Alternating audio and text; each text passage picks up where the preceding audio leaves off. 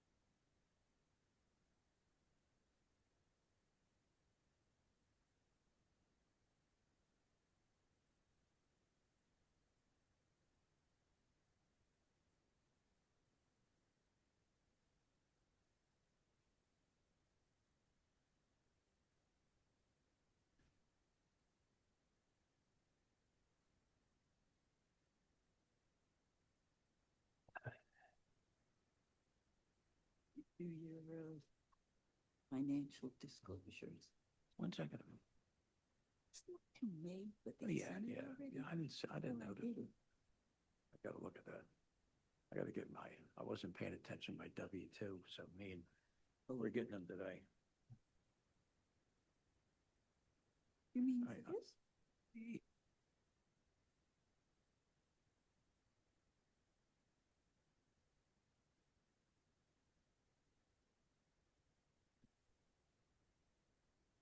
Waiting for Hillary. She'll be right here. Here she is.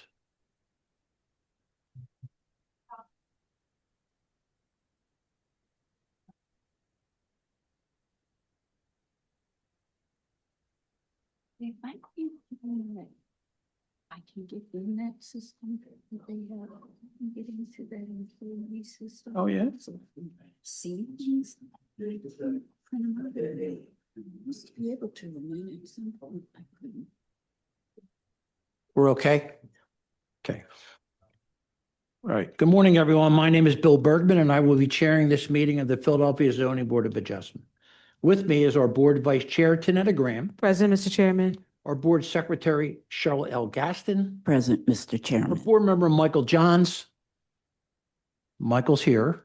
Present, Mr. Chairman. Our Board Member, Taya Wynn, who should be walking through the door any minute.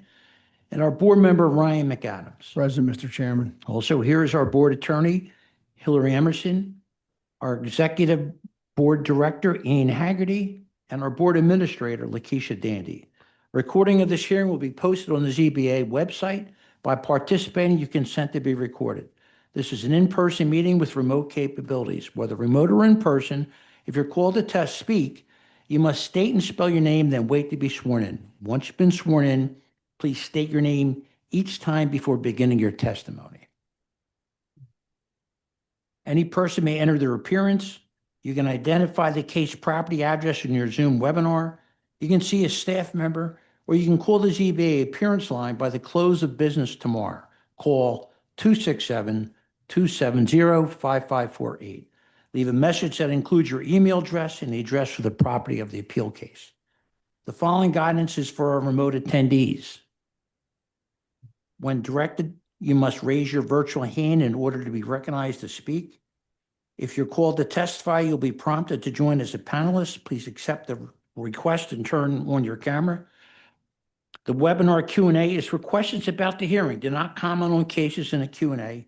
And if you're participating by phone, press *9 to raise your hand and *6 to unmute. For our in-person attendees, please refrain from talking, eating, or drinking during hearings. Verbal and physical aggression will not be tolerated. Restrooms are across from the elevators. A water fountain is just outside the room to the right. When speaking on the record, you must speak directly into the microphone in order to be heard by all attendees and the court reporter.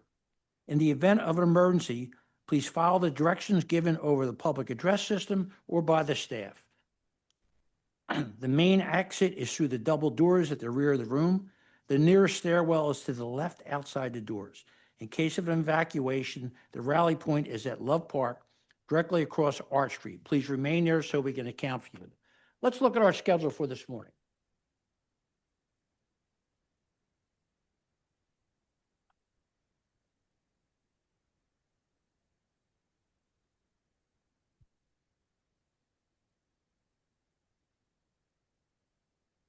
Number 2, MI 2024-004-244, 5300 to 02 Haverford Avenue. There's a request for continuance from the coordinating RCO. Joseph Vaccaro is the attorney.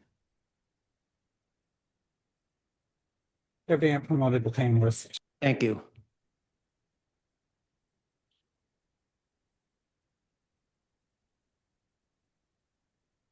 Ian. By schedule. Good morning. Can you hear me? Good morning, Mr. Vaccaro. Could you please state your name and spell for the stenographer? Good morning, Attorney Joseph Vaccaro, V-A-C-C-A-R-O, attorney for the applicant. Do you swear or affirm to tell the truth, the whole truth, and nothing but the truth? Yes, I do. Vaccaro, I see the RCO has requested a continuance, and I noticed where they're saying you agree to that? Yes, I have no objection. Okay, so we're going to continue this case. Let me see here. Hold on one Could we minute. have I'll the give you. earliest possible date though, please? Well, what we're going to do is I'm going to have to give you what's available, then you can come back and see if we can't change it at a later time, okay? And Fair and enough. Mr. Thank and you. Mr. Vaccaro, what is the status of the RCO meeting in this matter? We were supposed to have that meeting last week, but I had an emergency on my part, so I had to unfortunately cancel it. So although this is their request, it is on me. Okay, all right, thank you. Thank you. July 22nd at 9:30, and if you can contact the staff to see if that can be changed, okay? Okay, I appreciate it. All right, Thank you. Thank you very much. Thank you.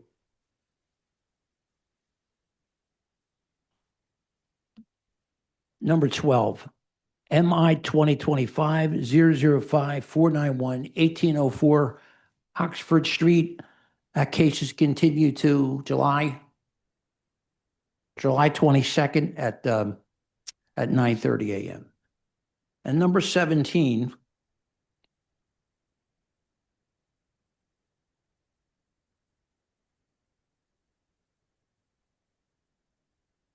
MI 2025-005-591-3142 North Taylor Street. Vern Anastasio is the attorney. We have to check to see if we have all the documents on this case. Mr. Anastasio.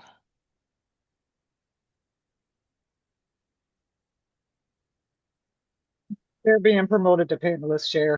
Right.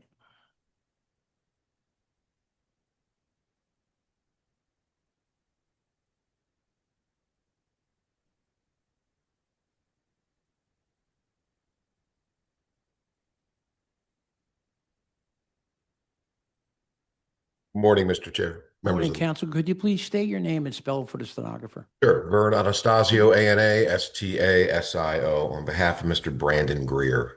Right. Do you swear or affirm to tell the truth, the whole truth, nothing but the truth? I do. We don't have proof of posting. Do you have that?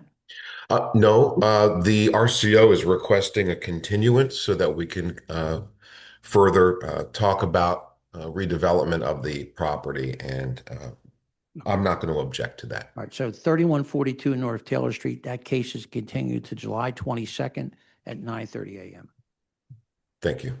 Thank you. Is there any other request for continuance? Chair, that hand just went down, Chair. No Okay. further hands at this time.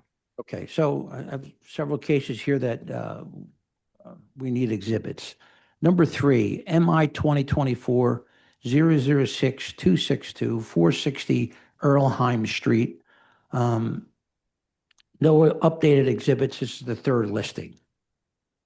Michael Cedino and Yolanda Matias are the owners.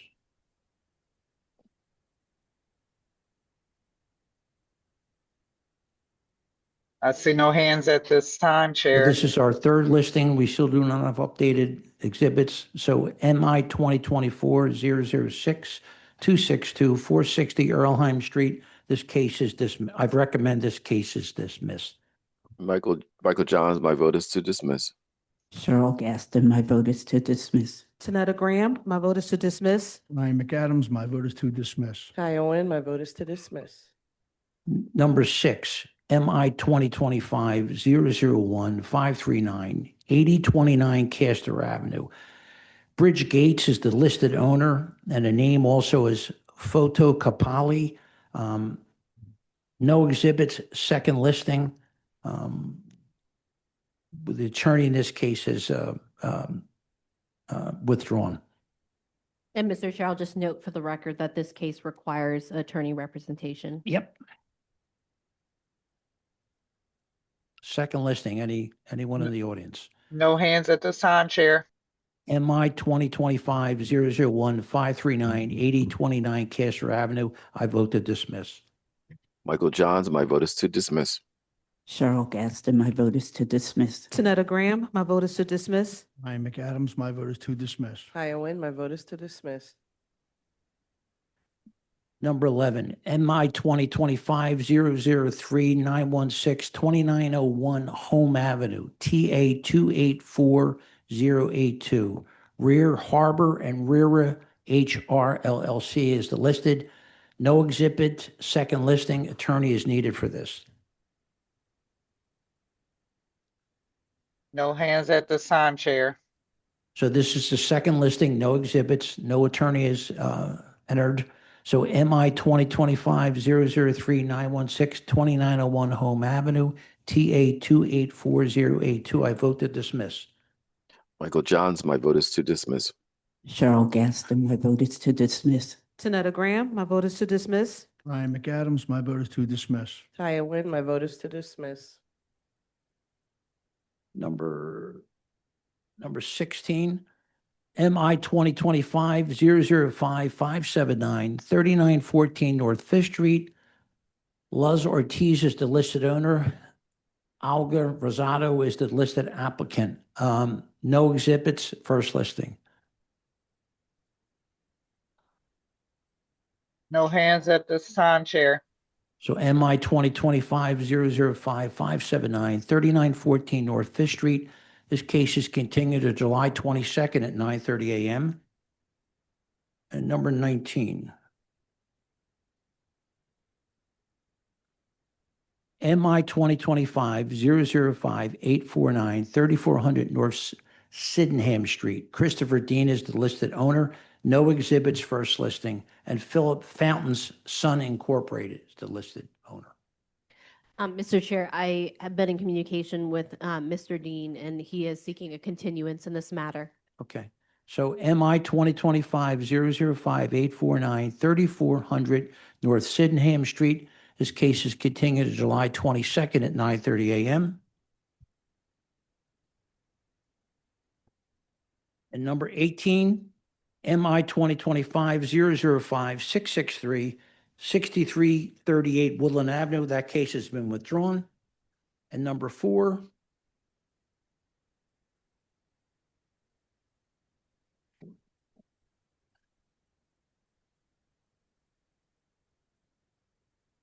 MI 2024-006-278, 1430 Shunk Street. That case is, Zenjin, you want to come up for that?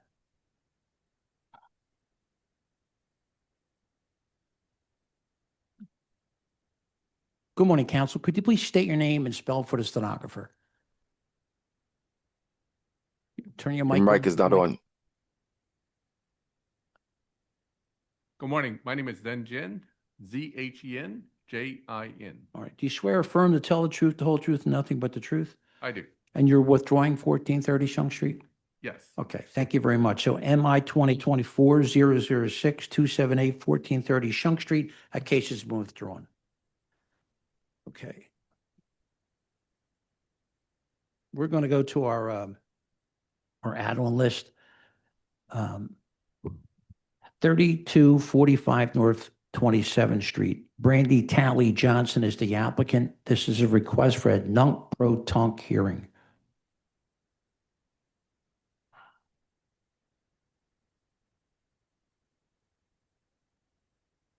Could Brandy please raise their hand, their virtual hand?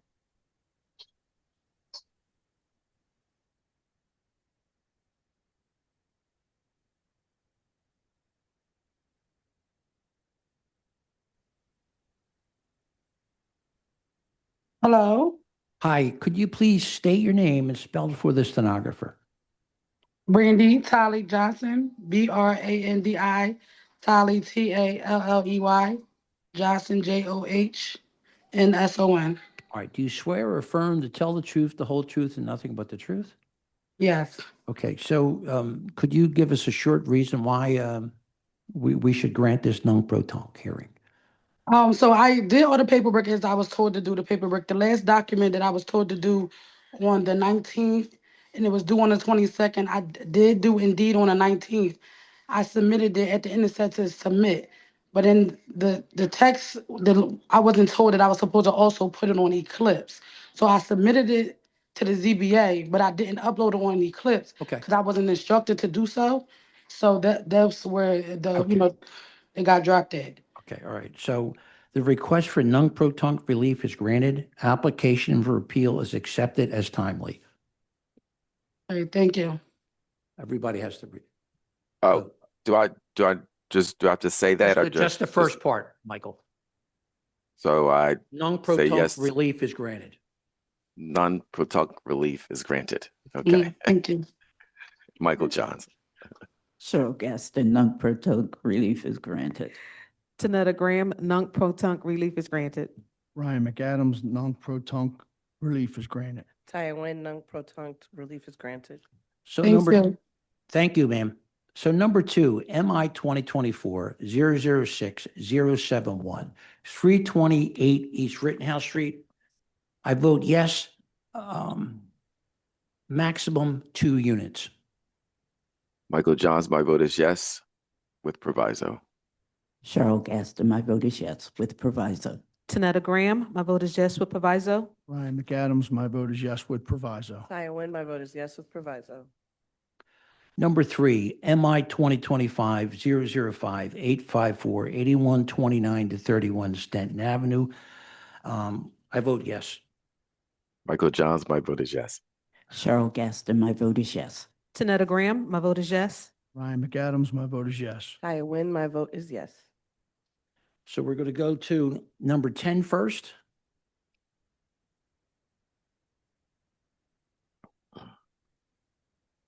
MI 2025-003-876, 866 Medway Road.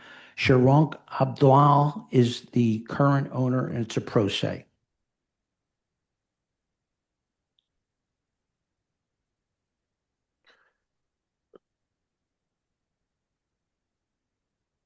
They're being promoted to panelists. Thank you.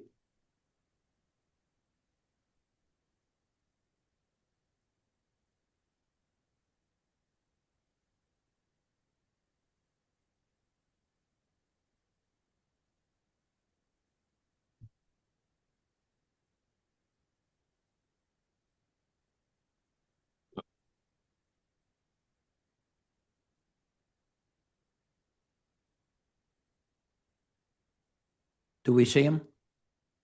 Hello, good morning. Good morning. Hi, sir. Could you please state your name and spell it for the stenographer? Okay, my name is Sharuk Abidar. Are you I'm both the owners? Yes. Yes. All right. Who's going to testify? I will. You can. that's fine. Okay, could you please state your name and spell it for the stenographer? Sure. Allah, ALAA.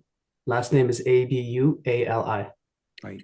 Do you swear or affirm to tell the truth, the whole truth, and nothing but the truth? I do. So this application is for the removal of one off-street parking place, whereas the proposed removal of required off-street parking space is prohibited in the RSA D3 zoning district. There's also a letter of opposition from the Greater Bustleton Civic League.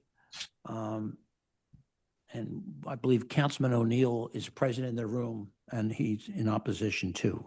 Our vice chair has a few questions for you. Sure. Good morning. Morning. Have you submitted your documents and exhibits 5 days in advance of this hearing? Yes. And the chair just read your refusal. So do you waive additional reading of the refusal and stipulate to its accuracy?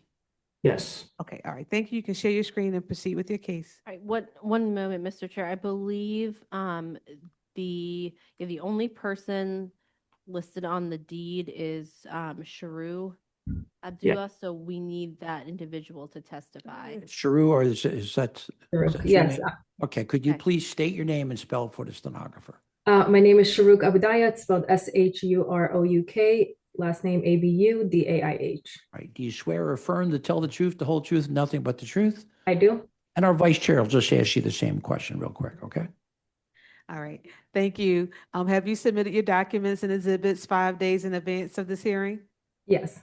And do you waive the reading of the refusal and stipulate to its accuracy? Yes. All right. Thank you. You can share your screen and proceed with your case. Thank you.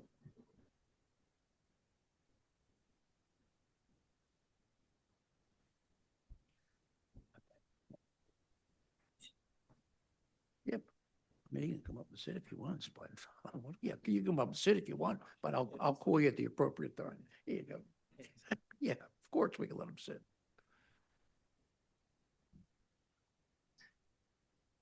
Do you see how to turn that on? No, no, I'm talking. Do you see the green button?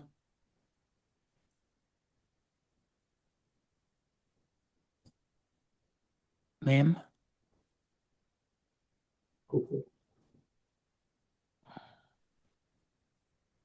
There should be a green button at the bottom of your screen for you to share.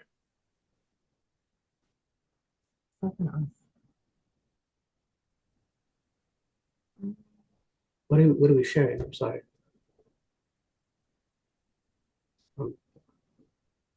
We need to share the screen? I thought we were just pleading our case, sir. Yeah, well, but you have to show your documents on the case relative to the case, okay? Yeah. Are your documents on the computer?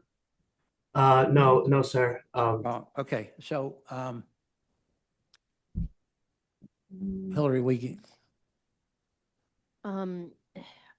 You said your documents are not on the device that you're on right now? Correct. Okay, Chair, this is Ian Haggerty. I can bring up the documents. why don't you if that's- bring them up, thank you, Ian? Ian. All right, can you give me just Thanks, 2 minutes Ian. to pull them up? Thank you. Sorry about that.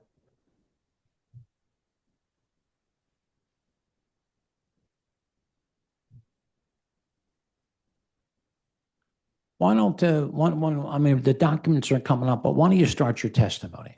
Yeah. Tell So, us, now, it's her, she has to testify. oh, All go ahead, sir. right, could you tell us what you're trying to do? Sure. So essentially what we're doing is we're trying to get approval. I know we have violations on the home right now for converting the garage space into a living space without a permit. So we would like to remove the violation. And could you tell me, what is it that you did in the garage? Sure. So my mother-in-law lives with us. She's an older lady. And what we did is we just made it more accessible for her to just, not be able to have to go upstairs and downstairs to use the bathroom. So we just made it more accessible for her in the basement. So, is there a kitchen in the basement? We have we have a fridge and an electric stove. Okay. So, And did I see that you also put a electric meter down there? do we have an electric? Yeah, but we agreed in this. No, she's got to testify, okay? So- Yes, we do. Yeah, so you put electric meter down there and you made basically a small apartment, is that? what you would say? Yeah, essentially, which we have no problem in removing that meter if it's a All right, all problem. right. So let's see if we can get your documents on. Sure.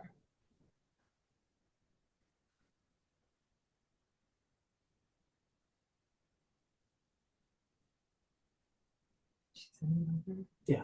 I'm trying to pull it up. No, too. someone's putting it. Okay, your documents are coming up now.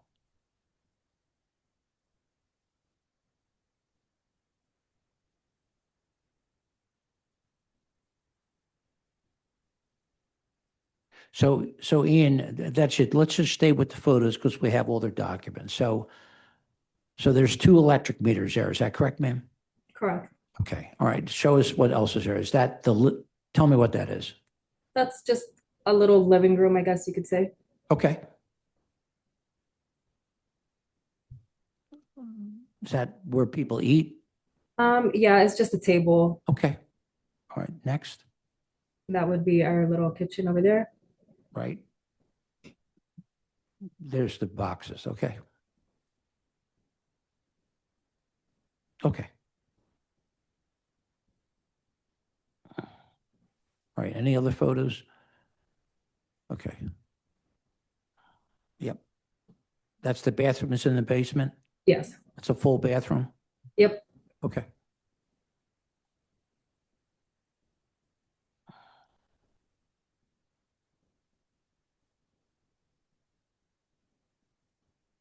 Okay. All right. Questions from the board? Yes, so can you access the basement to this, I guess, the first floor? Yeah. Or is it closed off? We can access it. Okay, so she can move up and down the Yeah. rest of the house. Yes. Thank you. And then what was in the basement prior to your conversion and work? The basement wasn't finished. Okay. So we just finished it. It wasn't finished at all. And then in the photos you showed, where did the original line for what was the original wall for the garage itself? Is it sort of like that living room area where the kitchen and the couch are? And Yeah. everything else was pre-existing? Yes. And then did you insulate when you did the Yes, we did. finish? You did. Okay. And are you guys opposed to the requirement of a certificate of occupancy? No, not opposed. Oh, no, sorry. Other questions? Are there other properties on your block that have done something similar to this? Not that we're aware of. Okay. All right, thank you. Actually, I did have one other question. How many people are typically parking in the garage, in the driveway? One person. This one. Okay. My mother-in-law doesn't drive, so she does not own a car. Questions? No. Questions or comments from our attorney? So your refusal was for eliminating a required parking space, but it looks like you still have a parking space. Is that correct? Correct. I guess they said that because we just got rid of the garage space, but there is parking in the back as well. Okay. Did you submit to L&I plans showing this parking space in the rear? Do you remember? I don't remember if we did, honestly. Okay. So So I say that because probably what the refusal should have been was a refusal for having the parking in the required rear yard and not for not having parking. But if you didn't submit plans to L&I, I don't know if they'd be willing to change that. You might actually have to do a new application. I think the plans were submitted. I'm sorry, they were submitted. Okay, I can look at that. Okay. I don't know that the board is gonna vote on this today or not. We'll see, but that will be something that I'd want to look into because I'm not sure that your refusal is correct based on what I'm seeing here. Okay. Questions or comments from the virtual audience? Mr. O'Neill. Right, Chair, we have a hand up from a Madonna Duffy. okay, so I'm want to do one here first and I'll go to that, okay? All right, Mr. O'Neill, could you, do you swear or affirm to tell the truth, the whole truth, nothing but the truth, I sir? do. Please proceed. While this is a illegal garage door converting to a door and windows, if you will, the improvement was done without a license or anything, and it is illegal. This came to my office, and Madonna, who's going to be on the call, Duffy, works in my Bustleton office, and she's actually the committee woman for this. So she's up and down the street a lot. The neighbors called us about a duplex. And the neighbors, apparently, and I don't want to be funny, but the mother-in-law must be invisible, because no neighbor has seen any woman older than the owner ever. What they have seen is every month or two, a new group is coming in and out of that unit. So, and I just have a couple of photos I'll hand up. I only have one copy. Share them. It shows the, not only the second electrical supply there, but the meter, but it also shows that there is a split unit for that separate air conditioning and heating unit for that property. You'll see it. It's underneath the, on the side of the house, underneath the house, the main house is compressor. Then, so on top of that, we have a real big problem, and so does every other district, with illegal conversions. In fact, in the last year, City Council has passed a law. I sponsored it. Every member, which is rare, co-sponsored it. It requires that the landlord has to have a rental license before it can go from 2 to 3 or 1 to 2 family. This is, I assume, predates this. PICO was probably following the rules. But another thing I wanted to mention is that we have a copy, and I have a copy for everyone up on the panel, that when the house was sold to the current owner in September of 22, the Philadelphia Real Estate Transfer Tax certification, it shows the owner as a grantee, and 866 Medway Road and rear of 866 Medway. It's interesting. That was a plan from day one, apparently, to do this. And family and mother-in-laws are almost the excuse in every case that I have that's an illegal duplex. Very hard to prove, but neighbors have eyes. They're there all the time, and they can tell us a whole lot. I know we're not here about the duplex, but that's coming next. This has been turned into L&I and the commissioner, Bridget. She lives fairly close to this. I just asked the board to turn this down and not grant the application. It is, first of all, it's just, if it were just this isn't someone that closed it off to get extra room in their house and did a nice job or not a nice job. They did a very nice job, as the picture shows, but it's an entrance. And the whole attempt that was made here, starting from purchase, was one to have a separate meter. You don't have a separate meter for your mother-in-law or your mother. And third, you don't need a separate air conditioning system, because these houses are built, they're 3 stories, typical recreation room, garage on the first floor, on the ground floor, sometimes a powder room, then the main living area, and then it's a typical Bustleton, Northeast Philly row home. Now the price is going up, townhome. So this is clearly something that should not be granted, and clearly no hardship. Okay.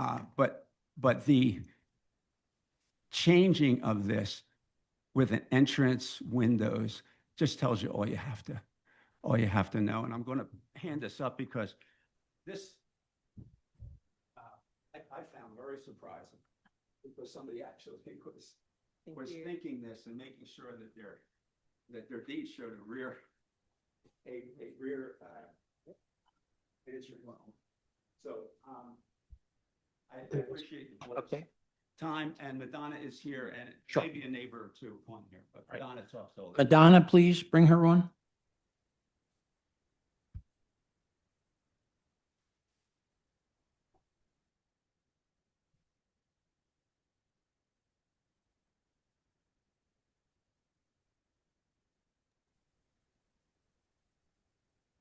Do we see Madonna? Yes, they're being promoted to panelists. Sure, Chair. thank you very much.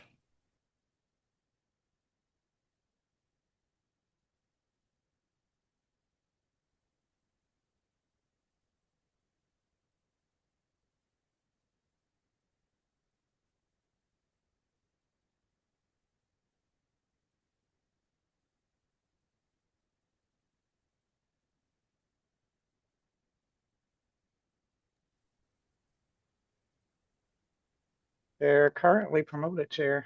Okay, Madonna,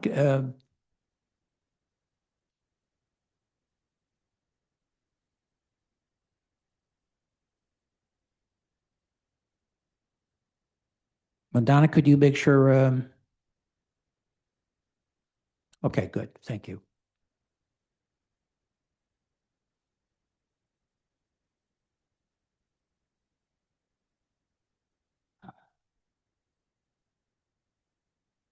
Yeah, could you unmute me there? I see I'm muted. Hi, can you hear me? We can. Okay. I don't know why I'm not getting a camera right now, you but should- I am okay, here. It's okay. Could you do me a favor? Could you please state your name and spell it for the stenographer? Right. My name is Madonna, Madonna, last name Duffy, Duffy. Do you I swear work or for- affirm to tell the truth, the whole truth, and nothing but the truth? I do. Please proceed.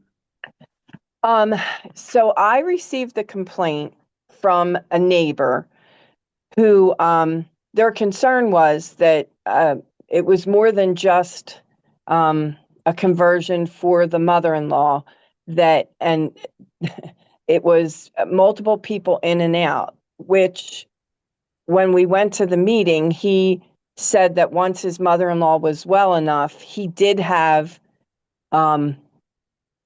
relatives that came in and out multiple times. They also stated that they don't use the driveway except for the one car because the mother or mother-in-law doesn't drive. But on any given day, there's cars parked on the lawn, usually 2 cars on the lawn. They don't park in the driveway so they can use the door to go in and out. There's multiple people, multiple children that go in and out. It's obviously more than just conversion for the mother who was moved upstairs once she was well enough. And the complaint came from not just one neighbor, but multiple neighbors. Okay. And they met at the civic meeting and they expressed their concerns, and he admitted that it is more than just the mother-in-law that's in and out. Okay, thank you. Thank you very You're much for welcome. taking your time. Is there anyone else in the virtual audience? No hands at this time, Chair. Planning Commission. Mr. Chair, I think the applicant should have a chance to respond to the testimony that was given. Yes, I'd love to. Go ahead. Your Honor, they had mentioned that multiple people are coming to visit. We come from a very large family. My mother-in-law has a lot of grandchildren. She has a lot of kids that come and visit her. She is never alone. They come in and out all the time. And then another thing that the gentleman had mentioned previously was the windows being put up. My mother-in-law has asthma. So that was one of the reasons that we did put those in so that she can get fresh air constantly, because at the end of the days, it is a basement. But regarding the door had already existed previously as well. Okay, thank you very much for your comments. Planning Commission.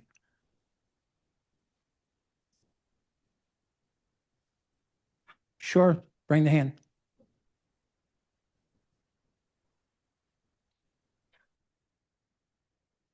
Hi, my name Chair. Hi, Hello? could you please state your name and spell for the stenographer? Sarah Bannock, Sarah, last name Banach. Right. Do you I- swear or affirm to tell the truth, the whole truth, and nothing but the truth? Absolutely, yes. Are you a neighbor? Yes, I am. Please proceed. I do live on the block and I have walked up and down the street. I am one of those people have reported it to L&I. And overnight, I do have to say that it was noted as violated. I just wanted to bring that into discussion as well, that this has been reported for months of violation of L&I.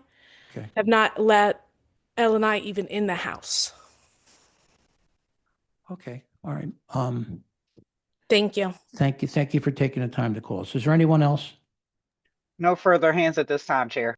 Mr. Chair, could you, if you decide not to approve this application, could you make it clear to the owner that he has to put the garage door back?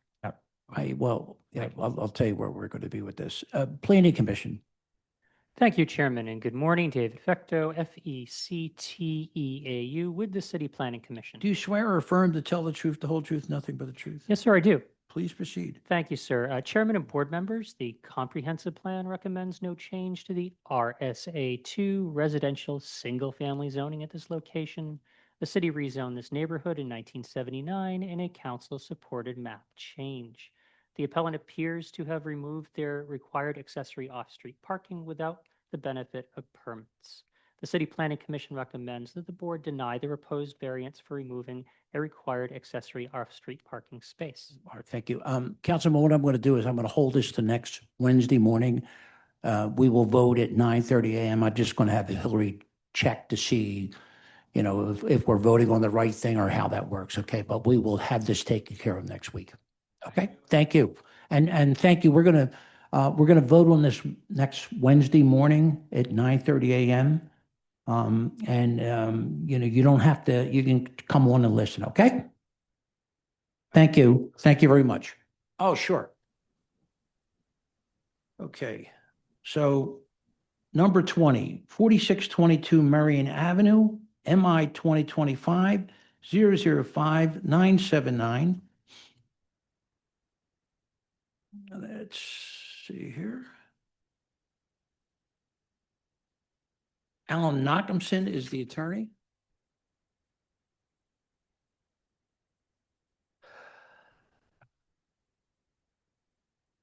They're being promoted to panelist, Chair.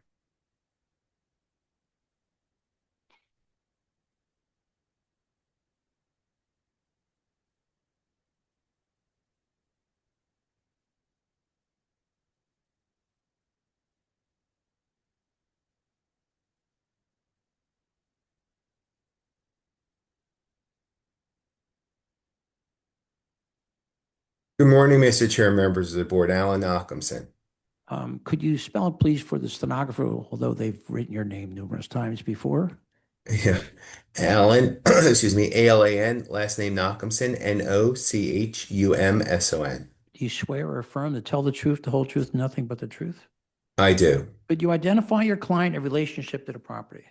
Yeah, my client is Carpenters Investment LLC, and in the virtual audience is its member Gaziada 7. Okay. You're in California, I understand? I am, Mr. Chair. Okay, thank you for calling in. Our vice chair has a few questions. Good morning. Have you submitted your documents and exhibits 5 days in advance of this hearing? I have. And do you waive the reading of the refusals and stipulate to their accuracy? I do. Okay, thank you. You can share your screen and proceed with your case. All right, thank you.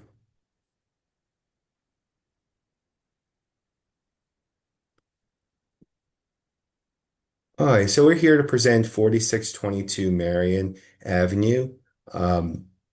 Just waiting for my screen to come up. We have 11 exhibits here, and as part of this presentation, we are proposing to have a CMX2 property have 2 units. The original refusal asked for 3 units. So as of right, we're allowed to have 2 residential units and 1 commercial unit. Because of where we're located in the neighborhood, mid-block, next to other residential properties, we thought it was inappropriate to have commercial, plus we didn't believe that commercial would survive there. Mr. Ada who is a licensed broker, will also testify as to that. So originally we were proposing to have 3 residential units where we were going to swap out the commercial unit with the residential unit. After we looked at the plans further, in order to conform to the architecture of the block, which has a porch and setbacks, we recommended to our client to reduce 2 units so that we can meet those architectural requirements as well. So we do have revised plans which will show 2 units plus the porch, plus actually reducing the amount of refusals here. So now the only refusals we have are this one for CMX2, where we're required to have a commercial unit on the ground floor. And then the only other one is the rear yard depth, where it's more of a technical refusal, because while we're proposing 8 feet and 11 inches, where 9 feet is required for the minimum rear yard depth, it's a regular shaped lot in the back. And at its greatest point, it's 16.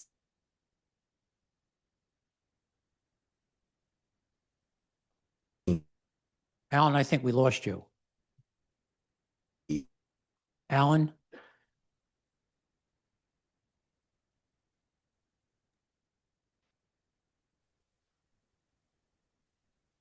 Alan?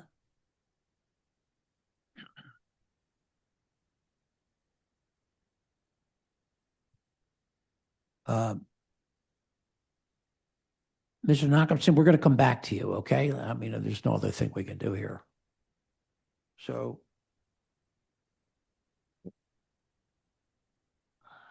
Delmore Street.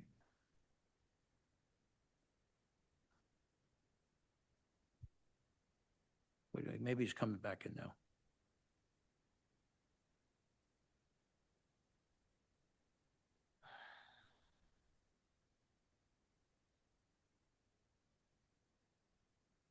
Mr. Nachmanson.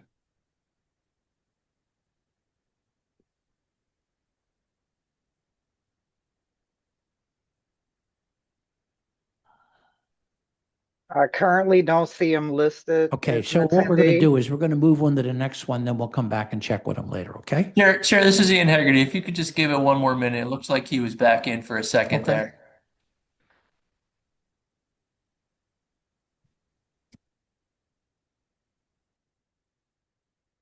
Can you hear me? We do now. All right, there you go. You just froze up at one point. All right, hopefully there wasn't any issues. We had electrical issues here too, which the electric went out in Berkeley, so fun. All right, so we're back, right? Hopefully. Sorry about that. Sorry for the inconvenience. Okay. Let me reshare my screen.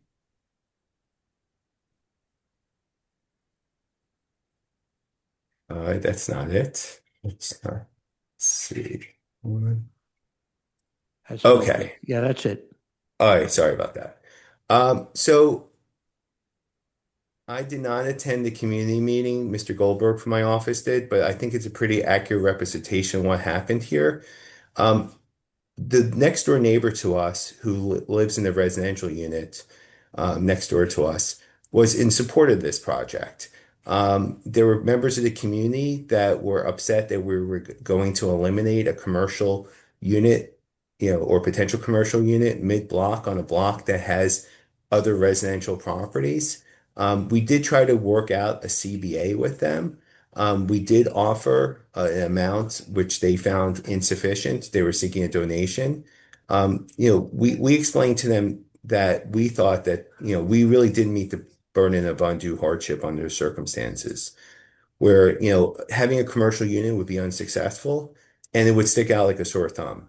And, the neighbor next door was not appreciative of the fact that there would even be a commercial unit next door, and that they wanted us to mimic the other 4 or 5 different row homes on that block, and eliminate that commercial component.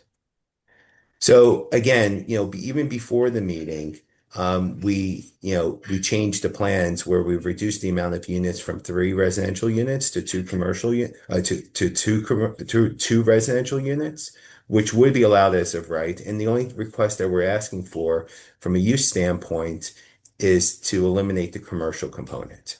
We also reduced the occupied area to 74.91%, which would make us in conformance with the code.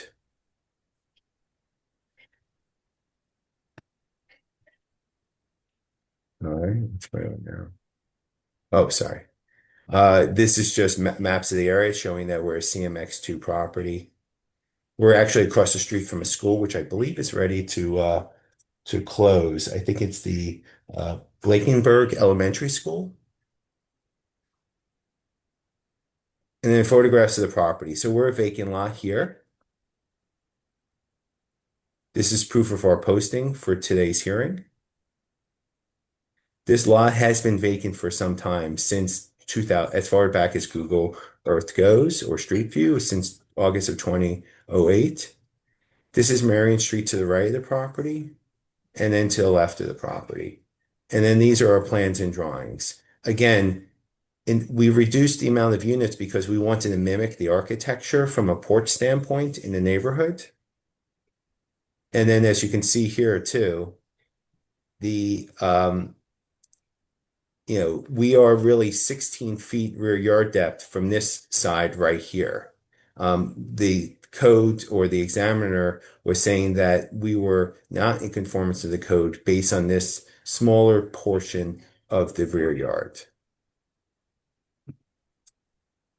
And then these are our floor plans. So if you walk into the common vestibule area, you make a right into unit number 1. The bedroom's tucked in here. There's a bathroom. There is a kitchen. There's a living room. And then there's an outdoor space with trash storage for unit number 1. And then there's a lower level as well. Instead of going into unit number 1, you go up a flight of steps. That's unit number 2. And you hit the landing of those steps. And there's a living room. There's a kitchen. There's a ventilated trash closet. There's a bathroom. There's a bedroom. There's internal staircases that lead to a second floor of unit number 2, where there's a bedroom, a bathroom, laundry, another bathroom, and then another bedroom. So we did meet with the community on February 9th at 6 p.m.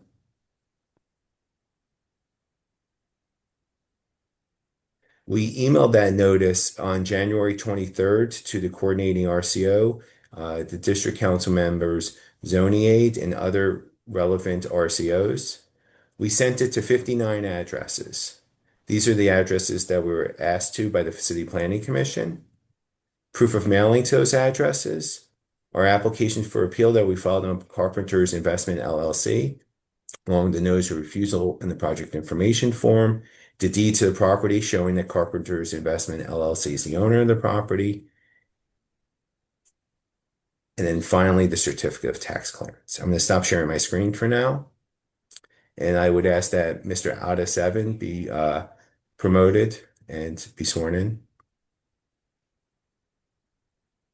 They're being promoted to panelists.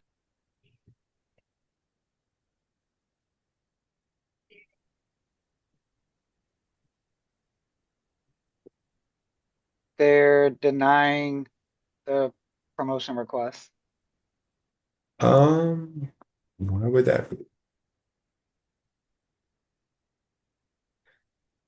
Just give me a second. Let me text him and see. I know he had a family issue earlier today.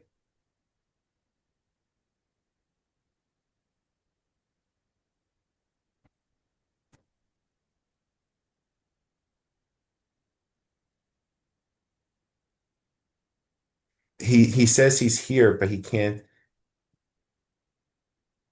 I think he said he raised his hand. So maybe they don't see him. This is Ian Haggerty. We just need your client to click accept when that dialog box comes up. Can we try to promote this person again, please? Yeah, it's saying that it doesn't allow him to join for some reason. Well, I would ask Mr. Ada7 maybe to get out of the Zoom session and to come back in, and I can take any questions the board may have in the meantime. Questions from the board? So it looks like it's officially been reduced from a triplex to a duplex, and the main issues at this point are just the dimensional variances in the lot coverage. It's Commercial the too, right? rear yard setback where Yeah. it's showing the shorter side.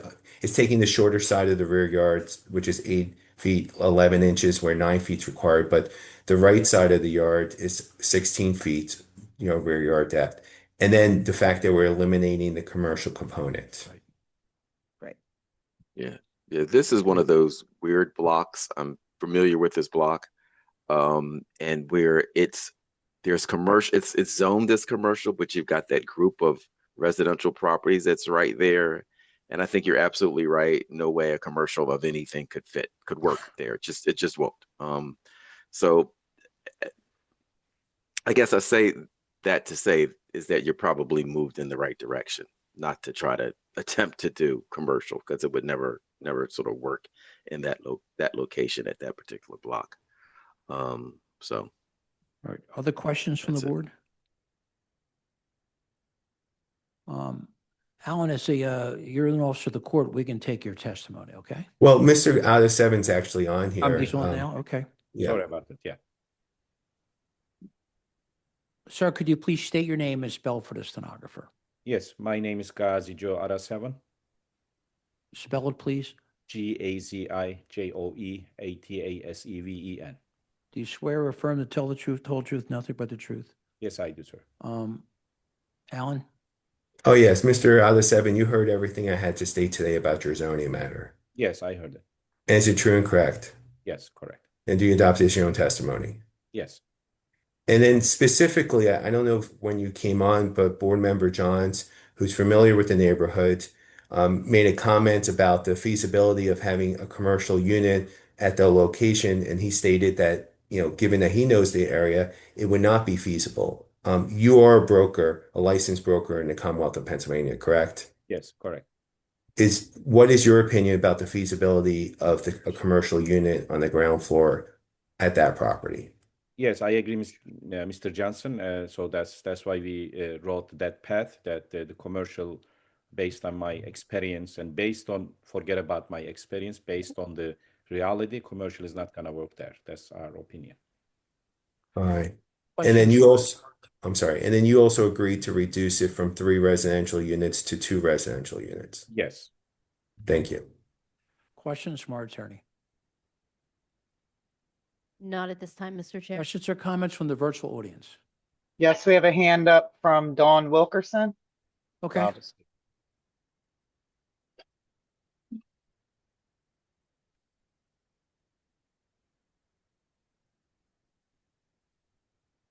Hello, Hi, good morning. Could you please state your name and spell it for the stenographer? Dawn Wilkerson, DAWNWILKERSON. Right. Do you swear or affirm to tell the truth, the whole truth, nothing but the truth? I do. Are you a neighbor? I am. Please proceed. I just wanted to state that if the community would lose opportunity to have a commercial space, we spoke about a community benefits agreement, and I think they offered the community $1,000, which I think would not be a sufficient amount for the community to accept to lose a commercial property.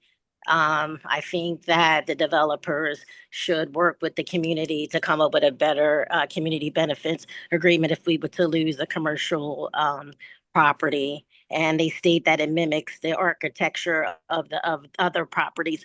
It does not. All right. Mr. Nakam, do you have any questions? No, and again, I think we made a good faith attempt to come to a community benefit, especially given the circumstances of the undue hardship here. Okay. Anyone else in the audience? Yes, Chair, we have a hand up from Armand Williams.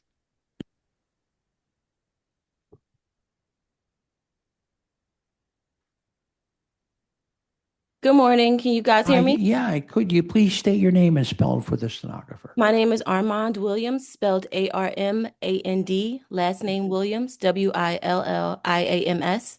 Do you swear or affirm to tell the truth, whole truth, nothing but the truth? I do. Are you a neighbor? Yes, two Please doors down. proceed. So I live on the same block as the property involved in the appeal, and I just wanted to start by saying that I do support the development of this lot. Residential use seems to be much more compatible with our small street than a commercial business, as we have several disabled people and elderly people living on this block. And I do appreciate the applicant's effort to improve the property. My neighbors echo that sentiment, as I'm kind of an unofficial block captain. Our block already has limited parking and traffic concerns, as we are across from a street from the school that may or may not shut down. That's still like up in the air right now. So additional commercial activity could cause safety issues. And I also think that this block just doesn't have the foot traffic for a business. I don't think a business would fare well there. But we do also hope that whatever's approved results in housing that's well managed and maintained. Our block is small, but we have a lot of heart, and the quality of property management makes a big difference for everyone living here. And we just like to see tenants who take pride in the property. All right. Thank you for your testimony. Alan, you have any questions? No. Question? Anyone else in the virtual audience? Yes, Chair, we have a hand up from Patrick Rushing. Okay. Do you have any more hands after that? Nope, that's it. All right, thank you. Good day. Hi, could you please state your name and spell for the stenographer? My first name is Patrick, Patrick. Last name Rushing, Rushing. Right. Do you swear or affirm to tell the truth, the whole truth, and nothing but the truth? Yes. Are you a neighbor? No, I'm actually the RCO representative. Okay. For Mill Creek. Could you, are you in favor of this project or against? Well, actually, we didn't really have an issue with the project itself. It was presented well. The issue that we had was about the commercial space and the loss of the commercial space. And if it was going to be supported that the loss of the commercial space would take place, could we put a community benefits agreement in place in regards to that? Yeah, there was a dollar amount that was offered. We weren't really looking for a dollar amount. We were looking for maybe like like looking at how this project could help with the benefits of the community, the block at large. Because one of the things that I brought up in the meeting, because I know they talked about the foot traffic, but one of the things that when development is taking place, one developer may not know about the other developments that are taking place in the surrounding community, right? Okay. So, for example, 4624 Lancaster Avenue, they're looking to build properties there, about 75 units. 1030 North 48th Street, they're looking to build about maybe 60-something properties there, right? So we're going through the process with those particular locations. The Blankenburg School is not officially said what the School District of Philadelphia will do with that, whether they'll sell it as a property or will they use it as they were closing these schools for 2030. Will it stay a building that'll be district use, or will the district make a decision to sell it off to a developer and then they would develop that property? And then finally, the Christian Stronghold Baptist Church, which is right there on the same block. So when we talk about commercial space as well as walking traffic, these are things being developed within the neighborhood that could contribute to that, right? But at the same time, we were looking at, okay, like Ms. Wilkerson stated about the property, the way it looks versus the rest of the property on the block. If this was to take place, right? Well, is there things that the developer could look at as to like helping with the development of the community? That's what we were looking for. We weren't looking for money. We were looking for what kind of contributions that you can make with the development of the community. That's all. All right. All right. Thank you very much for taking the time to call us. Yeah. We appreciate it. Okay. Mr. Chair, Alan, yeah. I believe that, you know, they have Mr. Ada7's information, but if they don't, after the hearing, of course, I'll share it to see how, you know, Mr. Ada7 can collaborate with the community in other respects. All right. Thank you very much. Planning Commission. Thank you, Chairman and board members. David Fecto with the City Planning Commission. Chairman and board members, the comprehensive plan recommends no change to the CMX2 commercial mixed-use zoning at this location. This part of the neighborhood still carries its original 1933 zoning. This block faces almost entirely residential with two-story row homes and a church with non-accessory parking. Ground floor commercial use would be out of character with this block face. The City Planning Commission recommends that the board grant the proposed use variance for 2 dwelling units and the proposed dimensional variance for rear yard depth. Thank you. MI 2025-005-979, 4622 Marion Avenue. I vote yes with proviso. Maximum 2 dwelling units, revised plans, 1 page, stamped by ZBA on March 11th, 2026. Michael Johns, my vote is yes with provisos. Cheryl Gaston, my vote is yes with proviso. Tanetta Graham, my vote is yes with proviso. Ryan McAdams, my vote is yes with proviso. Taya Nguyen, my vote is yes with proviso. Thank you. Thank you. Council. Thank you. Number 5, MI 2025-000-437-454 Delmar Street. Sam Elias is the owner applicant. They're being promoted to panelists. Okay. Oh, here you go.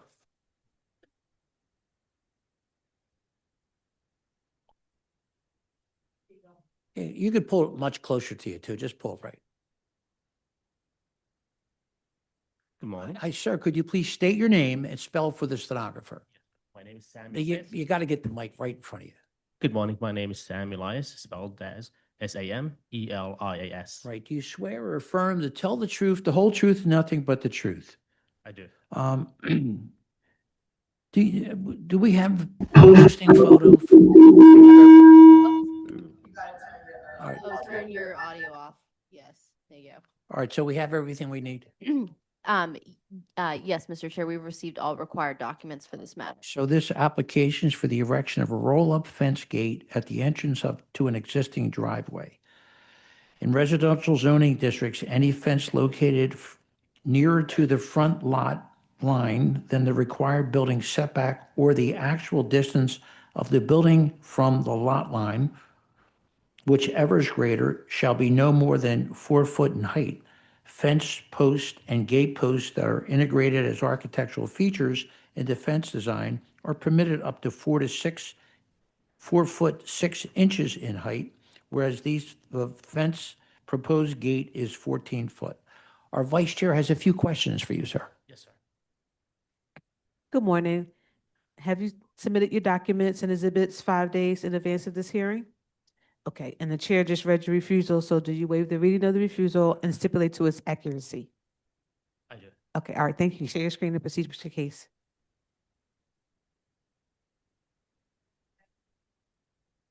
Accept. Okay.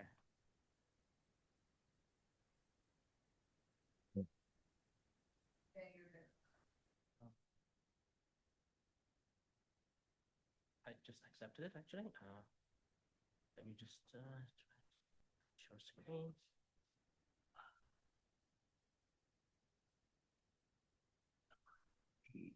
Share my screen.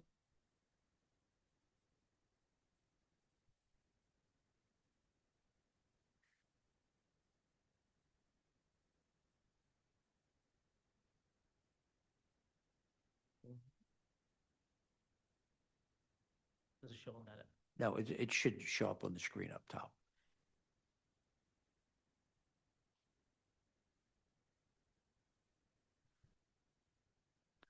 I see somebody coming your way to help. I see two people coming your way to help. How, look at this. Oh. Sorry.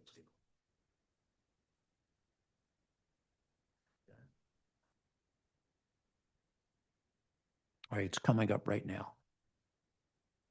Almost.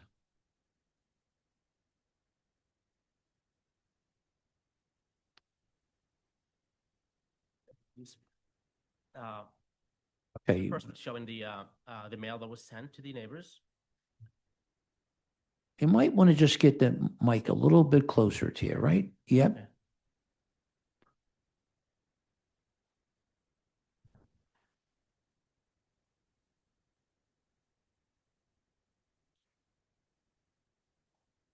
Yes. So that's your posting? This posting. And that's the mail. Yeah, Okay. you keep, that's it. Let's go back and. All right, just take your time.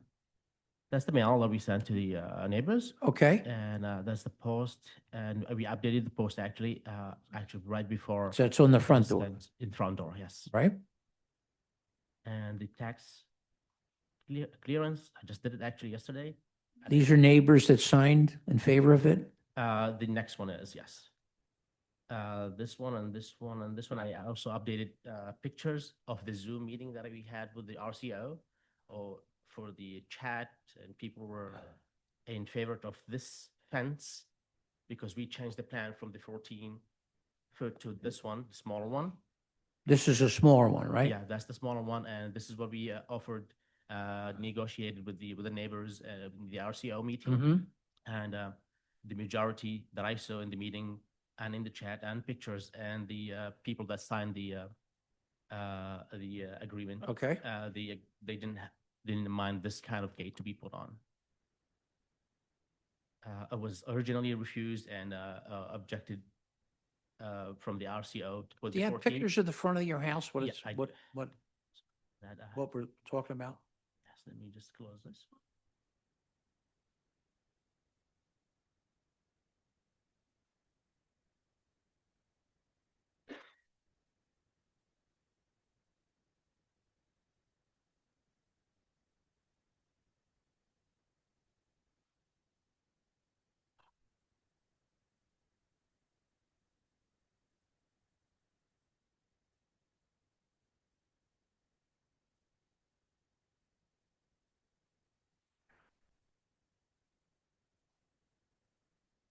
Okay.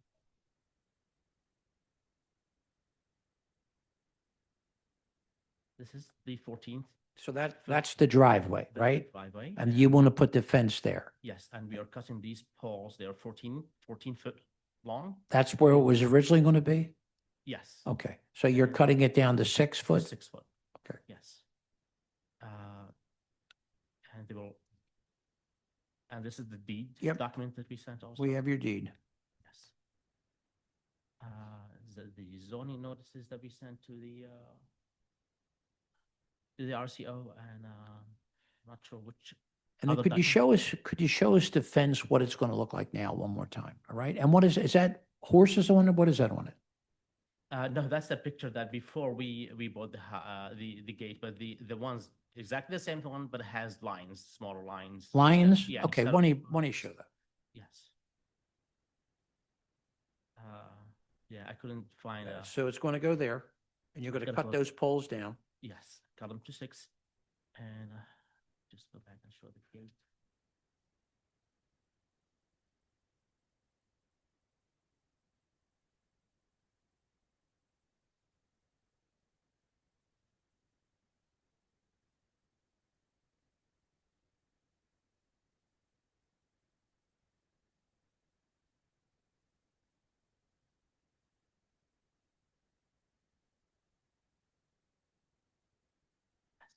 That's going to be almost the same, except for the little cattle or the cows will be like closer to the middle, little small lines. Small lines instead of, what are they, cows? Yeah, Cattle? cows. Okay, so it's going to be small lines there. Yes. And what's the top height? 6'7"? No, 7'5" and 6. The lower The Right. lower side of it is 6. Right. And the top one, it's like a little curve, 7.5. Okay, and where do we stand with the RCO? The RCO is not in favor, but your neighbors are. According to what I heard, they decided not to continue until since we have they wanted to do another Meeting. meeting. Right. But we already did 2. Okay, all right. And the neighbors, actually, plenty of them actually signed it. And All right, questions from the board? okay. I've just got to say, you wanted to put a 10-foot gate in that location? That was your original plan? That was the original 14. It was 14. 14, You want to do what are you doing in your yard that you needed to do a 14-foot, that you needed a 14-foot gate? I actually don't know. We just wanted a gate, and we called a few people, and one guy came and he recommended 14. The idea was just in case we needed to bring in a U-Haul, it would not affect because it has a ramp. So we canceled that one, so it doesn't hit the top. So the 14-foot was a roll-up gate, Yes, and now you've decided to put this ornamental gate, I'll call it ornamental, is that okay? yeah, Ornamental gate in its place. correct. Right, okay. Is this a commercial property? Is this commercial activity in your yard? Now, no, not yet, because there's also a license for rental. For what? Rental, like a license to rental is not finished yet. I don't, rental what? It's The- 3 apartments. Oh, apartments. How many apartments are back there? Apartments. 3 apartments are back there and you're going to rent them out. Not yet. Yeah, but you will eventually, you think? Yes. Right? And you need this gate to let you in, right? Yes. Okay. Other questions from the, So again, what are you doing in this space? Is this just for parking for potential tenants? And you said something about U-Haul truck. What No, why would you? No, that was the suggestion by the actually I don't know what do you call them, mechanics or the people who install gates, and that was like a suggestion. If we can do it like this way, we'll save space. I don't know. I said okay, but then we found out it's a violation. Then we applied it differently. We presented to this gate to switch it to go with the neighbors and the. so the 14-foot was going to be if a truck was moving somebody in. That was the original idea. Yeah, right, okay. Yeah, the suggestion. But now we're just gonna cut everything into short ones and it's gonna be this gate. Do you have a photo of where this gate is being installed or a site plan Yeah, that and- shows it in context with the building? Yeah. Yeah, and like a block, something that shows the building, the in context or whatever. Because I'm looking at the rest of the block, and the rest of the block is very sort of residential, single Yeah, I see a family, bunch of residential. twins. Yeah. Right, exactly. So just the thought of a 10-foot roll-up gate.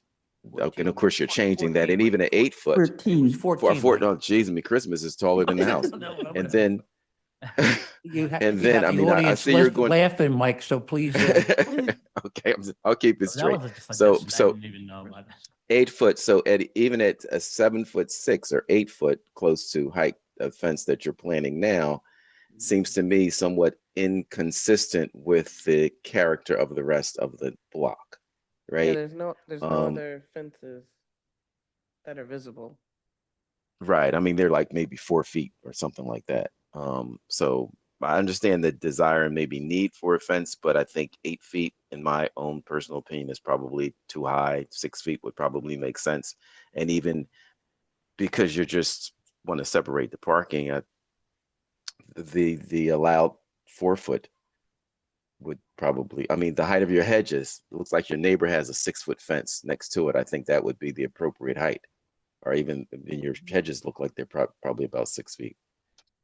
So I don't know. Yeah, that's the revised plan to be the 6th one, not we're gonna cut these poles down. Like here. Wait, so the And fence you're these- and- proposing is 6 feet, correct? Correct, yes. Okay. Not the 14. We're gonna cut No, these- that's not. The plan that you showed shows a 7-foot top to the top of the fence. That's what you showed. Yes, but on the Are side, you the lower side. Sorry, say it. the maximum height, the maximum height of the fence that you showed is like 7 feet, not 6 feet. It has a curve. I So understand that, side. but the height of your Eventually fence goes is up to 7 7 feet. foot. Yes. Exactly. 7'8". Right. 7'8". So it's essentially almost an 8 foot fence, right? Where your neighbor's fence next to you is 6 feet. It looks like a 6 foot fence next to you. I don't know what the Correct. fence is. And the purpose is this fence going to be kept locked? Is it going to be an electric fence? Tell me what it's going to be. This is a gate. Yeah, so, Yeah. so people would open the gate, get out of the car and open the gate and go in? The plan originally, yes, will be opening and closing, but in the future, maybe we'll put a little motor and maybe make it electric, but I have no idea yet. You know, no ideas. Yeah. Okay, all right. So Other as of now, questions? no. As of now, no. It's going to be opening like Okay, manually. all right. Other questions? Questions or comments from our attorney? I would just ask the board to hold this.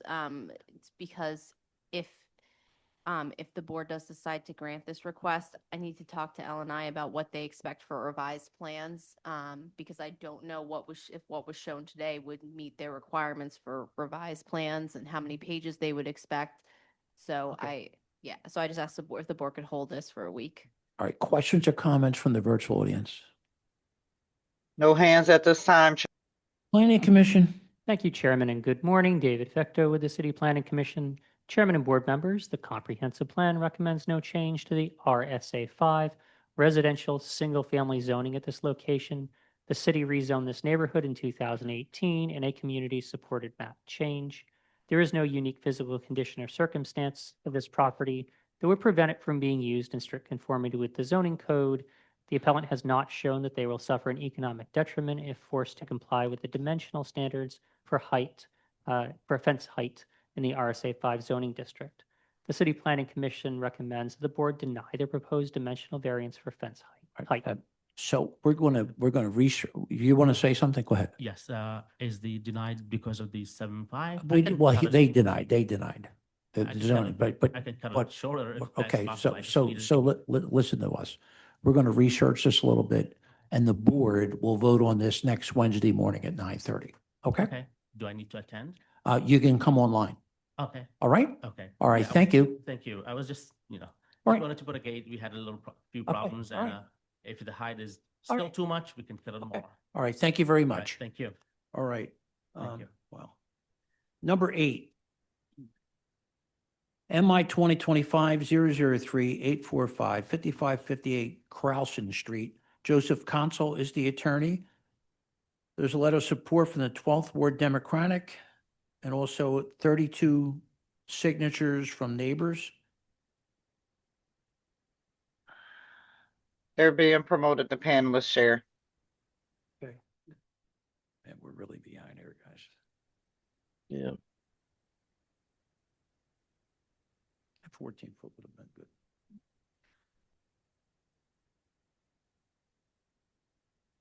I don't know. God almighty. You had the post put in already for the 14-foot fence. Hey, sorry. I got thrown off a second ago. I apologize. Sure. Mr. Consul, just for the record, state your name and spell it for the stenographer. Joseph Consul, that's Joseph. Last name is Consul, Console. You swear or affirm to tell the truth, the whole truth, and nothing but the truth? I do. Could you identify your client in relationship to the property? Yeah, I've got Miss Charbonne Anderson, and she is the owner of both. And yeah, this is a lot line reconfiguration, and she owns both properties. All right. Our vice chair has a few questions. Good morning. Have you submitted your documents and exhibits 5 days in advance of this hearing? Yes, except for the RCO letter of approval, which came in earlier this week. Okay, great. And do you waive the reading of the refusal and stipulate to its accuracy? I do. Okay, thank you. You can share your screen and proceed with your case. All right, my packet should be up for 5558 Krausen Street. Joe Consul here. Charbonne Anderson is on the call with me, along with their architect, and Mr. Moyer.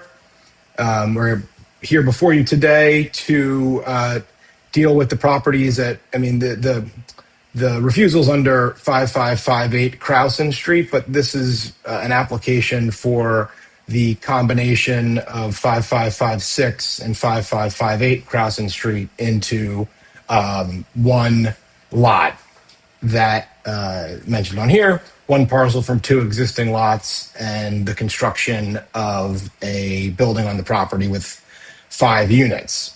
We're requesting this adjustment to consolidate these two empty lots into a single 1,611 square foot lot and erect a 4-story structure. And to do that, we require 2 variances, one a use variance for 5 dwelling units, and the other a dimensional variance proposing 40 feet and 8 inches in height.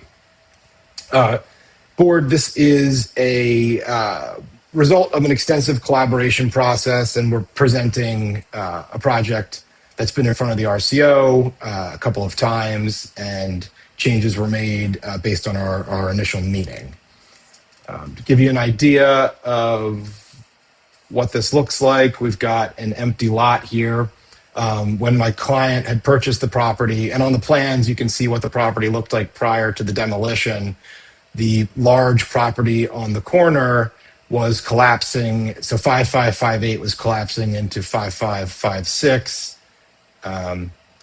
And so I'll show you in the plans in a second, but now we've got this 1,600 plus square foot corner lot that's open now. So the property was purchased that required a demolition to safely remove it and rebuild. My client paid for that demolition, and that part's been done. And now the second part is to rebuild on the property. It's just the legal descriptions for the lot lines. This is the proposed building. Took these neighborhood hazards, and the goal would be to provide housing on the corner of this property here. The physical and financial reality of building this ground up structure requires a multifamily unit, as my client can attest to. Again, we're over 1,600 square feet, so by square foot, we're not abusing what the code would allow if this was multifamily. I understand it's not, but that is sort of just a position we have. Gives you an idea what it looks like on the outside. The bottom left, which I'll zoom in, you get an idea of what the property that required demolition. We ended up demoing the corner property there, and then the one next to it, which is 56 and 58. The original proposal had the first and second unit were bifurcated in the basement and the first floor. The RCO did not like that. We'll get to their letter in a second. They said no living in the basement. So you'll see in our revised plans that living space was removed from the basement. But first I'll go through these original plans. That's the original first and second floor. You'll notice there's 2 means of going up and down from the first 2 units to the second and floors above. The basement has 2 egress window wells, as well as obviously stairs leading up and down. And then the 3 floors above each have 1 unit. So, come on, Joe. Looking at the third floor plan and the second floor plan here, as mentioned, there's 2 stairwells for each unit, providing the necessary and safe means of getting up and down the stairs. So that'll allow all the units to not only escape safely, but also access the shared roof deck. And then there's unit 5 at the top.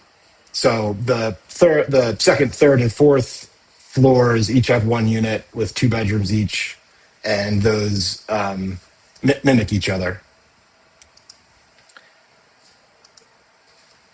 Just give me some of the other. So the history is in November, went in front of the RCO, met with opposition. However, their letter from December 14th notes that they were opposed only to having bedrooms in the basement and wanted this property developed as it had been dilapidated for quite some time and needed to be developed, and they want something there. They were not dissuaded by the number of units or anything like that. It was the living in the basement that had led to their opposition. It was represented earlier this month, and we got their letter of support. And their letter explains that they are excited and happy for someone to be developing this property as it's being developed. So that letter just came in on March 6th. In addition to that, my client has meticulously canvassed both this block and the surrounding blocks and gotten a good number of neighborhood signatures. And I'll just note that, she was straightforward in what she was asking for, and got a lot of people to sign on her behalf. It's the deed, the tax clearance. You have all the other submissions. I'm sure the floor plans will be something to discuss, and I could call the architect as well to assist with any questions that we have. Yeah. All right. Well, with that, I guess I'll call my client Charbonne to address my testimony. Charbonne?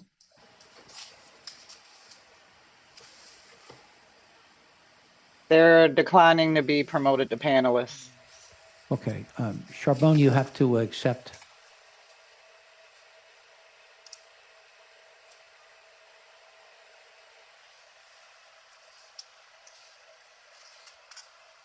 Charbonne?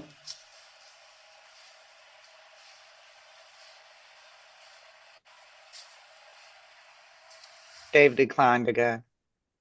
Okay. Could we call my my architect up? Why don't we call the architect up? Last name should be Menyo.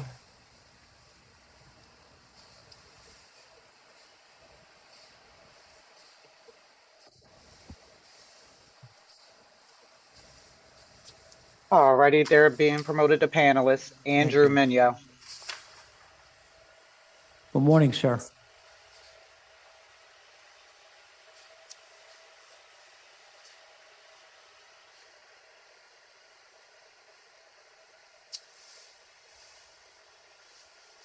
Hi, I'm here. Hi, could you please state your name and spell for the stenographer? It's Andrew Menyo, Menyo. Right. Do you swear or affirm to tell the truth, the whole truth, and nothing but the truth? Yes. Counsel? Good morning, Mr. Menyo. Would you describe the changes in the plans that you made based on the community feedback that Charbonne received? Certainly. Yeah, so primarily it's was the opposition to the basement bedrooms. And so from a overall program stance, things stayed the same. The bedrooms came up to the first floor, and the living room and kitchen went downstairs.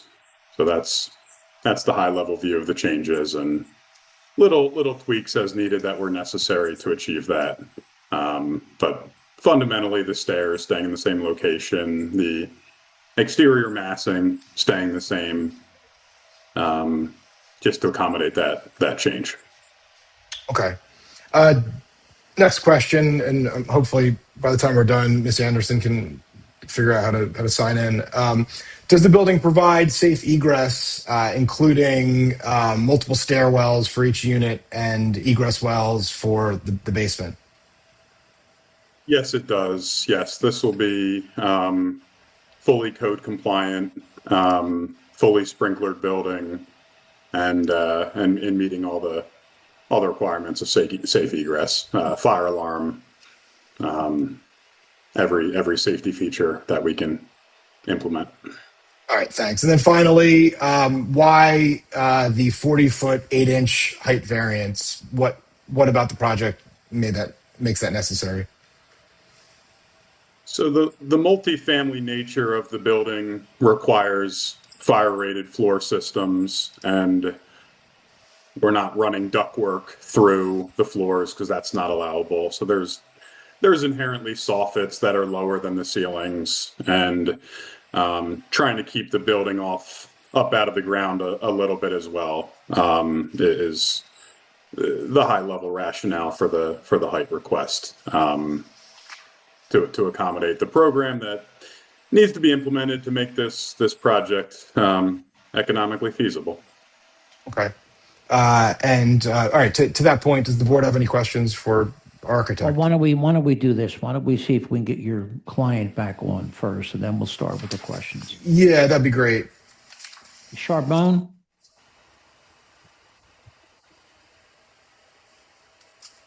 The invitation has been declined. Okay, all right. So we'll start with questions now, Joe. Okay. Questions from the board. Yes, what's the depth of the basement slab below grade? I believe it's 9 foot. 9 foot. 9 foot.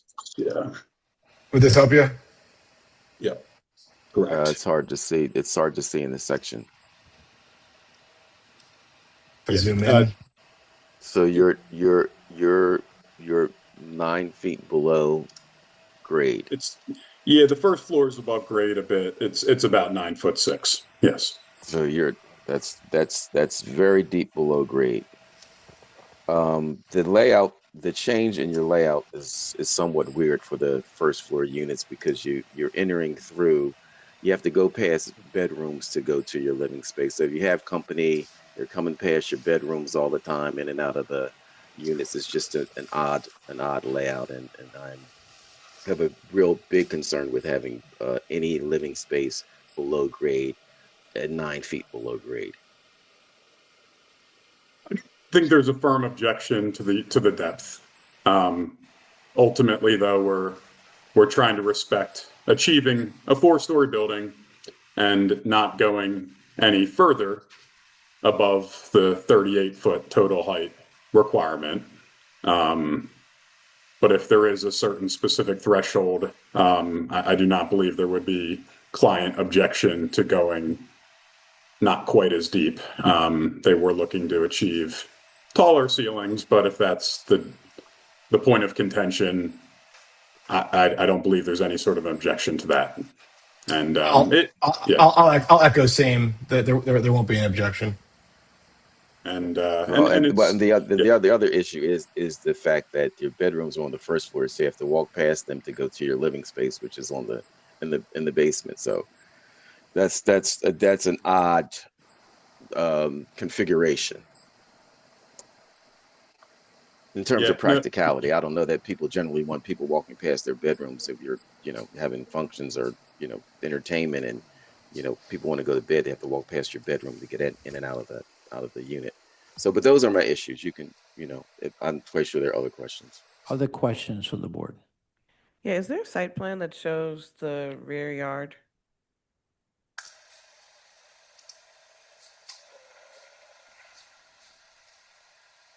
Let's see what we got. Does that give us anything? Yeah, Can that's you perfect. Thanks, put your Joseph. cursor where the property line is in this drawing? Should The be rear right property there. line- The rear property line, not the. Joseph, where those egress wells are on the right-hand side, it would be that first red line. The first right red there. line, and then the there's alley is the easement that's recorded on the deed. Yes. Yeah, I don't know. I guess my general question is that this is very dense. It's like a very tall building for a two-story row home block. There's no outdoor space. You've got a 10-foot basement, 10 feet into the ground where there was space on this very large lot to like create more light and more access into the basement or even have a walkout basement. And I'm not really understanding what the hardship is that required turning two single-family lots, understanding that the original corner building was 3 stories and likely had multiple units in it, into this, despite how much support it's gotten from the neighborhood, it does feel very different than what's there.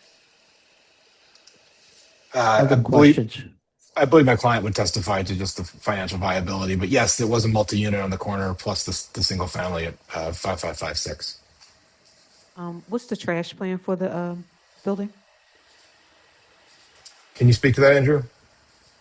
Sure. I don't know if I have it handy. We did do a trash study, but ultimately it's all contained within our lot lines, specifically in the rear of the property, and doing We're in the rear, it's not a lot of private space in the rear. Like, is there interior trash rooms, closets, or like you're talking about 5 units, they have to put the trash somewhere and it has to be stored somewhere. Also, Sure, yeah, from the they 4th floor going to walk down 4 flights of stairs and then carry their trash all the way around the corner. Is that's the plan?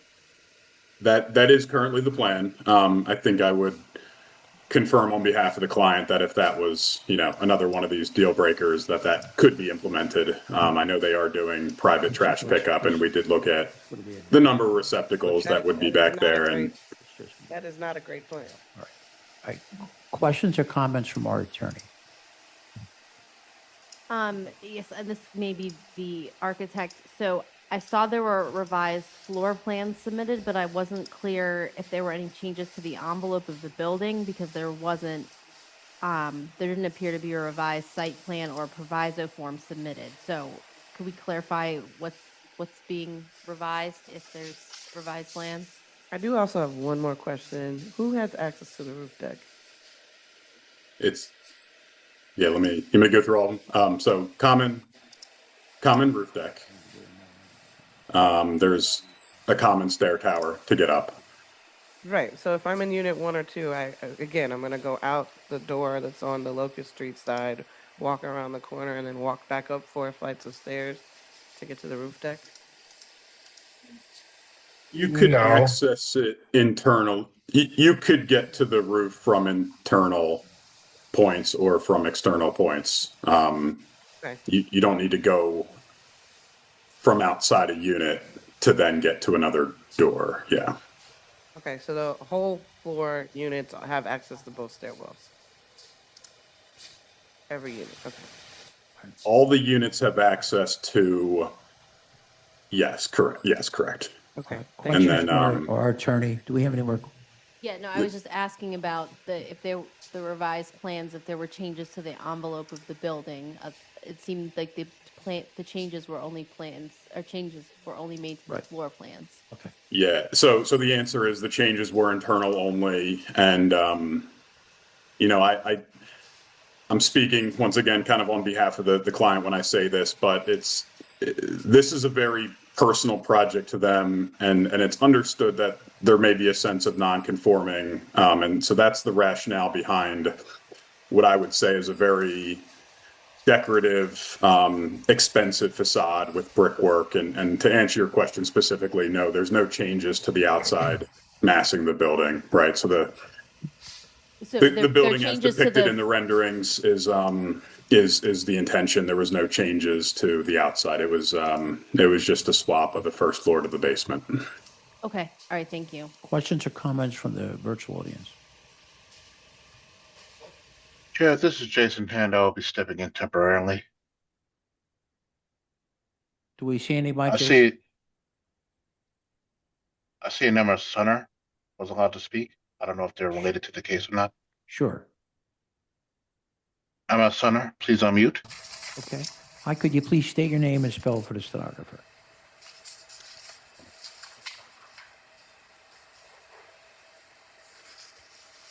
Chair, Emma Saunders, a employee of the department. I think Okay, thank you. maybe that Thank might you have very been. much. All right, Planning Commission.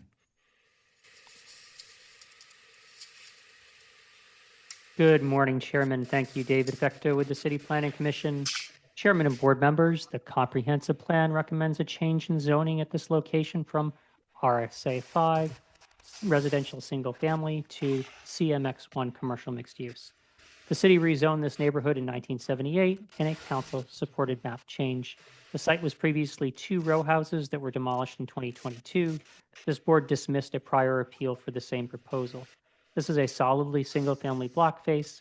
There is no unique physical condition or circumstance that would prevent this property from being used in strict conformity with the zoning code. The City Planning Commission recommends that the board deny the proposed use variance for 5 dwelling units and the dimensional variance for maximum height. Thank you. MI 2025-003, 846, 5558 Crowson Street. I vote no. Michael Johns, my vote is no. Cheryl Gaston, my vote is no. Tanetta Graham, my vote is no. Ryan McAdams, my vote is no. Ty Owen, my vote is no. Thank you. Thank you, Council. Number 15, MI 2025-005, 578, 951 Jackson Street. Zen Jin is the attorney.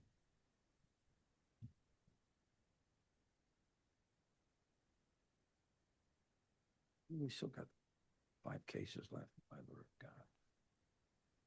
Council, could you please, I think I already swore you in once, am I correct?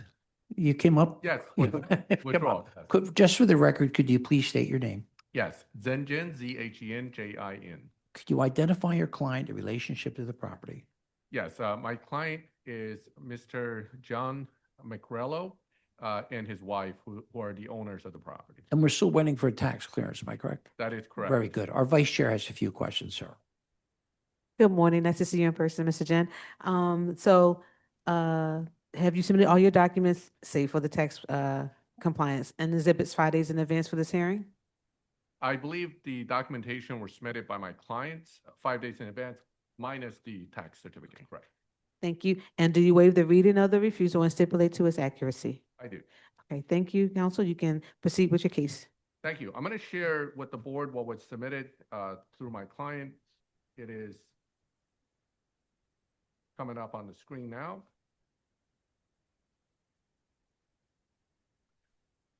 So this is an application for use of this property as a 2-family dwelling at this location. The zoning district is an RSA 5.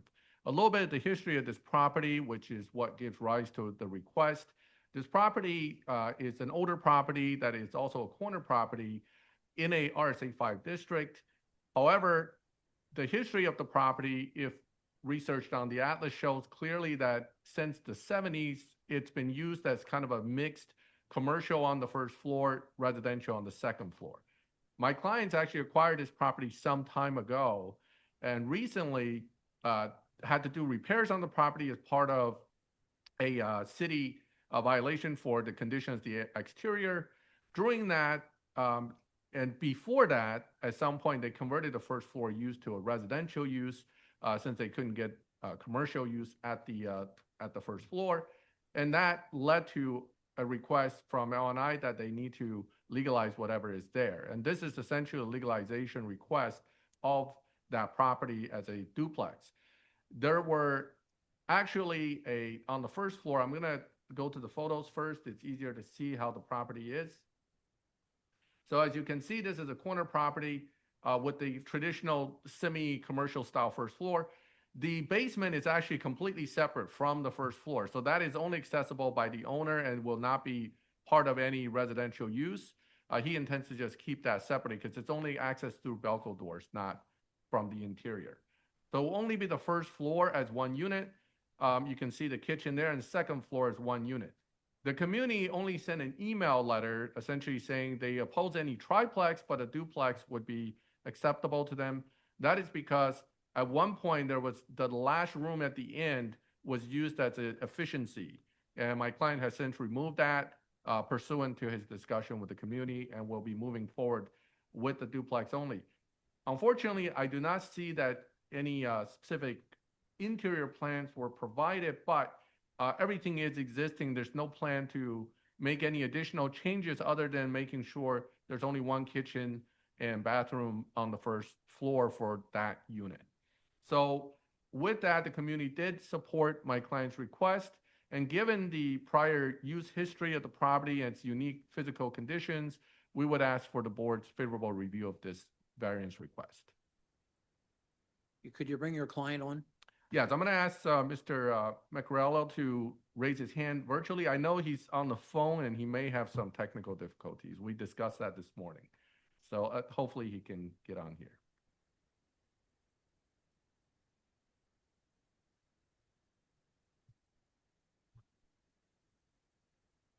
John, can you raise your hand virtually?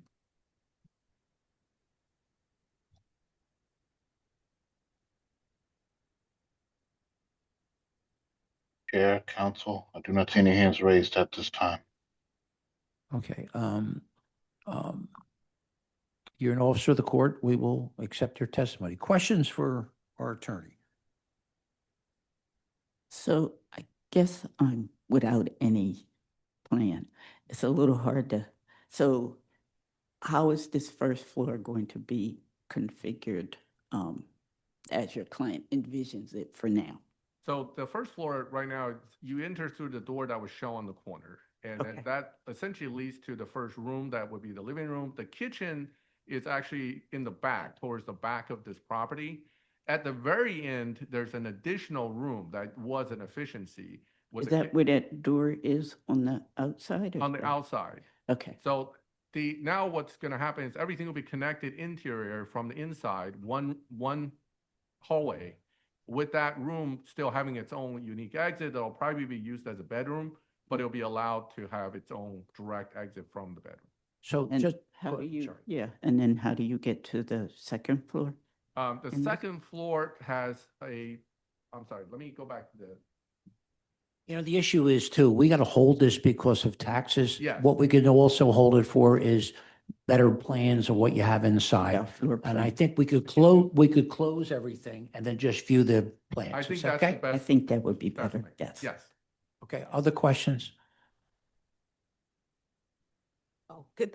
Where is it? How do you go into the second unit? You was about to show us that. Yeah. It'll be through the same door. That's actually a staircase so it's in and over, in and up. So that side door is just gonna be closed off totally? The side door would Or- be still part of the first, because that's behind the stairway. That's way back. So it Mhm. actually wouldn't interfere with the stairs going up. Right. So that'll be part of the first floor as a secondary exit. Okay, They don't secondary, plan to okay, steal that. gotcha. Yeah.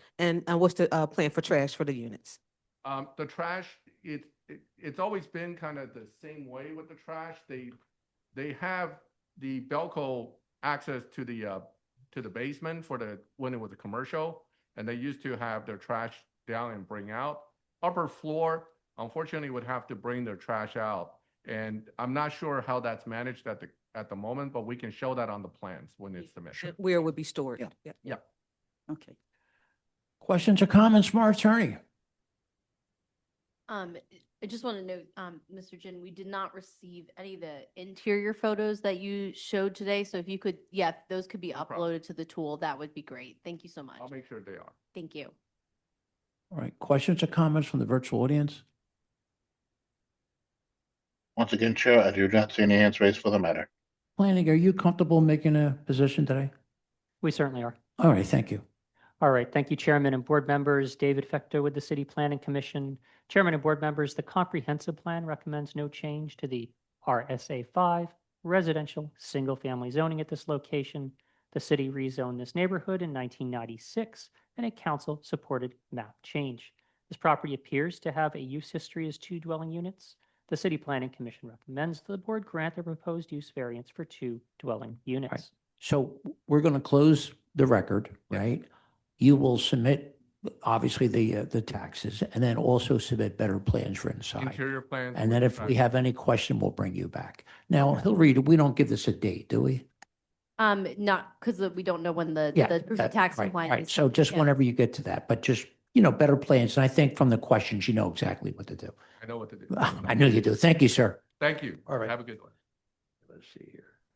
Number 1.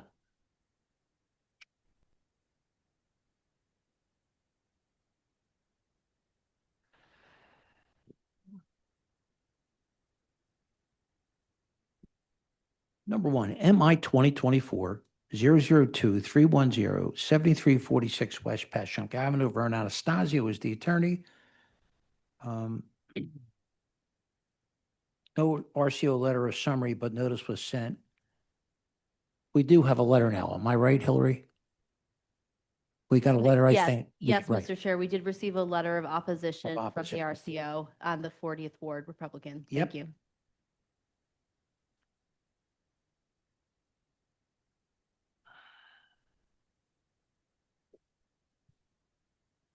Daryl Ray, panelist, Mr. Chair. Right.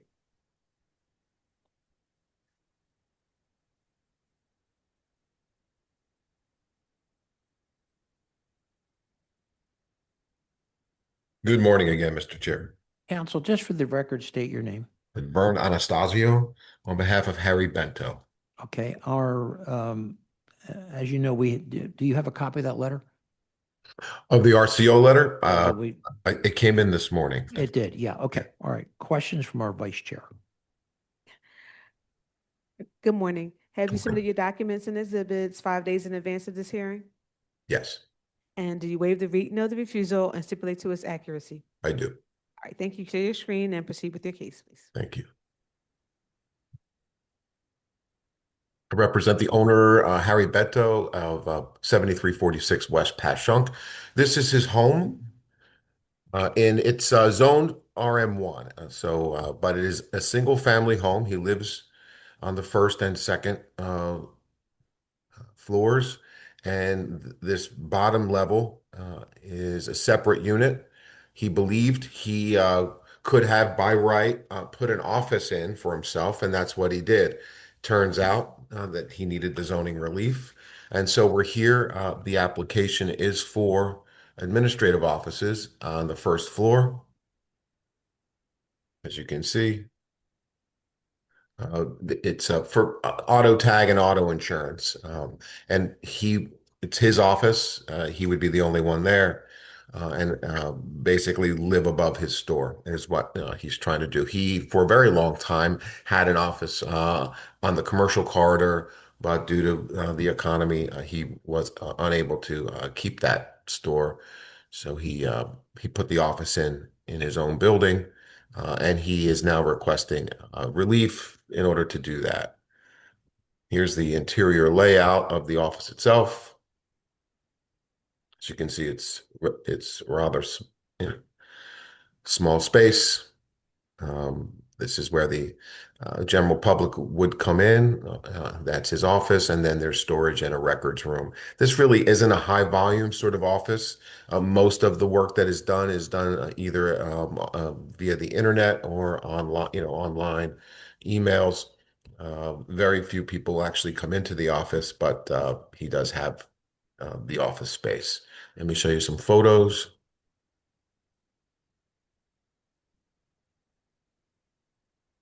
That's the interior space, and that's the office space. And then behind this office is the storage room.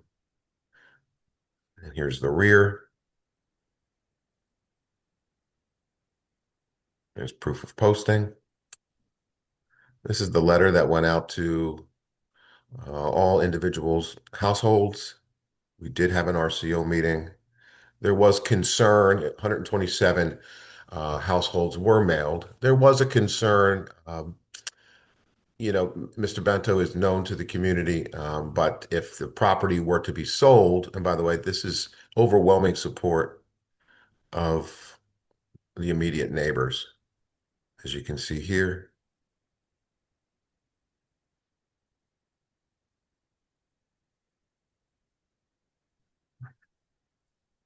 There were a couple immediate neighbors, and all of those signatures, by the way, are on the impacted list given to us by the Planning Commission.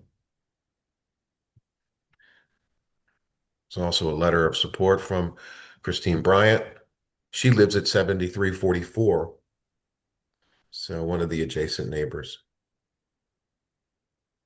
Right next door is in support. Here's another one on the other side, 7348. So both adjacent neighbors on either side of this home are in support of this as well. in addition to the dozens of signatures that we've already secured.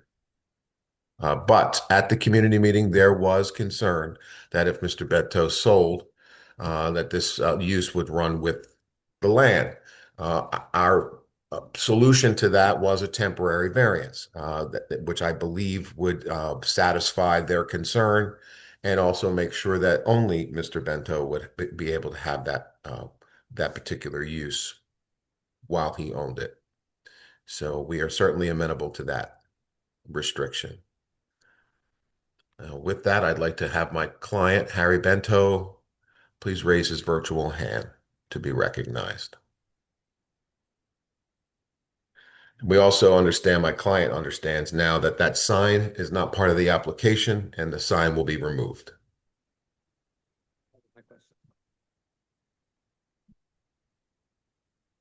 And it's B-A-N-T-O. Mr. Bento? Thank you, counsel.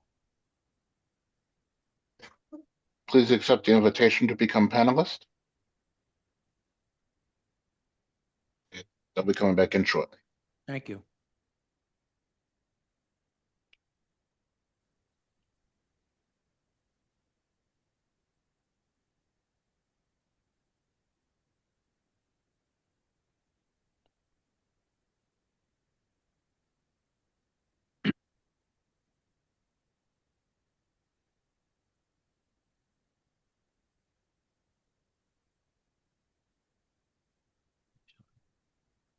We could put that in the gate they go. Today was 14-foot gate.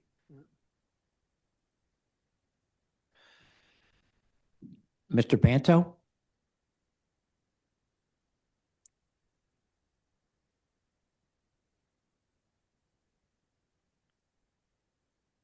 Do we see him come again? Yes, Chair, he's a panelist. He's in. Sure. Thank you, Chase.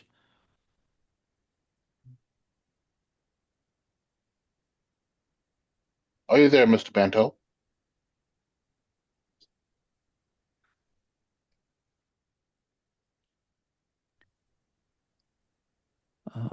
Harry Bento, are you there? He may be having some difficulty logging in. Vern, you're an officer of the court. Yep. We will take your testimony. I appreciate that. Sorry about that. Questions from the board. Okay, so you already said that you're going to get rid of that sign, which Absolutely. Yeah. definitely not something we are able to have here. And I guess I'm trying to get an idea of. I mean, you mentioned that this wouldn't be an intense use. No. But I guess I'm still concerned that in what is essentially a single-family neighborhood, you're talking about adding a commercial use, which even if it's not that intense a use, it's still maybe not appropriate for the area. Well, it's a multi-family neighborhood. It's not a single-family neighborhood. This whole block. I didn't say single family, it's still residential. It's still, most certainly. I just wanted to be clear that it is multi-family. I didn't say anything about the number of residential. I said residential as opposed to adding a commercial use.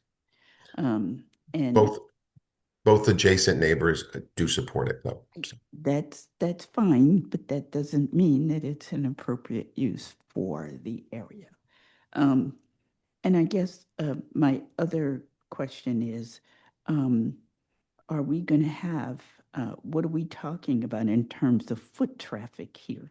And where do people come? I mean, you're talking about auto tags and insurance, which generally means someone has to come there and get the tags, and there's insurance issuances and what have you. So again, what are we talking about in terms of foot traffic? Where are these people going to park? Good question. And luckily, he's been operating for quite some time. So we have the answers to that. Typically, there's about maybe 2-3 people daily. That's about it that would come in. And that's maximum 2 or 3 people on in an 8-hour day. And there is parking at the end of the block that folks, utilize. And some of these auto tag places also rent like U-Haul trucks and have them available and that kind of thing. Is he doing anything like that? No, there's no personal vehicle rentals at all or anything like that. That would have to be on the application. All right, other questions? Thank you. Questions from our attorney?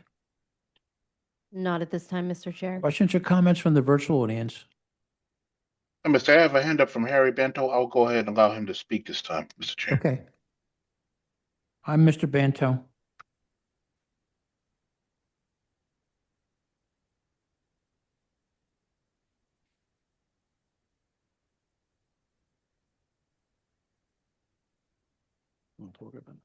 Yeah, okay. Mr. Banto.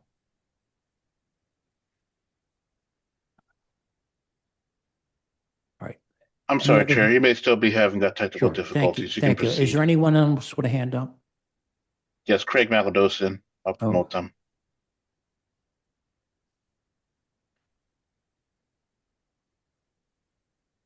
All right, Craig. I'll be in shortly. Sure.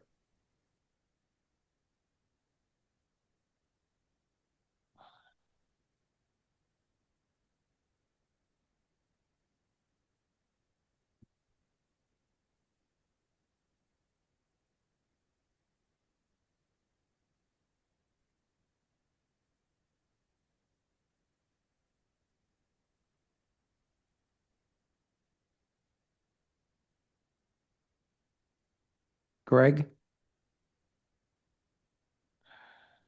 Good morning. Good morning, Craig. Could you please state your name and spell it for the stenographer?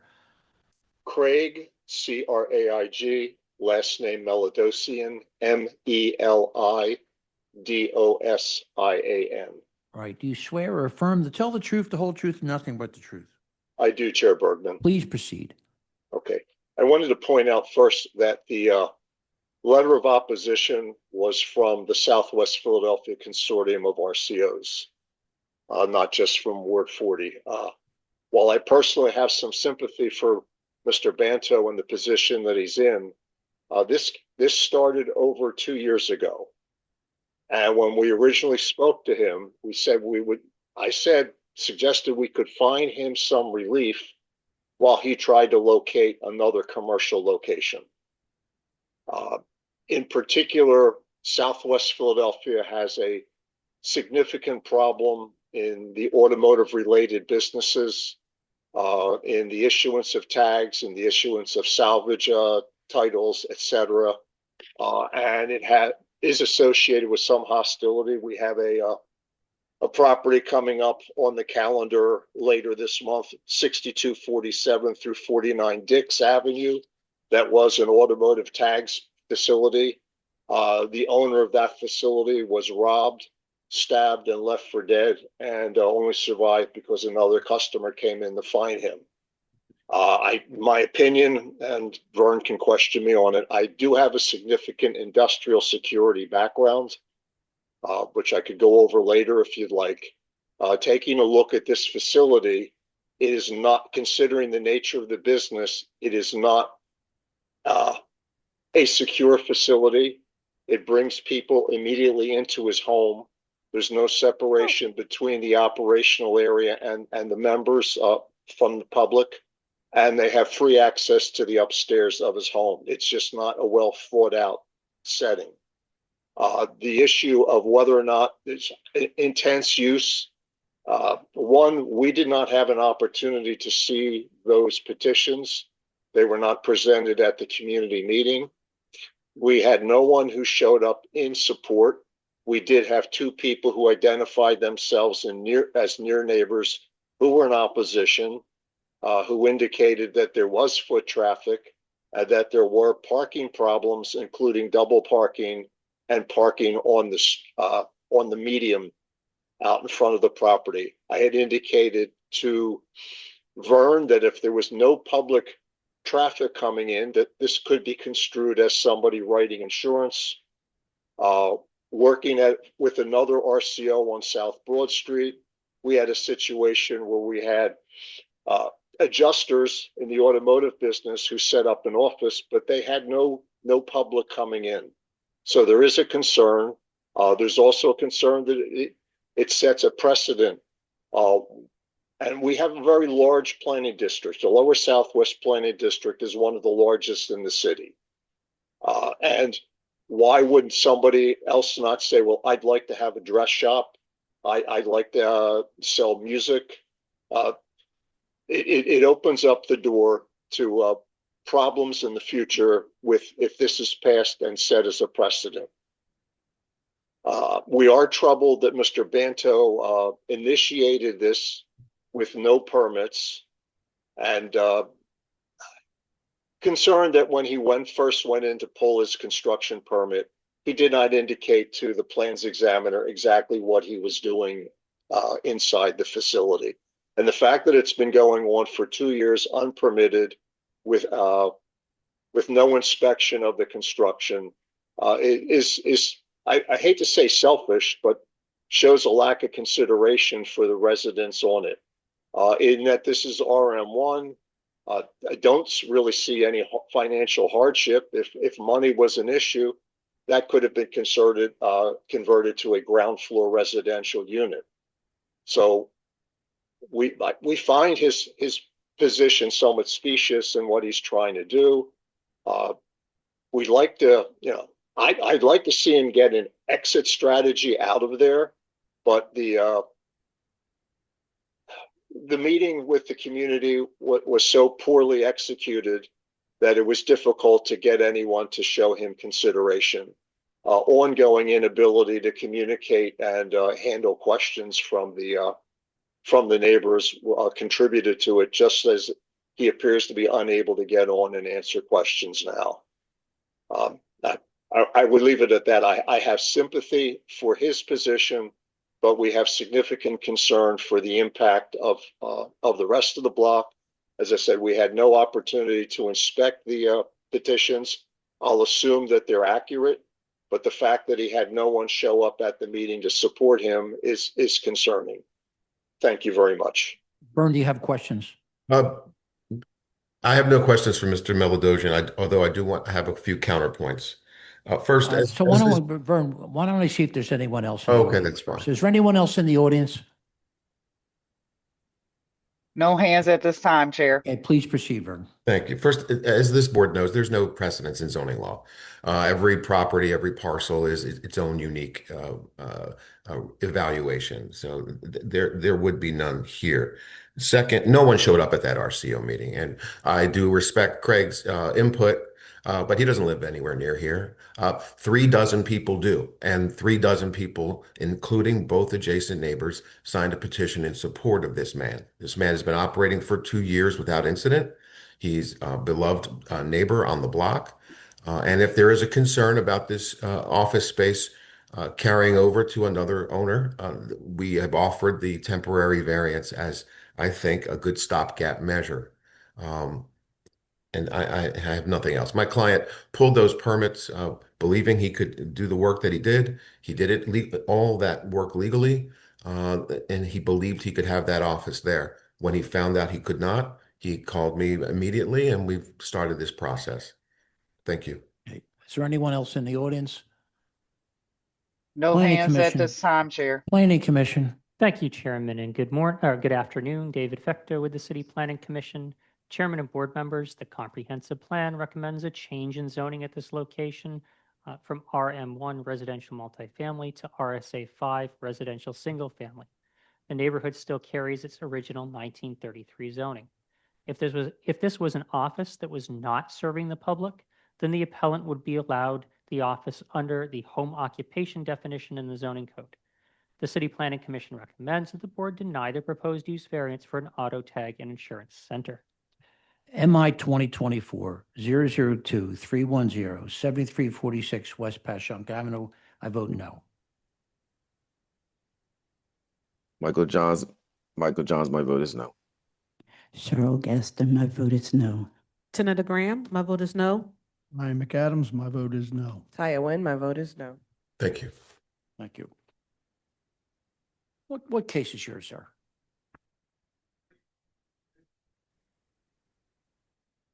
Okay, Hillary, I'm getting concerned we're gonna run late, so I want to get him out of here. Why don't you come up? So that's 13 and 14, right? 10 and 11? No, yeah, you got the, yeah.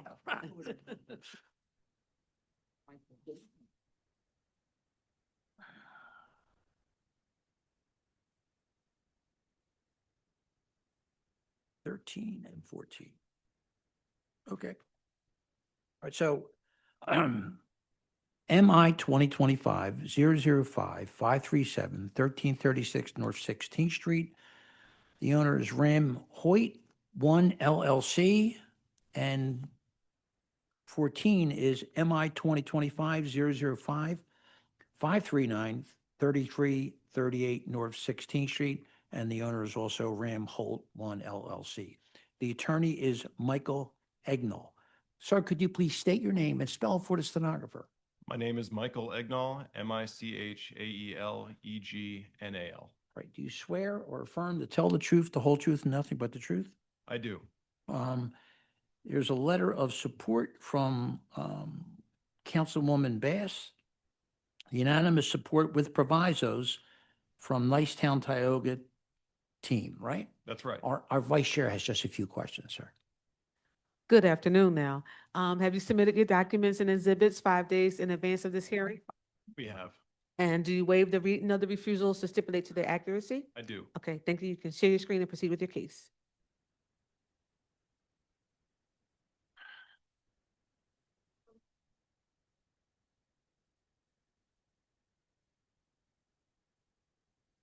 You know, I think I You see how to do that the virtual in? might have gotten logged out. Okay.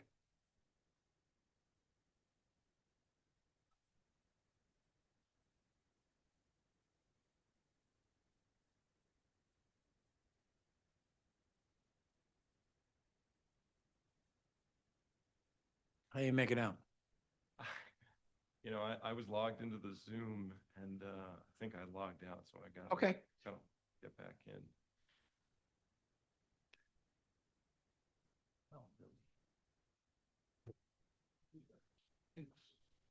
And Vern will be a little pissed off, but you know, you gotta be honest once in a while. Post it up and do that sign up there. Look, you see the handicap accessibility. Stay away from it, make me laugh.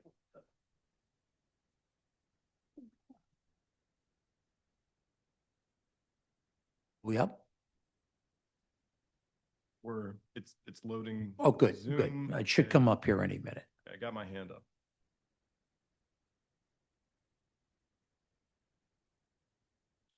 He's So being it's- promoted to panelist chair.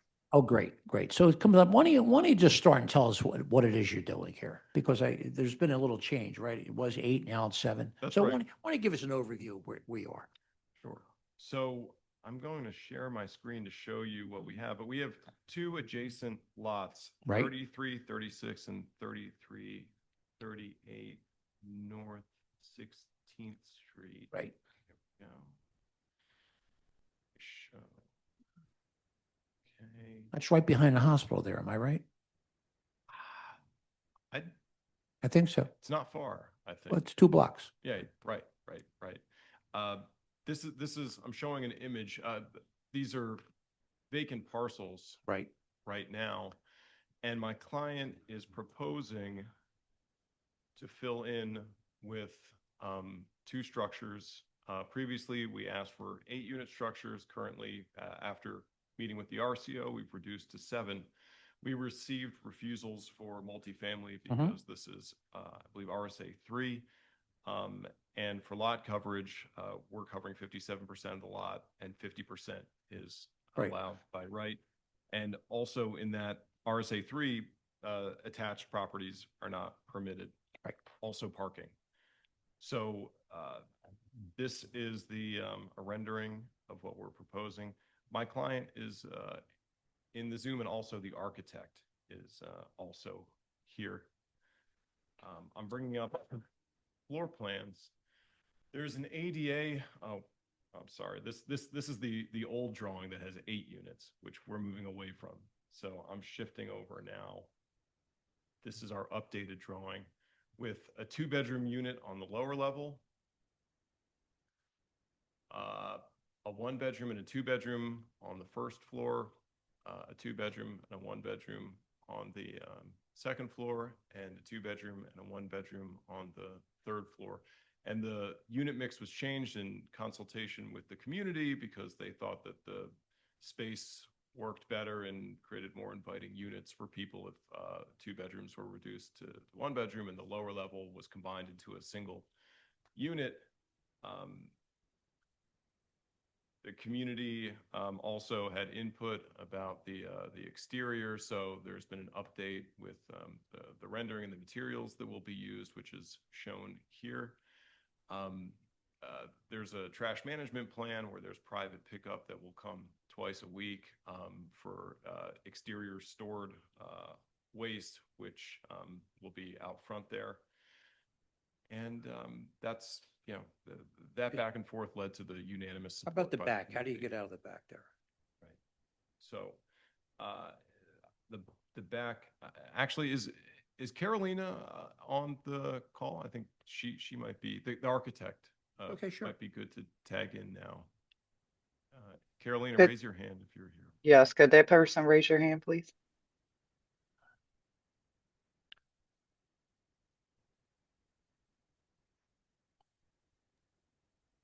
I have a hand raised from a Matan Schmel, but no Carolina or I saw Carol. Carolina right before that. Matan is the property owner, so he might be appropriate now, and Carolina is the architect. I saw her raise her hand just before this. Carolina? Yep, I'm here. Hi. Carolina, could you please state your name as spelled for the stenographer? Sure. Carolina Pena, Carolina Pena. All right. Do you swear or affirm to tell the truth, the whole truth, nothing but the truth? I do. Could you turn your video on if possible? Yes, I'm trying to work out All the right. camera on here. You connect my.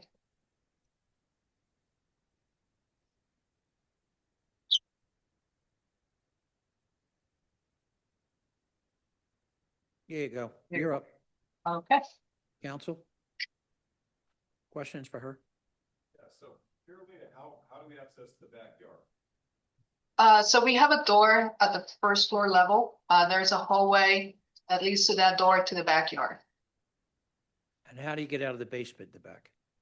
There is a light well that leads to the backyard and then out to an alley.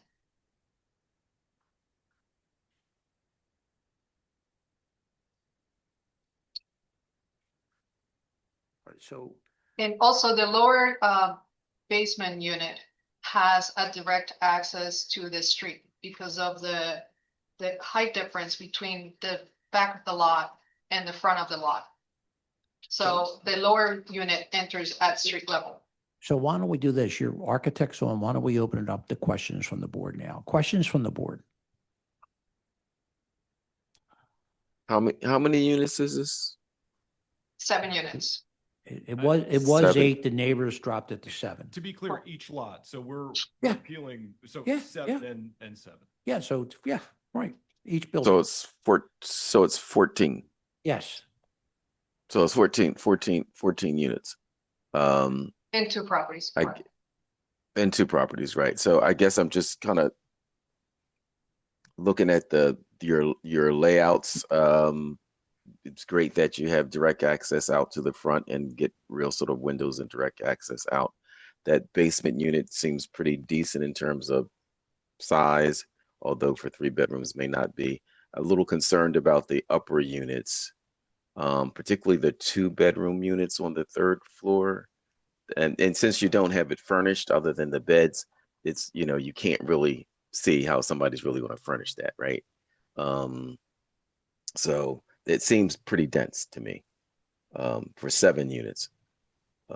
But those are my issues. I'm always not crazy about trash in the front, but it looks like you tried to do something to house them and sort of, you know, hide the trash. But still always an issue in the front. Other questions from the board? Yeah, is it, so what, speaking of the trash, is there storage interior and then interior units and then they will come and put it outside So or? there, that was a topic of extensive discussion with the community. There are handsome lockers, which we showed to the community that are large and enclosed, which would be housed out front, sort of like garden shed type of things that are large and all enclosed and black to match the aesthetic, which would be out front. So the storage would be external. Other questions? Questions and comments from our attorney, Hillary Emerson. Yes, so it appeared that there was a revised site plan that was submitted showing showing the reduction from 8 to 7 units as well as a slight increase in the occupied area. Were there any other changes to the project on the revised plans? Because we will need a proviso form that lays out these changes, but I just wanted to know if there was anything else that was changed. No. Okay, thank you. So we'll just need to have that submitted. But the board can still, if the board wants to vote on this matter today, it still can, but we'll just need the proviso form for processing. Thank you. Okay, questions or comments from the virtual? Oh, and then, Mr. Chair, just for the record, there would be 1 page of revised plans for each property if the board were to grant and adopt the revised plans. Revised plans, each property. Questions or comments from the virtual audience? No hands at this time, Chair. Planning Commission. Thank you, Chairman, and good afternoon. David Fecto with the City Planning Commission, Chairman and board members. I'll testify for both cases at the same time. The comprehensive plan recommends no change to the RSA3 residential single-family zoning at this location. The city rezoned this neighborhood in 2006, and a council requested map change. Most of the homes on this block face have between 3 and 5 dwelling units, so we would argue that 4 dwelling units would be the minimum needed to provide relief to the appellant. The City Planning Commission recommends that the board grant the proposed variance for 3336 and 3338 North 16th Street for multifamily use, but for a maximum of 4 dwelling units each, and grant the proposed parking and dimensional variances. So I'll do both at the same time. MI 2025-005-537-3336 North 16th Street and MI 2025-005-339-3338 16th Street. For both properties, I vote yes. Revised plans and maximum 6 units per property. And Michael that's revised Johns, my plans vote. 1 page, just to clarify for the record. Revised plans 1 page. Thank Revised you. plans 1 page, Thank you. maximum 6 units per property. Michael Johns, my vote is yes with proviso. Cheryl Gaston, my vote is yes with proviso. Tanetta Graham, my vote is yes with proviso. Ryan McAdams, my vote is yes with proviso. Thank you, council. Thank you, board. Okay,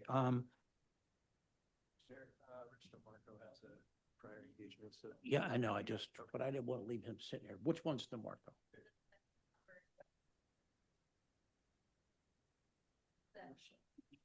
That's on the list. Yeah, I got it. All right. And am I, hold on here. I'll get it for you. Number 7.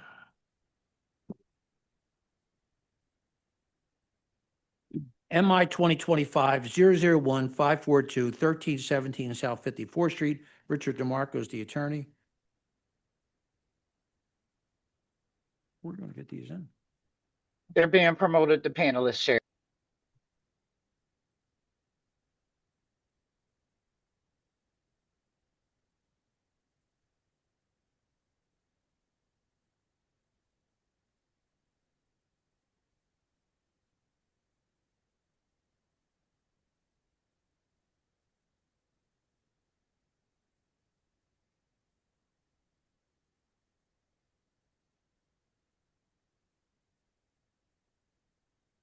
Good afternoon, Mr. Chairman. Hi, counsel. How are you? Could you please state your name and spell for your spell for the stenographer?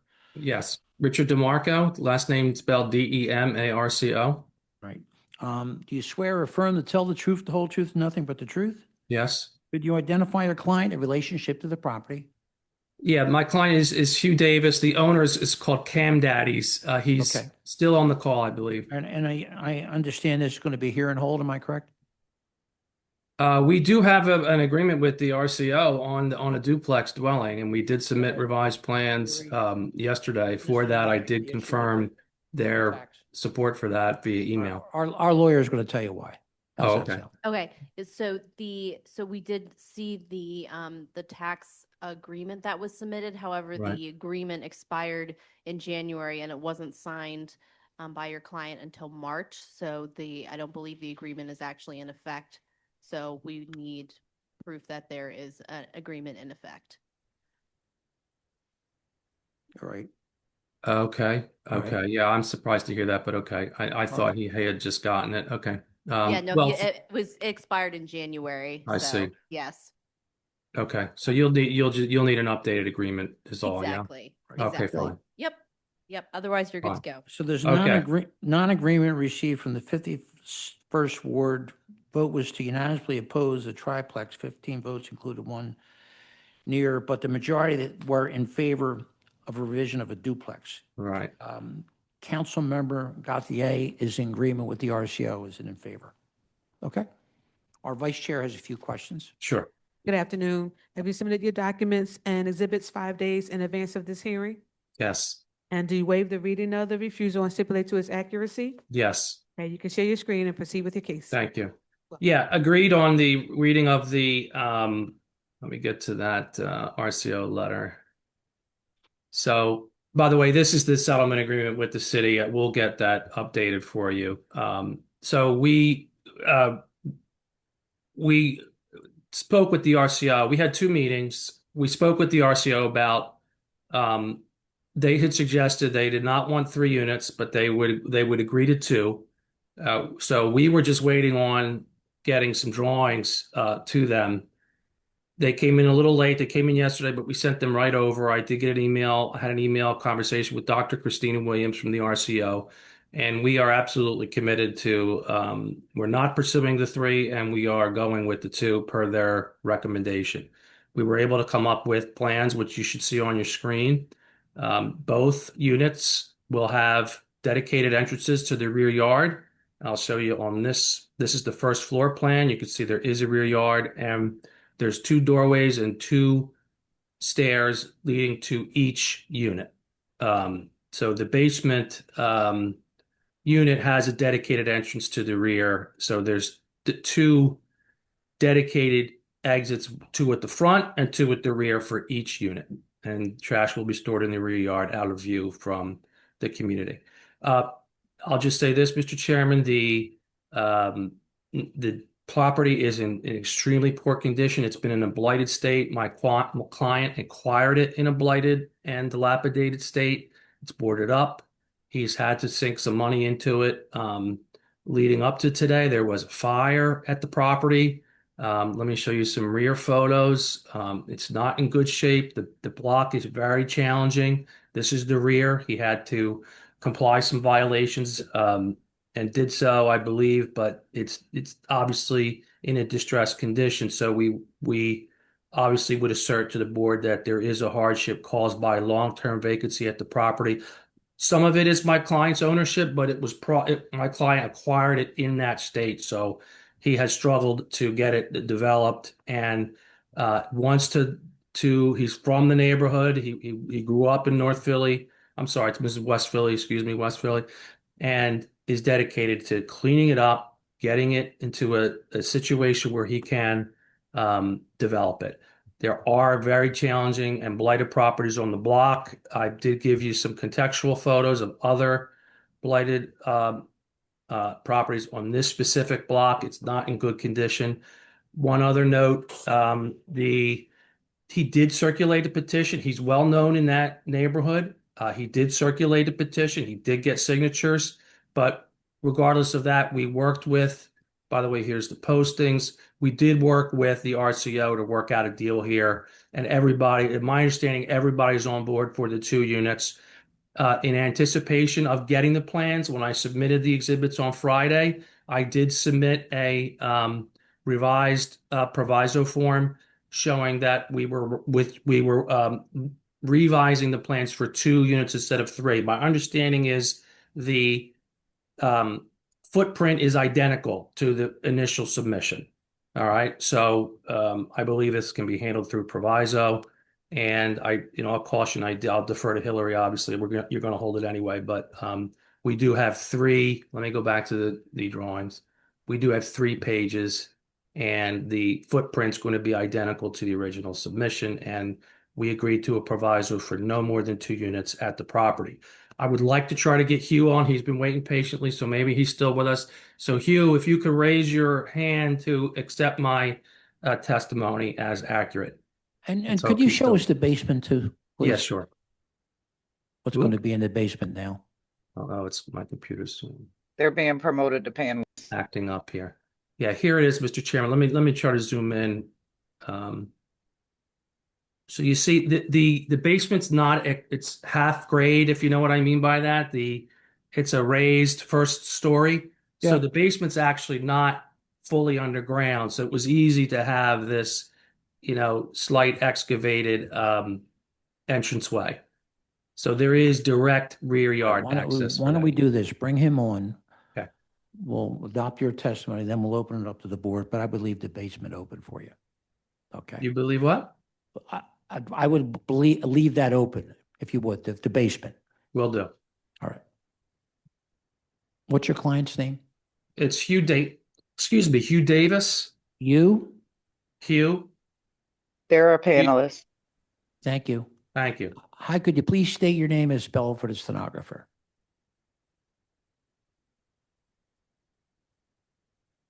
It does take a little while to get promoted.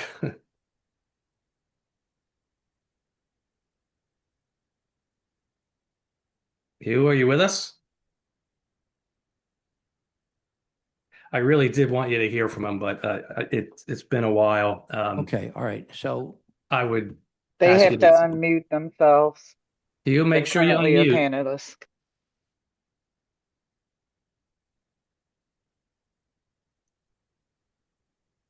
All right, so if he doesn't come on, I'll ask you to Charles, yeah, we'll take your questions take from my- the board. take my Questions from the testimony. board. Okay, thank you. Questions or comments from our attorney? Just to verify, because I knew this was mainly change of use, but there was a little bit of like an addition taken down and then put back up. Oh, Is Hillary, there- there's Hugh. Can I just grab him real Oh, quick sure, at his? that's fine. Thank you, appreciate it. Sorry to interrupt. I'm Mr. Davis. Could you please state your name and spell it for the stenographer? Hugh, Hugh Davis, Davis. You swear or affirm to tell the truth, the whole truth, nothing but the truth. Yes, Please turn in your video if you can. I'm not good at this. Okay, all right. Mr. And I've been DeMarco, watching please y'all the whole proceed. time, and now it's not giving me. No, Mr. DeMarco, please proceed. Mr. Davis, that's okay. Did you hear my presentation to the board, and is it true and accurate to the best of your knowledge as the owner? Yes, it is. Okay, and can you accept my presentation and the testimony as your testimony in this case? Yes. Okay, thank you, Hugh. That should be good. Let's All right, questions from let's our hear attorney? Hillary. Yeah. Yeah, no, I just wanted to clarify, because I know there was an addition that was taken down and then an addition being put back up. Is there any change to that addition being made Right. as a result of going from 3 units to 2 units? So I believe, and Hugh, you could correct me if I'm wrong, I believe it's the exact same footprint that is shown on the revised drawings. I believe so also. Okay, all right, so then we don't need to do revised plans in that case. We can, the adjustment in units can be made via proviso if the board grants without Yeah. revised plans. Okay. So, Okay. Yeah, thank we you. agree to that proviso for no more Questions than or 2 comments units. from the virtual audience? Thank you. No hands at this time, Chair. Planning Commission. Thank you, Chairman, and good afternoon. David Fecto with the City Planning Commission, Chairman and Board members. The comprehensive plan recommends no change to the RSA 5 residential single-family zoning at this location. The city rezoned this neighborhood in 2019 in accord with recommendations in the comprehensive plan. There is no unique physical condition or circumstance of this property that would prevent it from being used in strict conformity with the zoning code. This is a primarily single-family block face. The City Planning Commission recommends the board deny the proposed use variance for 2 dwelling units. So Hillary, Mr. DeMarco, can we have this tax you thing straight by next Wednesday? I'm going to tell Hugh. Hugh, do you understand that? We Well, need here's the thing. When they sent me that, right, I got it in the mail and I couldn't find it. So the other day I called the guy and he just sent it back to me, the So they same want- thing. So, and I just signed it and gave it to you. But it is current.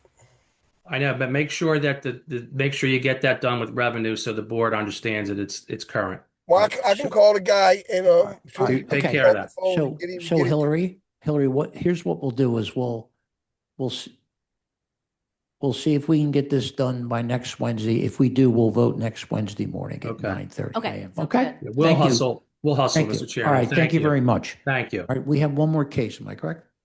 Yes, although we may have a standing issue with that matter that was just brought to my attention. We need the attorney to come on. What's that? What one's that? So that is Gall Street, Mr. Chair. Number 9, yes, on both lists. Oh, okay, yep. That's, Mr. Toppin, sir. yeah. All right, so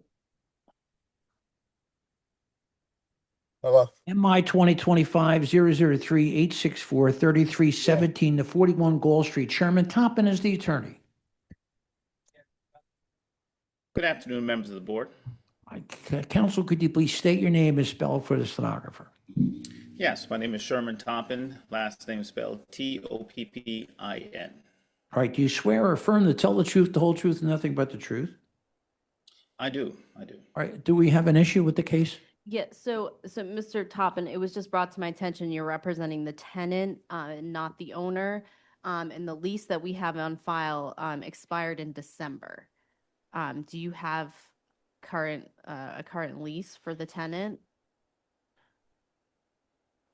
The tenant's lease is, the owner is, has rolled over, but I don't believe I have in my packet an addendum showing that. So it's continuing as a rolled over lease, but we can get that addendum if the board was inclined to allow us to do so between now and a future date. We need to see that. And to clarify, what part of the property is being leased? Because it looked like there was a couple of buildings that were connected and one of them has 2 stories. Yes, my client is a tenant of the actual garage space. It might be visually easier for me to show the picture, but it's at the very cover of our presentation package. He has that first floor level as it goes back into the other, so there's actually, as you said, 2 sides of this. His space covers the actual automotive garage space, and the space immediately behind that where our paint booth is likely to be, is proposed to be. Okay. So yeah, unfortunately, we need like an addendum to proceed. Right. We could give this the July date, but you can contact the office. Yeah, why don't you do to that? see if we can get you back in sooner, because it's just Why don't here's I think oh, they'll she's address bringing well something before up. She's July. bringing something up here. Hold on one second. June 17th at 2 p.m. And if you want it quicker, you should call the office. Okay, certainly we'll do that. We understand the issue with the lease. Okay. All right. Thank Thank you. you. We're sorry that happened. Oh, no, that's fine. Thank you, members of the board. Is there anyone in the audience whose case has not been called? No hands at this time, Chair. All right. Thanks, everyone. See everyone at 2 o'clock.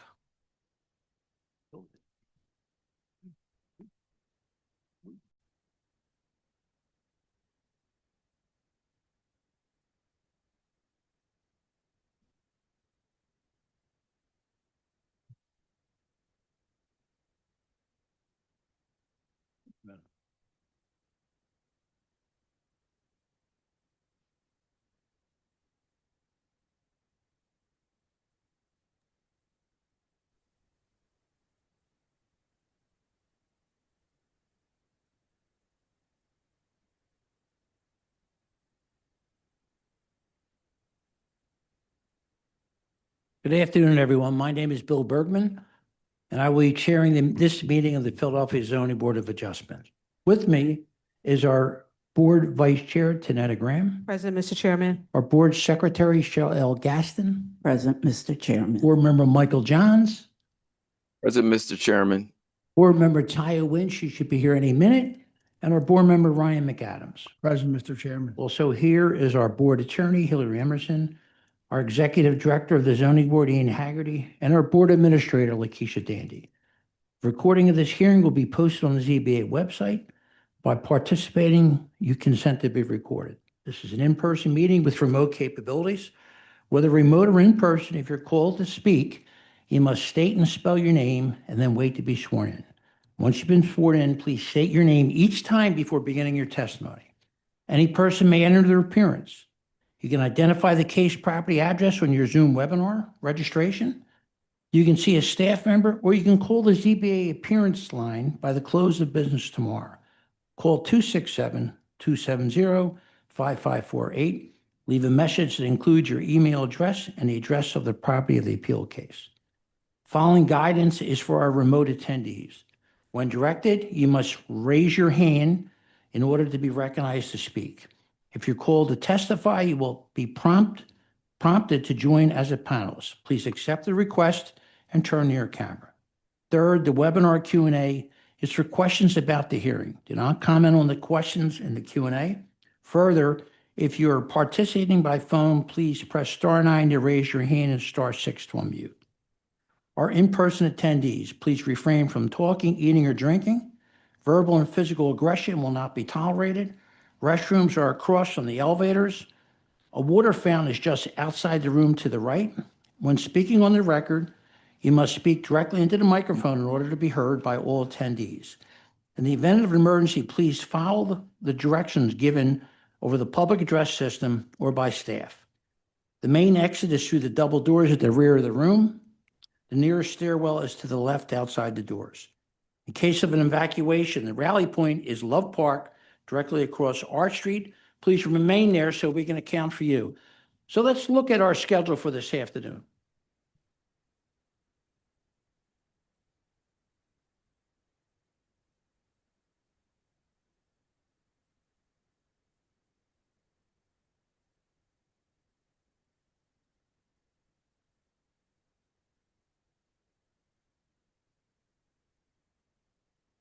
Hold on here. Oh, list.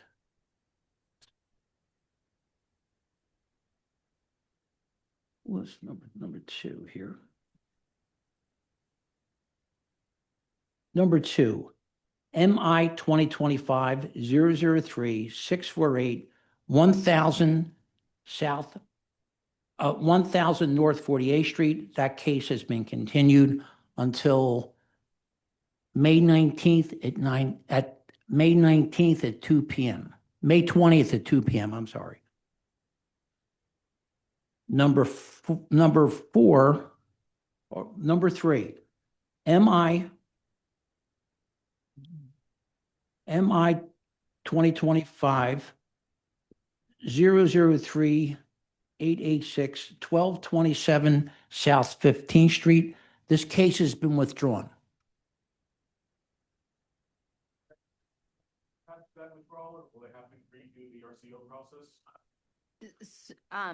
So if a case is withdrawn, they have to start over again by submitting an application to L&I, get the refusal, appeal to the zoning board, and go through the RCO process again. Okay, so that case has been withdrawn. Number 4, MI 2025-005-059, 2111 Wallace Street. That case has been continued until May 20th at 2 p.m. And number 1, MI 2023-005-621, 254 South 54th Street. PS Investments is involved in this. We do not have an update of current. Oh, you're there? Oh, you're gonna do it for us. Go ahead. Thank you so much. Good afternoon, Zen Jin, here on behalf of PS Investments. You've already been sworn, by the way. Thank you. So I would like to request one more continuance from the board. I have reviewed the submission they made to the board. The plans that were attached that were supposed to be revised plans, I believe the architect sent the wrong set. Okay. It doesn't match the building in any form at all. Okay. All right. So MI 2023-005-621, 254 South 54th Street. That case is continued until May 20th at 2 p.m. Thank you. Thank you. Have a good one. And number 5, MI 2025-005-400. That case is continued until May 20th at 2 p.m. And then number 11.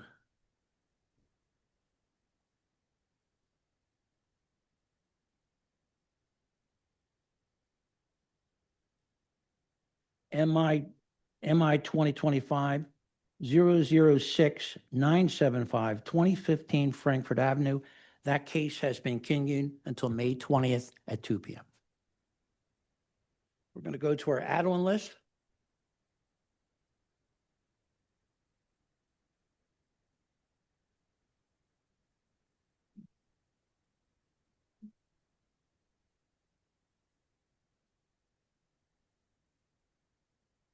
Number 1 on the add-on list, MI 2025-004-512, 757 South Fish Street.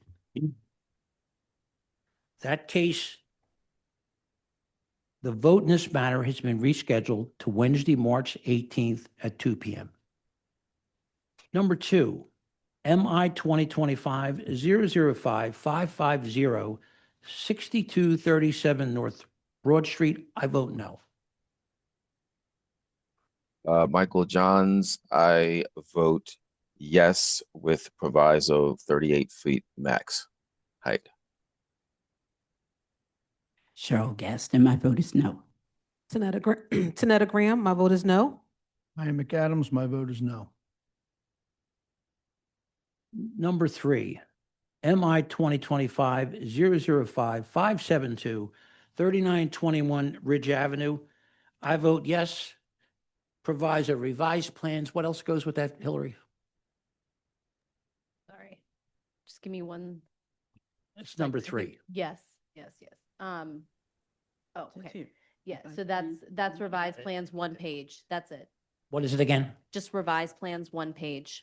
Revised plans, 1 page. Michael? Oh, I'm sorry. My vote is yes. That's proviso. I was stuck on that 14-foot gate. Cheryl Gaston, my vote is yes with proviso. Tanetta Graham, my vote is yes with proviso. Ryan McAdams, my vote is yes with proviso. Okay. Number 4, MI 2025-006-392, 7300 Frankfurt Avenue. I vote yes, proviso, per refusal dated 3/4/26. Excuse from this. I'm recused. Cheryl Gaston, my vote is yes with proviso. Tanetta Graham, my vote is yes with proviso. Ryan McAdams, my vote is yes with proviso. Diane Nguyen, my vote is yes with proviso. And number 5, MI 2025-005-350, 3430 North Bodine Street. I vote yes to reconsideration and rehearing. Michael Johns, my vote is yes to reconsideration and rehearing. Cheryl Gaston, my vote is yes to reconsideration and rehearing. Tanetta Graham, my vote is yes to reconsideration and rehearing. Ryan McAdams, my vote is yes to reconsideration and rehearing. Diane Nguyen, my vote is yes to reconsideration and rehearing. Okay, we're going to go to number 12.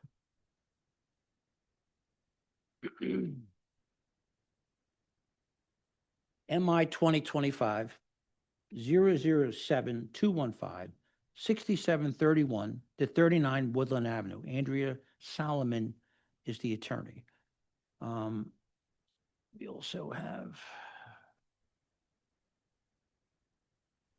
Good afternoon, Chair. This is Dana. I will be your co-host for this afternoon. Oh, thank you. There's a letter of support from the African Cultural Alliance of North America. It's a petition with 75 signatures and it's this no RCO summary, but notice was sent to neighbors with proof of a mailing attached. So could you please state your name and spell it for the stenographer? Good afternoon, Andrea Solomon, AndreaSalomon, on behalf of the applicant. Do you swear or affirm to tell the truth, the whole truth, and nothing but the truth? I do. Could you identify your client, a relationship to the property? My client is the owner of the property, Apex Home Care Services, LLC. With me today is the owner, Mohammed Sese. And our vice chair has a few questions. Good afternoon. Have you submitted your documents and exhibits 5 days in advance of this hearing? We have. And do you waive the reading of the referral and stipulate to its accuracy? Yes. Okay, thank you. You can share your screen and proceed with your case. Thank you. I have not gotten a notification to join as panelists. There we go. Thank you. Oh, okay, all right. All right, we do have a letter for okay. Yes, I believe it was sent in earlier today Yep. from the RCO Yep. consortium. Right.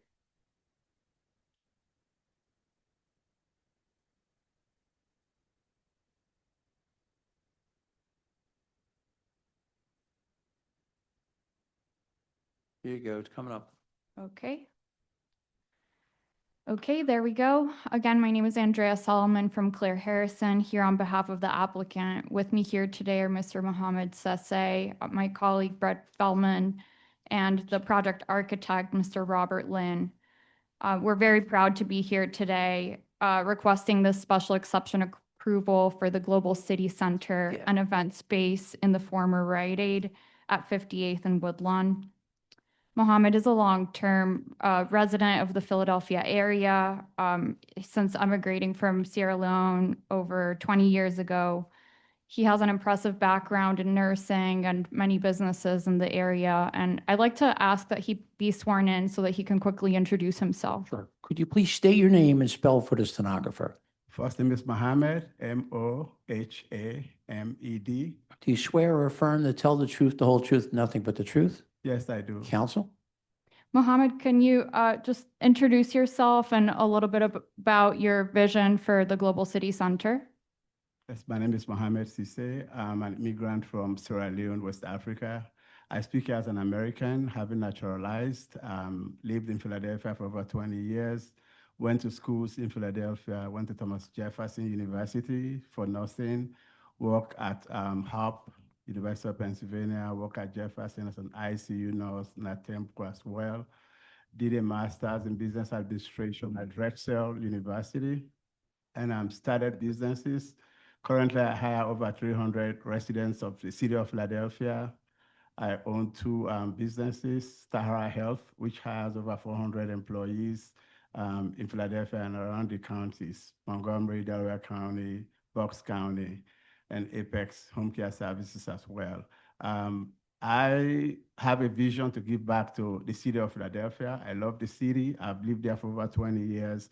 And there's an opportunity on Woodland Avenue to create more development in that area of the city. It has a very huge immigrant community from West Africa, mostly Sierra Leone, Nigeria, Ghana, Liberia. You know, those people, there's a lot, over 40,000 residents. We have lacked an event space to host our cultural events. More often than not, we rent church buildings in Philadelphia. So there's a dire need in the community to have a space like this.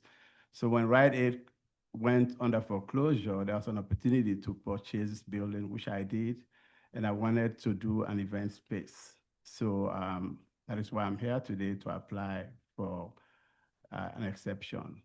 Thank you, Mohammed. So really, this is Mohammed's dream to have an event space for the culturally rich Southwest Philadelphia to host life cycle events, baptisms, naming ceremonies, birthdays, weddings. We're thrilled by the level of engagement that we've had from the community, the RCO consortium. We've met with them on multiple occasions, 4 or 5 times, and I think we've really listen to all their feedback from the resulting engagement and listen to every concern. And as a result, we have an understanding with them, and it really covers every operational element of this use. Again, we're here today seeking special exception for the proposed event space. The property is zoned CMX2, it's zoned commercial, but we need to switch the use from the retail sales to entertainment and assembly. As you're well aware, this is a lesser standard than that of a variance and presumed allowable as a commercial use. We've submitted 17 exhibits, which I ask be incorporated into the record. At Exhibit 1, we have the letter of support from Akana, an affected RCO, as well as, I'm sorry for the tiny print here, but the support with all the affected RCOs is signatory based on the provisos that we've requested in our series of engagement with them.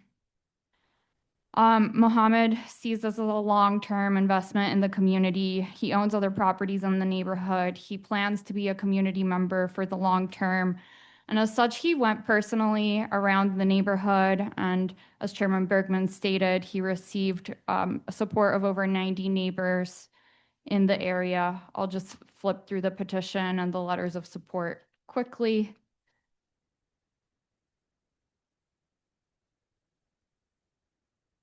As I mentioned, the property is zoned CMX2 on the commercial corridor of Woodland Ave. Catty corner from it is an Episcopalian church. A couple parcels from it is an existing mosque.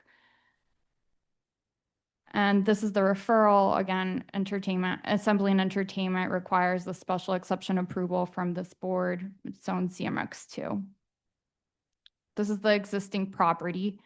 It benefits from the T40 and access to public transit at the corner of the lot. It also benefits from the 48 parking spaces that were existing as part of the former Rite Aid. And as Bob will show you, we're really repurposing this site for the event space use.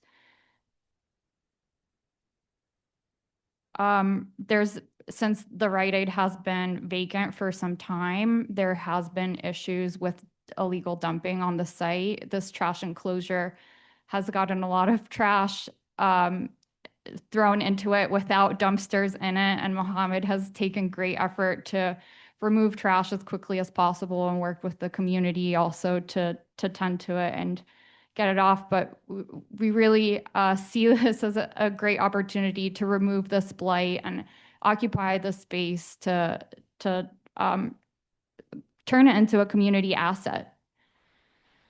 You can all probably picture what an empty vacant Rite Aid looks like. Mohammed purchased the property, and it will require significant investment, including replacing the roof and the HVAC system. And with that, I'll ask that Robert Lynn, the project architect, come up and he can walk us through the plans.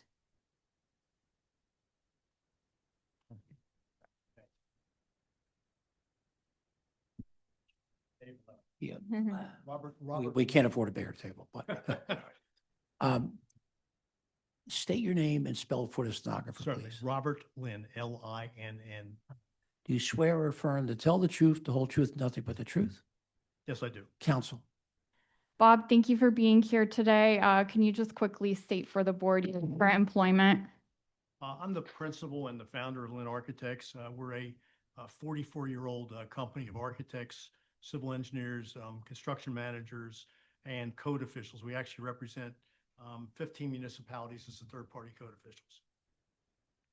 And can you briefly share your credentials and experience? Are you familiar with land development process, zoning process? Yes, I mean, I'm registered to practice in Pennsylvania and 22 other states.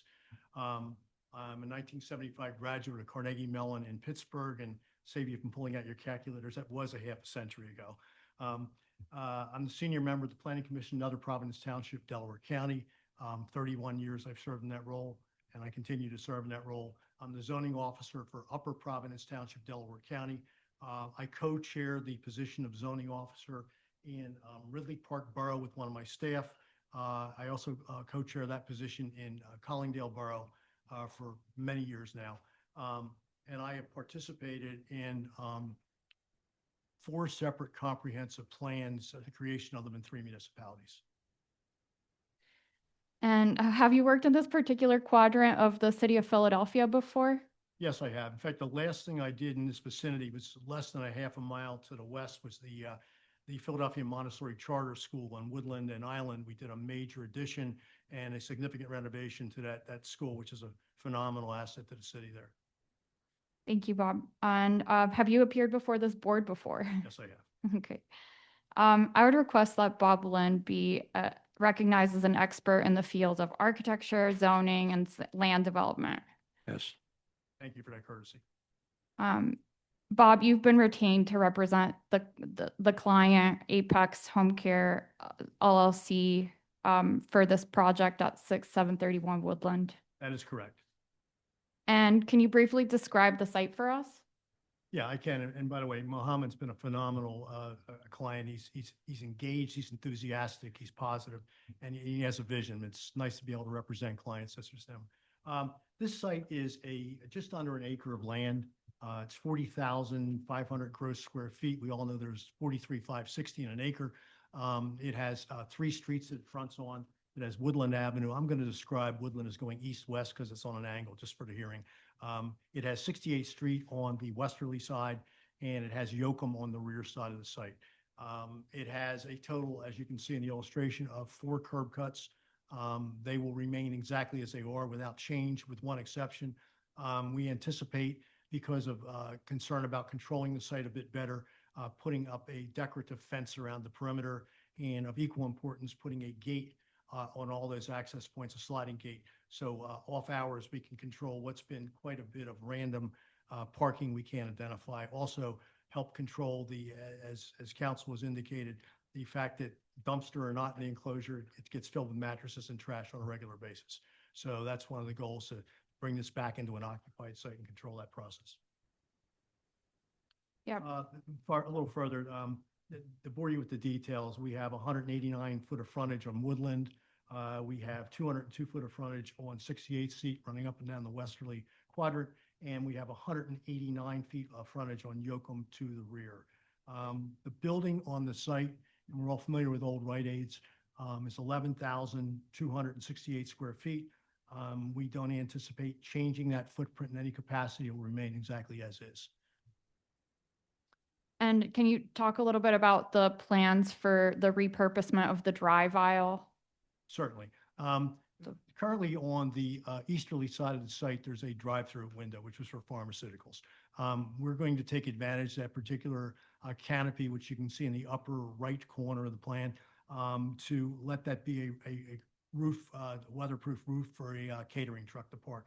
We will have in the building, which I'll describe in a minute, a catering kitchen. So that gives us a good opportunity to park a truck and keep it out of the weather during transfer of product. Great, thank you.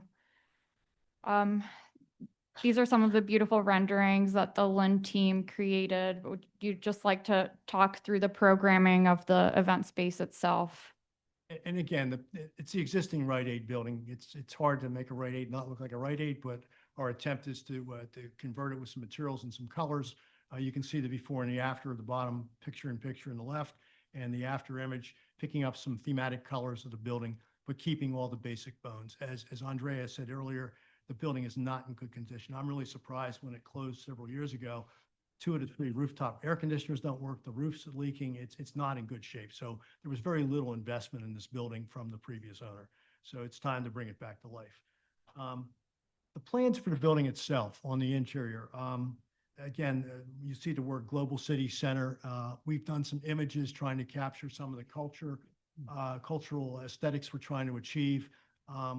It's an opportunity to do something inside. It's a big, wide open space with a row of columns down the center. In the corner of the image, we've come up with a little twist, which is a tree. We want to actually put a live short tree that goes up through the ceiling, hopefully not through the roof, although right now it could be watered by that corner of the roof, just to achieve a little bit of a catch in the entrance. A couple others, some more slides maybe. Yeah, just a quick idea of the interior.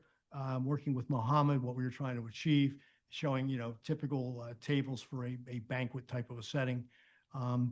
Whether that's the exact light fixture, I don't know, but the idea is the thematic approach of trying to make this an upscale type space. I think there's one more maybe. Yeah, that's just a picture without the furniture to give you a flavor. And you see the columns I referenced in the middle. There will be a folding partition down the center, allowing this to become one space or two spaces, because you don't want to rattle around in a big space for a smaller event. When you come in the front foyer, I think we have a floor plan maybe. Yes. When we come in the front foyer, Give it 1 second to load. There we go. we've created a new weather-tight lobby vestibule with a corridor, if you will, a wide corridor back to the second space, coat room.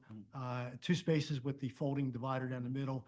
And obviously a Rite Aid has a single toilet room, so upgraded, enhanced toilet rooms, an office for a manager, and a little office if there's somebody such as a bride that wants to come in there and have a private space. Mechanical room, bottom corner. No magic, just repurposing the almost 12,000 square foot on the interior. And a warming kitchen, is that right? And there's The deliveries. warming kitchen. You can see the little canopy roof I referred to earlier to allow us to bring in a catering truck and load the kitchen. Great, thank you. Bob, you're familiar with the standards for reviewing and granting a special exception in the city of Philadelphia? I am. And in your expert opinion, will this proposed assembly and entertainment use cause any detrimental impact to congestion in the public streets beyond what would normally be expected of this use? No, I don't believe so. And the wording is, this board knows quite well, special exception isn't a variance. We are not in the capacity of proving a hardship. We're simply in the capacity of proving it's basically a use by right with provisos, if you will. And the provisos include that we can't have an adverse impact on the community. And the actual wording in the Philadelphia Code, as you certainly have heard read many, many times or read, is we need to present evidence that the proposed use will not cause a detrimental impact on the health, safety, and welfare of the neighborhood, exceeding that which normally might be expected for the proposed use. And you have the questions that Andrea is asking is your sections 14.303, 7E.1 and .2, where it talks about these specific bullet points, if you will, of us going through the list to indicate that we don't have anything that would be exceptional to the normal impact of this particular special exception use. Thank you. So no congestion in the public streets beyond what's typical of this use? Correct. No overcrowding of the land beyond what's typical of this use? No, and again, we're not expanding the building in any capacity or any of the footprint of the building or any of the impervious surface, so there's really no change to what's been there. Same with impairing the adequate supply of light and air to adjacent properties? The same response follows through. Yeah. Same for burdening the water, sewer, school, other public facilities? Correct. So no impairing or injuring the use of adjacent conforming properties? Correct. Or endangering public health or safety? I believe that's accurate. And no inconsistency with the comprehensive city plan? No, and it matches the comp plan and the CMX 2 zoning, which allows by special exception for this particular use. And you've been part of this process from the beginning. The community has been engaged prior to this hearing relative to this project. Quite a bit, significantly down to Mohammed literally walking door to door. A very robust RCO engagement on this project. There's multiple RCOs. Craig, and I never get his name right, Melodizian. Thank you. I'm glad thanks for I appreciate it. He's been really, really instrumental in helping us orchestrate dialogue with the RCOs. We had a fairly, almost a 2-hour meeting on February 23rd with the RCOs. And Craig has stayed in touch with us on several different interfaces throughout the course of the last month. So it's been a successful process. Sometimes it's not as streamlined with the RCOs. This has worked very well. Thank you, Bob. So we also have a few event photos of prior events that Mohammed has assisted that are emblematic of the type of events and life cycle events, cultural enrichment events that He's envisioning for the space, it's a community asset that will be open to all for use. The rest of the exhibits include the relevant provisions of the code, our application for appeal and the project information form, our RCO notice of the community meeting, We have all your pictures. and certificate of mailing, our posting photos, and finally a zoning memorandum. I'll just ask that Mohammed step back up to adopt the rest of my testimony. Quick question, have you agreed to all the provisos that were put forward? Yes. Thank you. So, And my conclusion, 30 seconds, this is a really good adoptive reuse. These Rite Aids, I'm working on 3 of them, are not easy buildings to repurpose. They're not big enough and not small enough. They're right in the middle. Most of them are not in good condition. Yeah. Yeah. But it's just a good, I mean, the worst thing you can have in a community, any community, wherever I go, is a vacant building. It's just a magnet for all kinds of the wrong things. So I'm pleased to be part of this. I think it's a very positive initiative. Thank you very much. Thank you. Thanks for your time. Okay, sure. Mohammed? Go ahead, counsel. Mohammed, you saw the rest of the presentation that Bob and I provided. And is it true and accurate to the best of your knowledge? Yes, it is. And do you adopt it as your own testimony? Yes, I do. Thank you so much. Questions from the board? Yeah, I have a question just regarding the event facility. Is there a basement or on-site storage? And what's the plan for things like furniture? I noticed the renderings have a lot of photos, but a lot of times people come in and bring their own furniture and things in for an event. So just want to know, like, what's the load in and load out plan for events? Very, very good question. One of the things everybody forgets to include in a facility that's an event facility of any kind or a public meeting room is a closet you can roll tables and chairs. So we have our own table and chair set up, and you can see that closet being traced by, thank you, by the. It just looked small, which was why I asked. The most important thing is to have something that's long enough that you can get in there with double doors. You can roll at least 3 carts. There's also some additional mechanical room in the back, which has a lot of extra storage available. The idea is that most things will be here. The people will not be bringing things in from the outside to be a part of the process. So we're attempting to get you some self-enclosure. If you look at the mechanical room in the back corner, it has a whopping 2 electrical panels and a water heater. So it's a very large room with a lot of capacity to store as well. Okay. Does that help? That does. Okay, sorry, I didn't mean to. And then I think my second question is, when there's an event, do you have like a management plan for traffic or like cars? Yes, so there's a parking agreement in place. We have the lot, event staff that will be staffed full-time by Mohammed will be there. And we're working a parking agreement so that there's valet for additional parking. And you're going to manage the staff close, so you're not going to like have a third-party operator. You're going to be managing the whole facility on your own. Yes, directly. Okay. I'm going to save Tanetta's question for her. Oh, no, yeah, I just, the question was about the fence. So that's the fencing that you showed in the rendering is the fencing that you're looking to install? Yes. In fact, we will have one other feature, not even, you notice it's a decorative fence. The idea is not to have a 6-foot fence with barbed wire. It's just to be a barrier for those of us who keep out 43 feet. And we will have some Keep the brick picture right there pillars in the corners wherever we get to the intersection. We call it a street wall. It's a technical term we use in the business. It's a little street wall with brick corners at the intersections where the gates will come in as well. Yeah, okay. And last question I have is just the green plan. So I don't know if these were existing trees that are there or these are trees that will be planted. They will be planted. There's actually a very specific landscape plan. Ruggiero and Plant does a lot of our landscape architecture, and they actually did a plan which right now we have weeds is what we have. And that plan is very specifically with species on it. You'll notice some street trees on the streets and then some bushes inside the fence. The fence is about 4 feet inside the sidewalk, which is where the right-of-way line ends. So that plan will be part and parcel of the record that we will install exactly this landscape plan. I got one more question. I'm sorry. Right here. Just pedestrian access. Like I don't see any demarcations here on the plan. So as a pedestrian, just making sure they're moving safely with the cars parking. Yeah, I mean, Just that real quick. I think, you do the bus stop on Woodland, which is great. which actually is pretty robust, right next to where the little food court is. As a pedestrian, how would I get to this event space safely? Like if I park into the interior, like, how would I get there safely without getting hit by any of the cars that are parking? We will likely stripe a walkway across it. You've got wide driveways on both the west and the south. And the little red thing, of course, is the entrance tower. There's only one entrance, so there's not a lot of confusing patterns. I don't think anybody will have much difficulty that does not arrive in a car in getting to the front door. I'll do a little striping work. People do identify with that. Okay, so my question is about the parking plan here at the lot.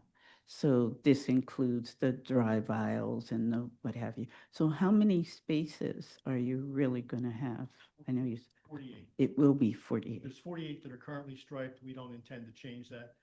And that includes an accessible space. We are going to keep the dumpster in the back corner. Which you can Okay. see that little L-shaped and U-shaped enclosure in the back. Mhm. So there's 48 on the site. There's actually the opportunity for a few more spaces up the old exit aisle to the drive-through window, which are not striped under. That would be above 48. Okay. And then this, I don't know whether you're going to call it a canopy or whatever. So this is where you're going to have these, what is it, the trucks that are going to come in? Yes, that's existing. It was the former Rite Aid drive-through, the pharmacy Ah. drive-through. So we're repurposing it to be used for deliveries for caterers and furniture. And that's the only spot where you can have that? It's a spot that seems to make the most sense because the roof is there. And that's not really a utilized driveway aisle. And the kitchen is inside that location on the corner. So Okay. that was the location that seemed to be the best place to service the building from. Okay. And then what do you have in terms of like washing facilities, like separate from the bathrooms, like for sinks or basins or whatever that's going to be part of this? Because you're going to need to wash the floors and Yeah. the tables and the chairs and what have you. There So- is a janitor's mop sink in the mechanical room. Okay. We will also, of course, have to comply with the city of Philadelphia's health department requirements for the kitchen. Exactly. So, you need the separated hand wash and there's more than likely going to be a grease trap because, you don't want to put grease down the triple bay sink. It's Mhm. not a cooking kitchen, it's a catering kitchen. So the product isn't being cooked there, just warmed there and Mhm. brought in. So there's not a hood or anything you'd see in a traditional restaurant. It's strictly a location to bring in prepared food from a caterer and then be able to serve it from that kitchen. Okay. So there will be refrigeration? Yes, facility there will definitely be refrigeration. And commercial Yes. refrigeration? We're not going to Sears to buy our refrigerator. no. Okay. All right. Any other All right. questions? Thank you. Thank you. Questions from our attorney? I just wanted to note for the board, I did go through the provisos Yeah. and you saw the language. Okay, yep. So just indicating that the hours of operation, the no nightclub and public entertainment venue use, and if the board wishes to do a temporary special exception, if they grant, they can do that. So just want to note for the record that those are what were viewed as enforceable. Thank you. Questions or comments from the virtual audience or the present audience?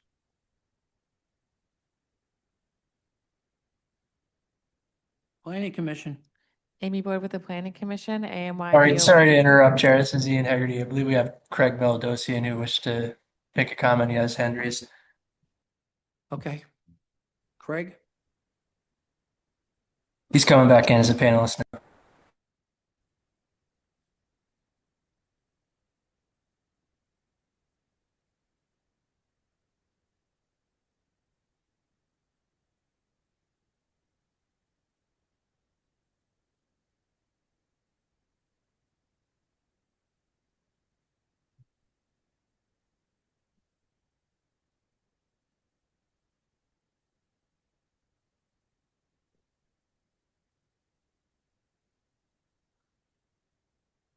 Craig?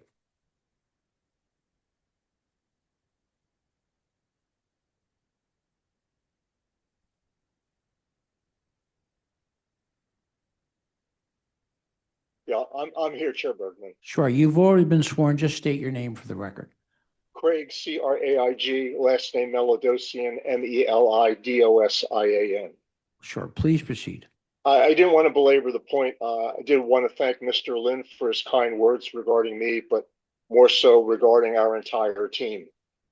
We've worked on multiple nightclub and assembly and entertainment applications since prior to COVID. This is absolutely the best one that we've seen so far. We also share his experience regarding repurposing these types of facilities. This is one of 2 Rite Aids that we're working on, along with a vacant CVS. This is perhaps the highest and best use across multiple areas in terms of not just positive economic impact, but welcoming and anchoring the commercial corridor of Woodland Avenue, which is an important component within the Africa Town concept. Probably in the future, we'd be looking for perhaps 2 more, because the corridor is quite long, running all the way out to Island Avenue. We did take a look at the issues of parking and egress. One of the concerns we've raised with Andrea that they will keep an eye out on are the issues of stacking of vehicles going in and out, since we're along the trolley pathway there. So the plan is absolutely beautiful compared to what we've seen or what we see there regularly. The palette of materials that's currently there will not be changed other than to clean it up and brighten it up. We had some trepidation when we came to this, and our practice is to come unanimously when we support a project. That doesn't mean that's what goes on behind the scenes, but there's been extraordinary thoughtfulness that's gone into this, including conversations as late as 7 o'clock last night, which delayed preparation of our final submittal to you. We have every confidence that this is going to be a successful project, that we have an excellent operator here, and we even asked for one additional thing, which is not included, but we'll share with you. I think it's important. Shows a spotlight on Mohammed, based on the long term of this facility with a 10-year proviso, in part because of the significant amount of funding going into this. We asked them, he agreed that if there was a change in the managing partner, because that's who we've been dealing with, Mohammed, or a change in the ownership, that information within the 10-year time frame, that information will be shared with both the council district office as well as the RCOs. So we're excited to see how this pans out. The area has been difficult for us, even prior to Rite Aid's going out of business. And as I said, of the 3 that we're looking at for repurposing this type of building, this is absolutely the best that's been presented to us. The entire development team has just been outstanding to work with. Okay, thank you. Anyone else in the audience? Sure, come on up. Oh, Chair. Okay, I have one here. Could you please state your name and spell for the stenographer? So my name is Musa Trawale, first name Musa, and last name Trawall. You swear or affirm to tell the truth, the whole truth, and nothing but the truth? I do. Please proceed. I represent the African Cultural Alliance of North America. We have a letter from you, I think, right? There you go. We are one of the RCOs in the area and developer in the area as well. So we see this project as an initiative we really embrace. And we had a conversation with Mohammed.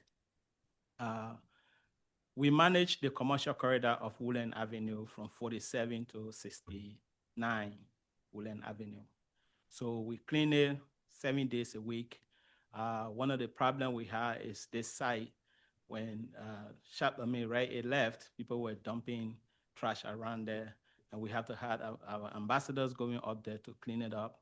So when Mohammed shared this with us, we really see it as an improvement for the commercial corridor and the community as well.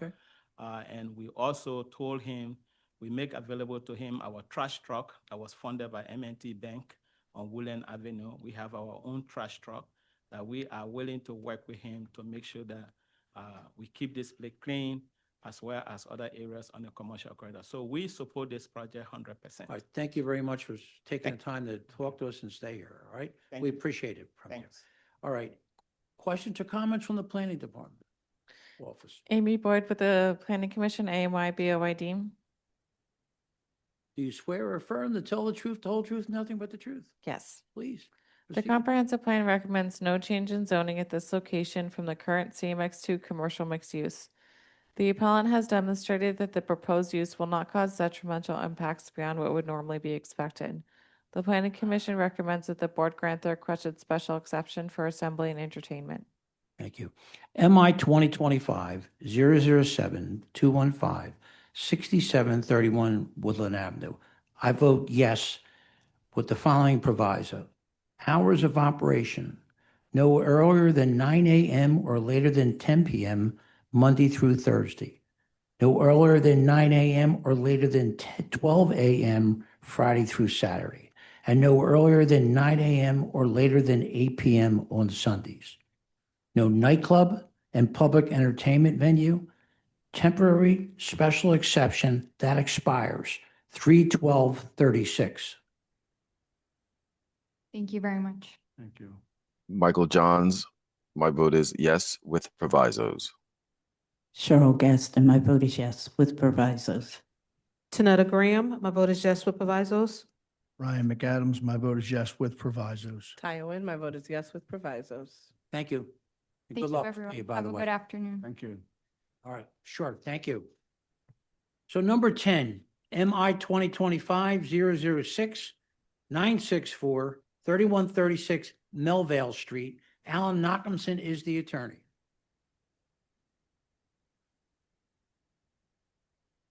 There's a letter of opposition from Southport Richmond Civic Association and a letter of opposition from Councilmember Squilla.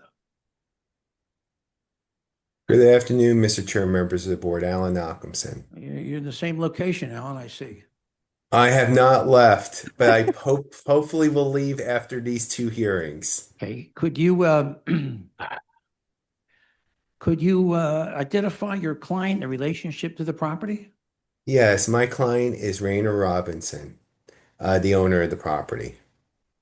Okay, our vice chair has a few questions. Good afternoon. Have you submitted your documents and exhibits 5 days in advance of this hearing? Yes, we have. Okay, and do you waive the reading of the refusal and stipulate to its accuracy? I do.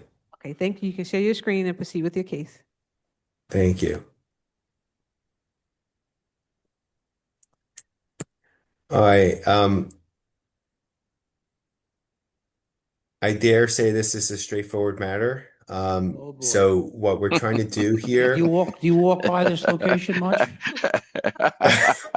I haven't said it in weeks, and I was waiting to have one, especially on one that has opposition. But I really do believe this is straightforward in this sense. We have an existing garage on 2 lots. All my client wants to do is consolidate those 2 lots. He puts his building supplies in there. And we're on Melville Street. We back behind 95. There's no even though it's an RM1 property, there's no residential on that side of the block. Maybe on the other side, but not our side. So again, it's not out of character. We don't stick out like a sore thumb what we're asking for. So I have 11 exhibits. We'll go through them. It was a close vote, even though there was opposition. But these are 2 RM1 properties. We have a pre-existing garage structure there. We're just looking to make it for moving and storage vehicles and consolidate these lots. So we do have a letter of opposition. We had 7 people in support who attended the meeting, 19 people opposed, and then 3 people within the affected area. I can't imagine anyone on Melville would have been opposed because all there are garages. So it had to be someone else. But again, you'll see from the pictures, what we're asking for is not out of character. You can even see here, this is the aerial view from an Atlas perspective. We're one of the few properties that actually have any building structure on Melville Street. And you can see here where we're on 95. And you can see it from this direction as well. A lot of these properties are facing, and I apologize, I forgot what public street is here, but our properties facing this public street, and it's the rear yard for some of those properties, for, parking as well. But any property that's a Melville Street address, if it has a building structure, it's really a garage structure. So, definitely mislabeled as, it's Richmond Street. So anyway, I think it's mislabeled as RM1. I do believe there's a hardship here under the circumstances that we're asking for. So here's our building structure. It's been up since, let's see, 1996, according to my notes. And my client purchased this property in 1985. His daughter is taking over his affairs, and we've been looking over some of his properties, trying to, make sure everything is legal. And we discovered this one, and we indicated that this is on two properties, which probably should be one. And I don't even believe there's any public utilities on Melville Street too, which would make it really hard to develop this property. But it's clearly not a residential property, even though it's zoned residentially. Here's our hearing notice poster. And then this is the property in 2011. So I guess it was just painted or changed some other color. So it's been this way for some time, at least according to Google. This is Melville Street to the right of the property. Again, you're not seeing any residential like separate and apart from what's there on Richmond Street. This is Melville Street to the left of the property. And again, here you're going to see 95, kind of like curves in, around into, the Port Richmond area. Interior photos, it's a garage. He stores his materials there now, not a lot, but enough. And he just wants to continue doing that the right way. And that's why we're here today. And then this is our survey, really no plans. And then this is our meeting notice. So we met with the community some time ago on December 10th. We sent the notice via email a few weeks beforehand, as we always do. We send it to 76 addresses. These are a list of the addresses, proof of mailing to those addresses.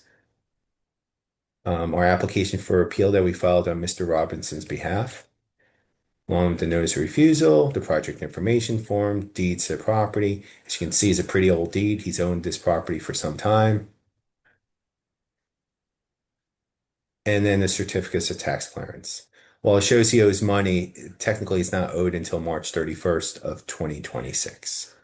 With that being said, I believe I have his daughter on the line. He's an elderly man, not the most proficient with Zoom either. But you can either take me as an officer of the court, or I can have her adopt my testimony. She's very familiar with his affairs. Who's on the will? Who's on the deed? He's on the deed.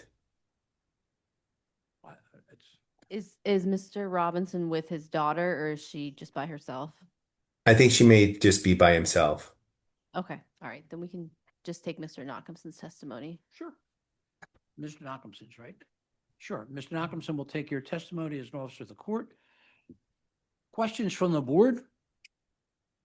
Yeah, so what's going to be the sort of use of the second lot? Now that they're combined, is the intent to keep the structure exactly the same and to continue to use the one that's currently vacant in a similar way for storage and parking? Yeah, I mean, exactly. I mean, there's a structure that's on both lots. And we're looking to consolidate these lots, and keep the building structure the way it is, and really have the use the same way. It's just to legalize it by way of a zoning permit. So to confirm, the structure currently is straddling the lots, and we're not talking about what looks to be a vacant lot connected to it that is fenced in? I could take a look to see if there's a vacant lot. My understanding is that there's no intention to do any modifications to, hold on, I'm sorry. There's no indication to do any modifications to the building structure, if that's a question. But let me just take a look on that list just to confirm my understanding is correct, that it takes the lot. But let me just see, Melville. And does he own the two lots on either side? The lot on either side of the two lots? Only because the building has windows on when the building has windows on both sides. So yeah, does he own the properties on both sides of that? Well, so I'll share my screen, just showing you my review of Atlas here. So that's helpful for everyone. So it looks That and like, the other court. I'm sorry. Go ahead. No, just to answer board member Wynn's question, it looks like the building structure encompasses both properties. There may be a little bit of open area in the rear, but it goes from like basically side to side completely. So in terms of um, you know the windows, I don't believe he owns RT Homes LLC, and then it looks like actually there is a little bit of a sliver here on 3138. Yeah, the reason I ask is because 3138 had a sliver, and if you go back in Google Maps, there was a fence that was around that sliver that then grew and then started to cover the two lots that I'm assuming are 30, that are 40 and 42. So the fence Yeah, that you see there today covers part of 38, 40, and 42. And so yeah. that's Well, what I'm asking for well, clarity. yeah. So obviously, I'll deal with it with my client that if we don't own those properties, we'll have to modify the fence structure there. But um, It also looks like there's materials. I mean, I'm not sure what business this is, but it does look like there's stored materials and equipment there as well. So I was trying to yeah, understand if they were related uses. yeah. And I don't know if he leases the property. So my clients lived. Uh, it's saying that Mr. Goldberg's stating to me that those are not our materials, and that's not our fence. So, um, but obviously we'll deal with that, after the fact, because this is just a, first step. We'll have to get a CO and all that, and we'll confirm all these items, beforehand. Can you speak to the opposition from the RCOs? I, Do you have any I idea? so I can't. I mean, I don't know why they're opposed to it. Sometimes you go to a community meeting and people are just opposed just to be opposed. Um, and again, in terms of popularity. Oh, they, Mr. Goldberg reminded me that I should just have him next to me, is that they're concerned if that this is an RM1 property, and they're concerned if we consolidate it, it's going to make it a larger parcel to maybe for redevelopment purposes. That is not my client's intention. And if you look at the structure, that's not one that you can have an adaptive reuse. That would have to be a complete tear down. And Not that's totally not true, Alan. what? I don't know that that's totally true. I mean, I do think I carry the same concern, I think, as the RCO, because I do think consolidating them does open up a pathway. And while your client might have the best of intentions, and I believe you, this travels with the land. So it's any future person or future owner or future tenant has to also carry those same intentions, is I think part of Yeah. the concern. No, I hear you, but there's also no utilities that run along Melville. So it would be rather difficult, and it would be completely out of character.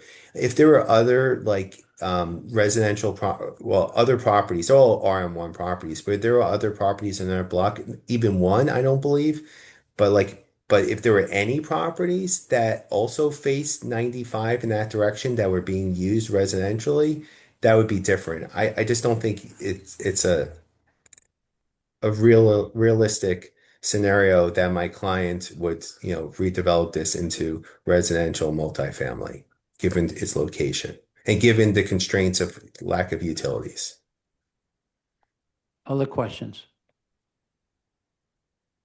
Questions from our attorney? Just one note on this one, Mr. Nachumson. The refusal doesn't list the two addresses, so we will need to request that L&I issue a corrected refusal before we vote on this. But we can try to have this voted next week. But the addresses need to be listed on the refusal, and unfortunately, they are not. You mean even though it talks about parcel E and parcel C, and then we include the survey which has corresponding addresses on it?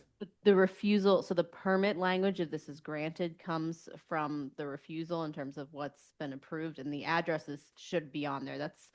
That's been a standard practice of L&I, and whenever we've had an issue where they haven't put the addresses, they've issued a corrected refusal.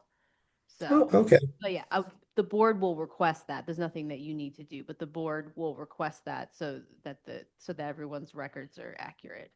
So I mean, we can't do it by way of proviso if we say parcel E is this and parcel C is that. no, we need to have LNI needs to have the addresses on the refusal. So, but we just that can be handled very quickly. Questions or Okay. comments from the virtual audience? Miranda P.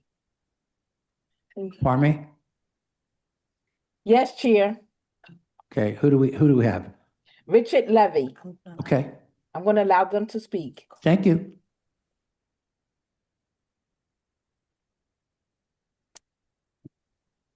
Hi, can you hear me? I can, sir. Could you please state your name and spell for the stenographer? Sure. Richard Levy. My last name is spelled Levy. Do you swear or affirm to tell the truth, the whole truth, nothing but the truth? Yes. Mr. Levy, are you a neighbor? Yes, I am. Please proceed. So the concern from the community is that the parcels, he actually does own multiple parcels along the back there. Additionally, this past summer, he put up an illegal structure, built an entire garage, and we reported it several times, and it was built in less than 4 days. Garage with electric, water, everything. We reported it. No one ever came out to do anything about it. That's not the first time. He continues to store and put things in the back alleyway there. There's many things, and our concern is that pretty much that because he owns so many of those lots back there, that he will combine them all, and that's where we stand on this. Okay, thank you for taking the time to call us. We appreciate it. Is there Thank you. anyone else? Anyone else there? I see no hands at this time, Chair. Hi, Planning Commission. Mr. Chair, can I just respond to that? Sure, you could. Comment? You can, sure. My understanding through Mr. Goldberg is that we do not own any lots back there. I haven't done an independent investigation of if we own any lots back there, but we do not own any lots on Melville Street. We do own some lots on Richmond Street. And in terms of whether we're going to consolidate further lots into this one, as the chairman knows and the remaining board members know, we would have to come back potentially to this board for any type of change of use of that sort, potentially. So. Has Alex got an open text to you? Is that what's going on? I mean, Oh, you don't see it? I see it. I'm really getting a little confused here. You keep saying Alex. I see it. I see the teams. I thought when I share my screen, it pops up. All right. Mr. Chair, there's someone who's been trying to raise their hand, a Miranda P, that wants to testify in this matter. I'm not sure who that is. Miranda? I'm going to allow them to speak, Chair. Sure, thank you.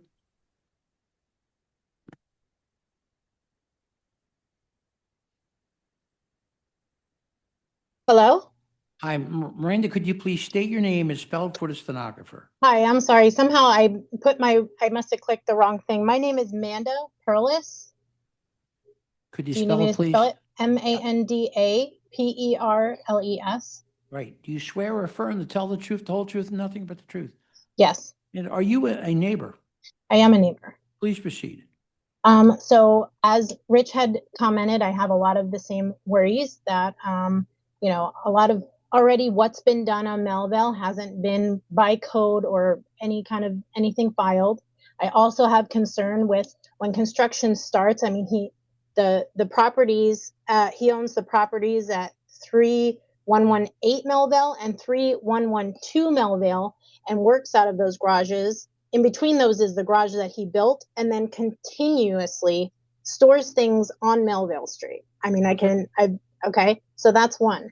Two, I really don't think, although I'm not trying to call anyone a liar, I do have huge question of intent with what will be done with the garages. I can tell you right now, he was not using that garage for supplies like at this moment. There was someone else using it. I don't know if he rented it, leased it out. Someone was putting their cars in there. In fact, all of the scaffolding, I can send photos if you like, all of that stuff was being stored on Melville.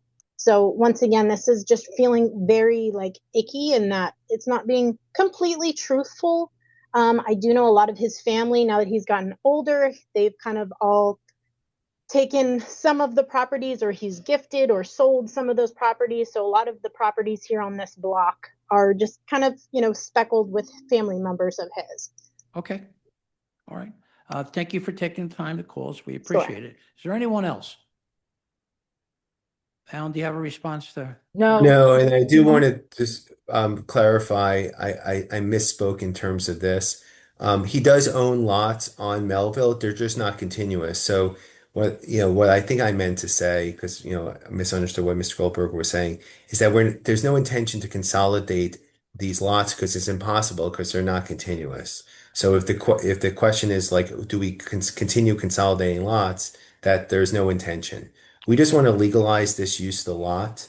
Again, we're doing this out of our own volition. And I figured we consolidate the lots if we're going to change, if it's one building structure in there. And that was the intent of our office. Okay, all right, thank you. Planning Commission. Amy Boyd with the Planning Commission. The comprehensive plan recommends no change in zoning at this location from the existing RM1 residential multifamily. However, the majority of the block is not used for dwelling, and the non-conforming building, which is not outfitted for residence, is proposed to be reused. The Planning Commission recommends that the board grant the requested variance for moving and storage facility. Hillary, we're going to hold this, and would we think we're okay by Wednesday, next Yep. Wednesday? Yep. All right, so we'll vote on this next Wednesday at 2 p.m. Thank you. And thank you for everybody who called in. We appreciate it. So number 13, Mr. Nachumson again, right? Mr. Nachumson? Alan? Hi, sorry. You have your second one, right? Sorry, Chair, he's coming back in. All right, okay. Sorry for the technical No, difficulties. that's okay. So MI 2025-007-217-3043 Miller Street.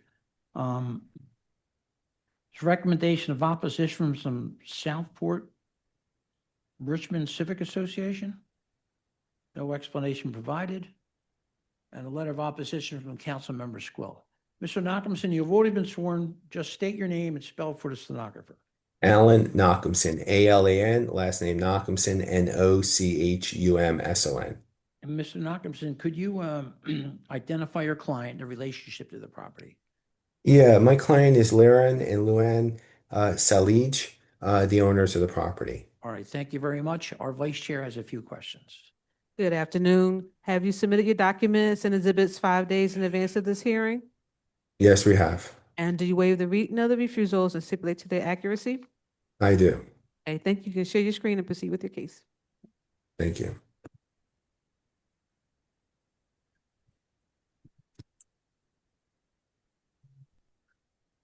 All right, so this property is also in the Southport Richmond section of Philadelphia. It's 3043 Miller Street. This is an RSA 5 property. That's a rather large lot of 1,437 square feet. And we're looking to put legalize a triplex that was placed on here. So we have 11 exhibits, and at the conclusion of my presentation, one of the property owners will, obviously be promoted as a panelist and be sworn in, and I'll have a few questions for them. So again, this is an RSA 5 property, large property. And not to say it is, but if this was a RM1 property, this use would be allowed as of right. We're seeking use as a triplex, and we have two refusals. One, multifamily use, because this RSA 5 is not allowed as of right.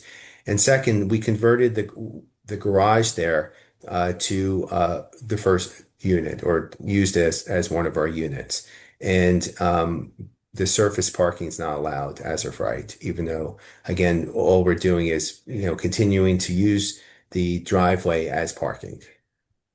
We met with the community. It was not unanimous. The same community was also against this triplex. We did have this pretty significant petition that was, distributed to nearby properties.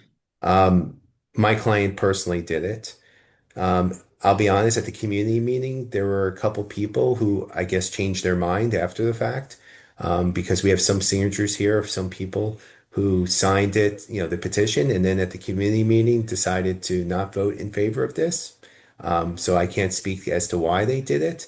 They stated they didn't understand what the petition was stating. But again, all we do is with the petition is exactly say what we're doing. And it says, I hereby support the governmental application filed by the owner of 3043 Miller Street, which is currently before the ZBA for the use of multifamily living, 3 units, in an existing structure and the relocation of 1 garage off-street parking space to 1 driveway surface parking space as per the attached notice of refusal. So we try to keep it exactly what the refusal says to keep it, pretty straightforward. So, but 1 or 2 people said, oh, I signed this, but I didn't realize what I was signing. So I can't speak as to why they signed it, at the time. But there were still a significant amount of people that signed it that were close by in support of this. And just so you understand, the property owners live close by as well, and they, personally manage the property themselves.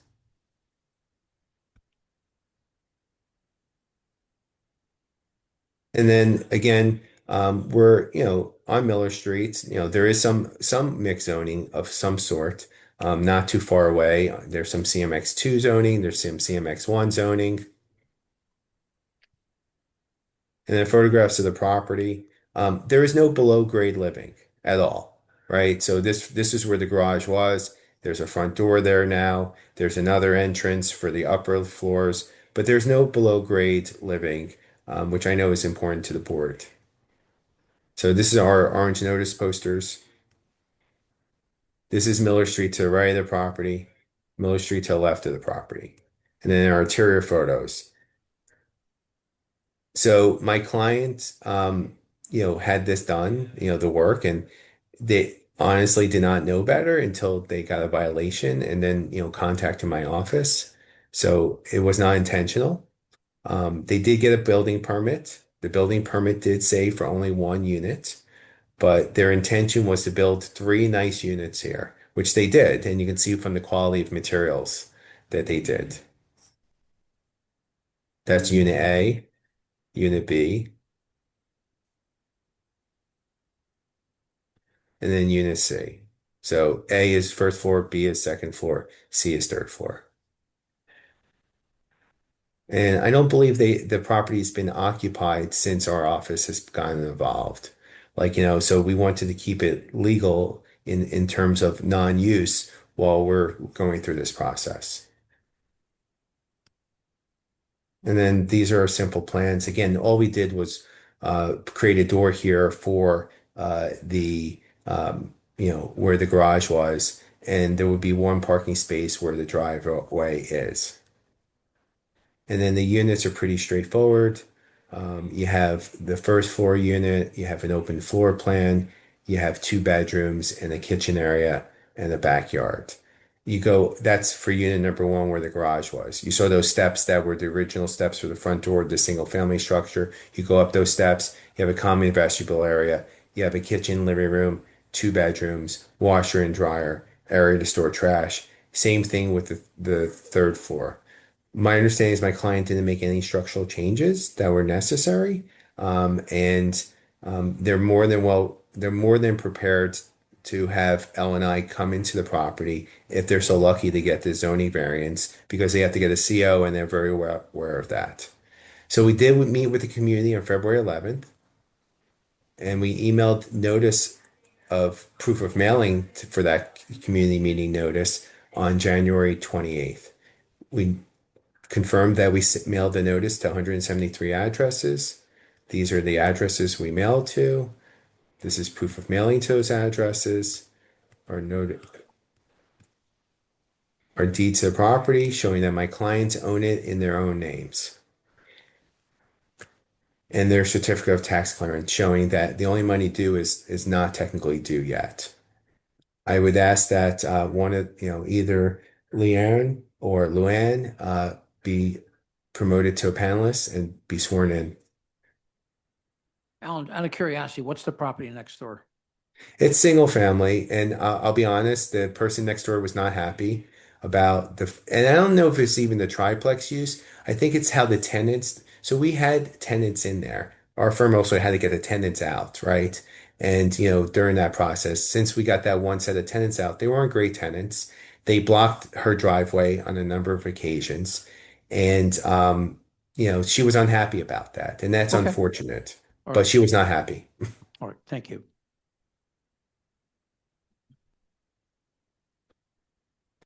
So I would ask that Mr. or Mrs. Salaj virtually raise their hands so they can be sworn in.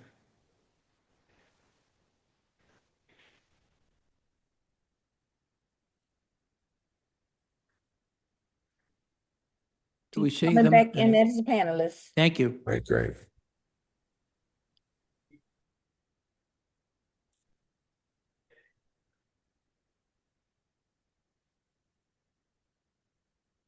Hello.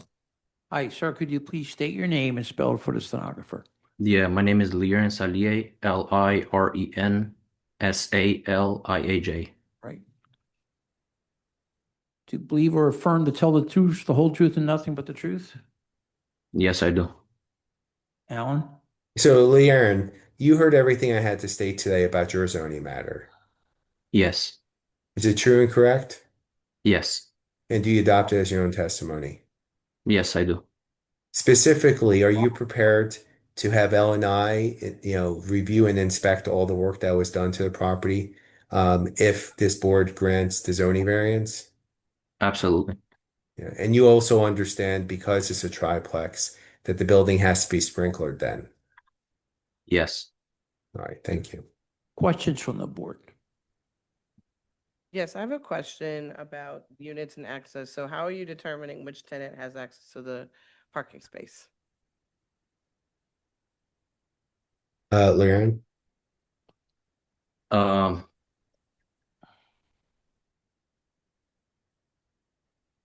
the ground floor unit because we want it to be ADA.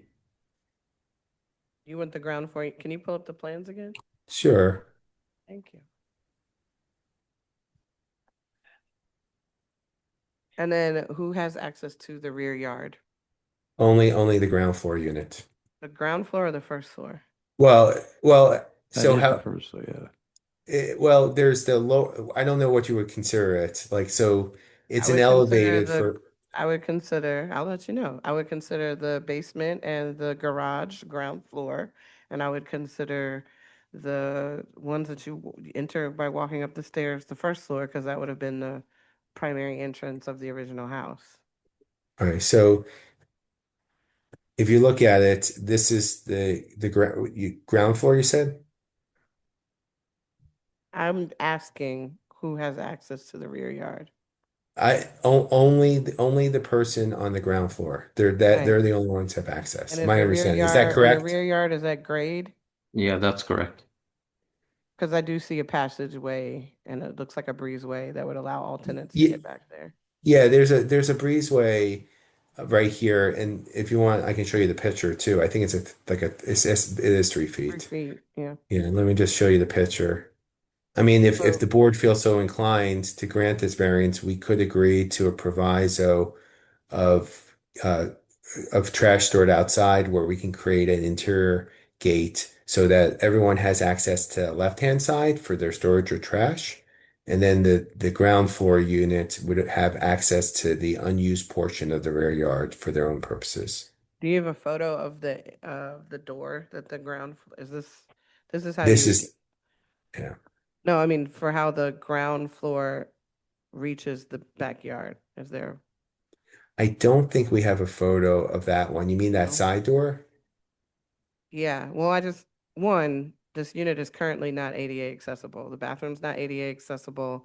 And while it does look like you might be close to a 0-step entry at the front, it's not clear that that is the case at the back. It also means that a person, if they were to go out the back, the wheelchair cannot get through that breezeway, so they're sort of stuck in the back, which is generally not a good thing. So I think I was trying to figure out, part of it was who has access to the rear yard, who has access to the parking space, both for rear yard, like just recreational access, but also for trash, because the units also don't look like they have ventilated trash rooms. Well, again, I think, if there has to be reasonable modifications made, I think my client would make those modifications. If there's requirements for either trash stored outside, for all units, and or if there's requirements for a ventilated trash room, I'm sure that we can figure out modifications regarding same. I'm sure there's a closet somewhere near the bathroom or the kitchen, excuse me. And for purposes of this conversation, you guys are considering fully sprinkling the building as reasonable accommodations. Well, it's a requirement under the Philadelphia Building Code, so I don't know if that's a reasonable 3 units. accommodation or mandatory. It's mandatory. It's only mandatory for 3 units. You could also go down to 2 units. You could go back to 1 unit, and not need a sprinkler.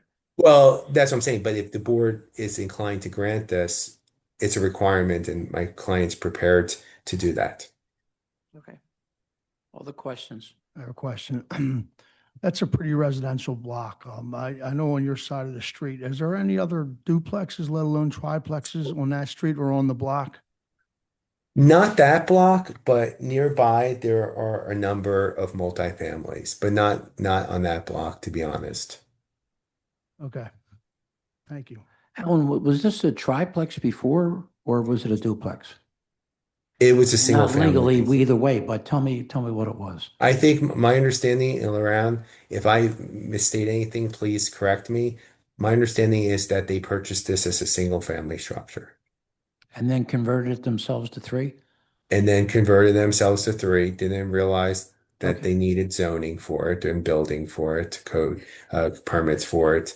And then that's where our firm got involved. All right. Questions or comments from our attorney? Not at this time, Mr. Chair. Questions or comments from the virtual audience? Yes, I have a hand up by Mark Harris. Sure.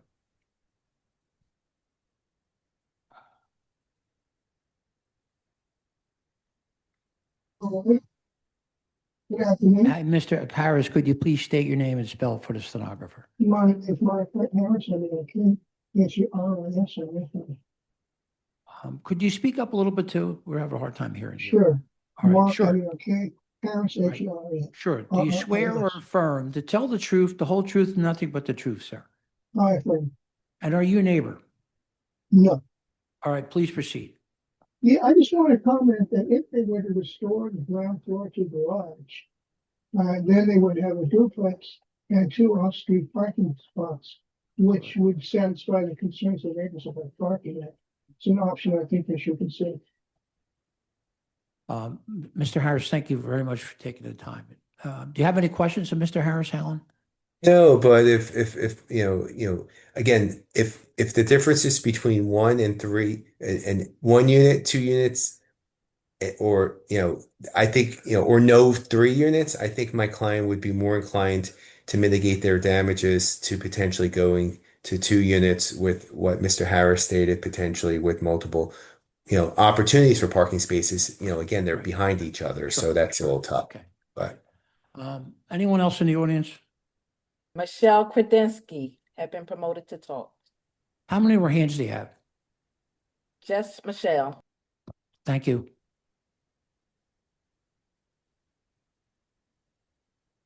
Hello, Hi, could you please state your name and spell it for the stenographer? Michelle Krasinski, Michelle Kradzinski. Do you swear or affirm to tell the truth, the whole truth, and nothing but the truth? I do. Are you a neighbor? I am. Please proceed. So this is a very residential block. There's parking only on one side. This is a single family home that they made into a triplex. There is not even a duplex on this block. The people that they've had in there, not good. And also Gina, there is somebody on the line, Gina. She wants to speak too, but she doesn't have a hand raised thing. Okay. Right. Do we see Gina's hand? Can we get her on here? Or? Is there anyone else? Not at this time, Chair. Mr. Chair, can I just respond to the comment about the You can, tenant? sure. And I'll be brief. We were not happy with this tenant either. They were a nightmare tenant. But whether it's a single family or multifamily, sometimes you have bad tenants. We did our we worked really hard to get that tenant out of there as quickly as we could. You know, the system in Philadelphia is kind of tough in that regard, but we acknowledged that that tenant was a bad tenant and we got them out of there as quickly as we could. Okay, thank you. Planning Commission, Amy Boyd with the Planning Commission. The comprehensive plan recommends no change in zoning at this location from the current RSA 5 residential single family. Parking in the required front yard is characteristic of the block face. However, the conversion to multifamily was done without the benefit of the permits.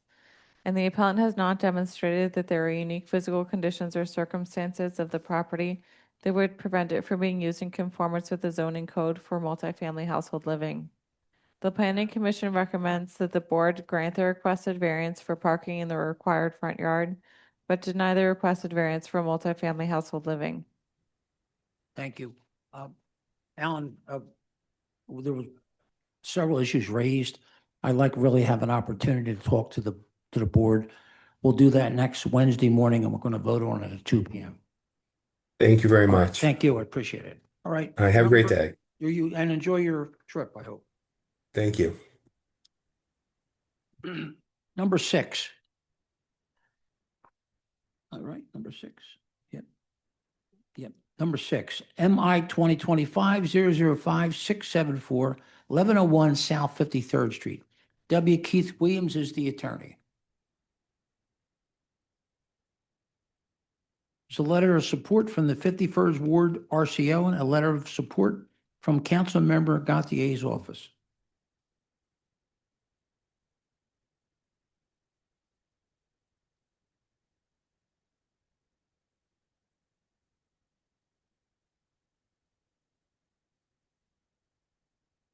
Do we see the attorney?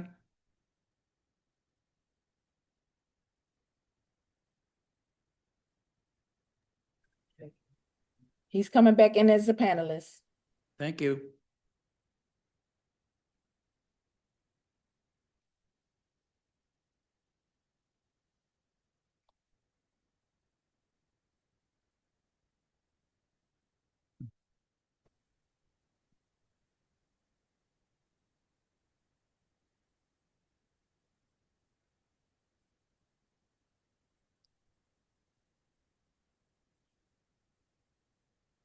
Good afternoon. Can you guys hear me? Yes. Okay. Ms. Thornton, the owner you of the please- property. Could you is, please state also- your name and spell it for the stenographer? Yes, it's Will Keith Williams. First name is Will. Middle name Keith. Last name Williams, Williams. Do you swear or affirm to tell the truth, the whole truth, and nothing but the truth? I do. Could you identify your client and the relationship to the property? Yes, my client's name is Pamela Thornton, and she is the owner of Pound Cake Heaven at the address of 1101 South 53rd Street. Okay, and our vice chair has just a few questions. Good Yes. afternoon. Have you submitted your documents and exhibits 5 days in advance of this hearing? Yes, Okay. And do you waive the reading of the referral and stipulate to its accuracy? yes, Okay, thank you. You can share your screen and proceed with your case. sure. Ms. Thornton should be in this Zoom meeting. I'm not sure if she's here yet. Give me 1 second. 1 second. Why don't you start your documents? Okay, I'll go through it. Give me 1 second.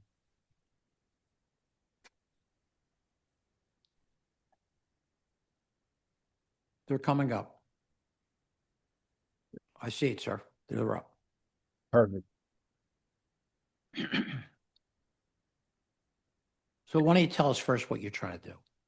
Okay, yeah, so today we're seeking approval of a special exception permitting what is a small takeout only neighborhood bakery at 1101 South 53rd Street. So the use is not prohibited in neighborhood commercial use districts.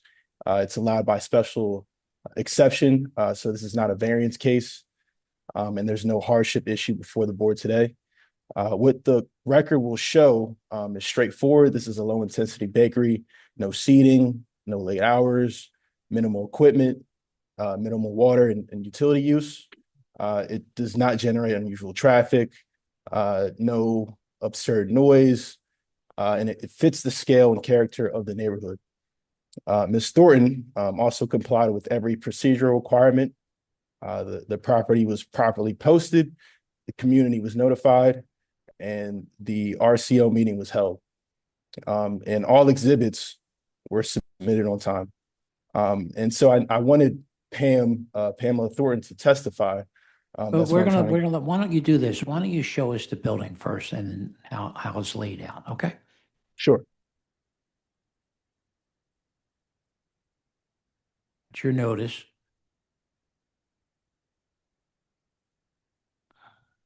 So why don't you explain what we're looking at there? Okay, so this is a picture of the building. It's at 1101 53rd Street. So the bakery will be held on the first floor. I can show you the inside of it. This is the kitchen. It's kind of blurry. This would be the front of the building. These are some more photos here. This is the And outside of the everything building. is to go, am I correct? Say that one more time, Mike. Everything is to take out. Yes, You yes. said there's no Take sit down out. inside. Everything is to take out. No seating at all. Everything is The take bakery out. store, you go in and buy your bakery goods and leave. Yes, or you can Okay. order before, have it made and Yep. then come and take it out. Okay. This is the aerial view. Okay. So I wanted to have her testify. I'm Sure. not Why sure don't you if I bring can- her? Is she in the audience? Yeah, she should be here. Okay, Can you hear me? we can. Could you please state your name and spell for the stenographer? Pamela Thornton, PamelaThornton. Right. Do you swear or affirm to tell the truth, the whole truth, and nothing but the truth? I do. Pamela, could you turn your video on, please? I don't know how. Okay, that's okay. Then just keep going. Counsel? Okay, Ms. Thornton, what is your relationship to the applicant business? I am the owner. Okay. Are you also the owner of the property located at 1101 South 53rd Street? Yes, Did you authorize the filing of this zoning application and appeal? yes, I did. Ms. Thornton, I'm showing you Exhibit 1, the zoning application submitted to LNI. Do you recognize this document? Yes, I do. Okay. Members of the board, I move Exhibit 1 into the record. Okay. All right, I'm also showing you Exhibit 3. The application for appeal to the Zoning Board of Adjustment. Do you recognize this document, Ms. Thornton? Yes, I do. Did you authorize this appeal? Yes. All right, so I move Exhibit 3 into the record. And so Okay. finally, I'm showing Exhibit 5. And this is proof of ownership of the property. Is this accurate, Ms. Thornton? Yes, it is. Okay, I move Exhibit 5 into the record. Okay, so Ms. Thornton, can you briefly describe, in your own words, what Pound Cake Heaven is? Pound Cake Heaven is a family-owned business, and we bake flavors from back in the past. We do cakes, we do cookies, we do all the traditional treats. We sell sliced cakes, pies, just the traditional baked sweets. Okay, will there be any sit-down seating in your bakery? No, it's not. Is this a large scale or industrial bakery? No, it's very small. What equipment do you use in the bakery? We have one oven, we have 2 mixers, we have a sink, we have a bathroom, we have a hand washing sink, and we have some cabinets for storage.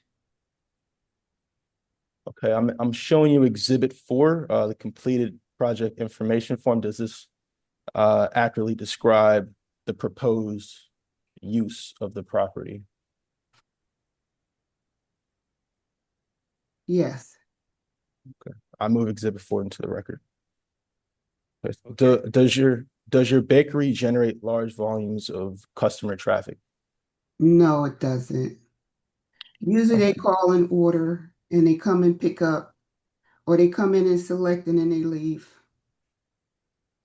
Based on your operations, will the business cause congestion in public streets or transportation systems? No, Do you expect deliveries that would block streets or sidewalks? no, Is the proposed use consistent with the size of the building? yes, Does the bakery involve large staff or large gatherings of people?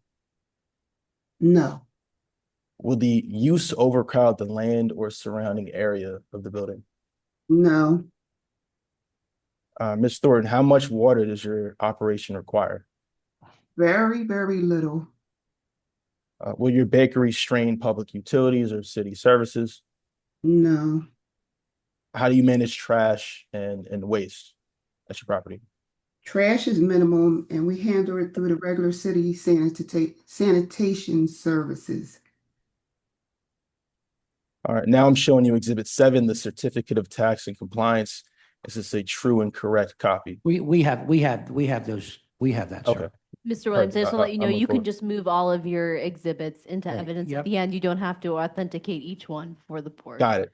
Okay. Thank you. Perfect. Okay. Ms. Thornton, is your property physically connected to adjacent properties? No, we're on a corner. Okay. Will your business create excessive noise? No, Will there be any industrial scale ventilation, lightings, or fans? no, Will the use permanently injure or impair neighboring properties? Counsel, I think you've made your case. Okay, perfect. I guess the question is, how long has she been running the bakery?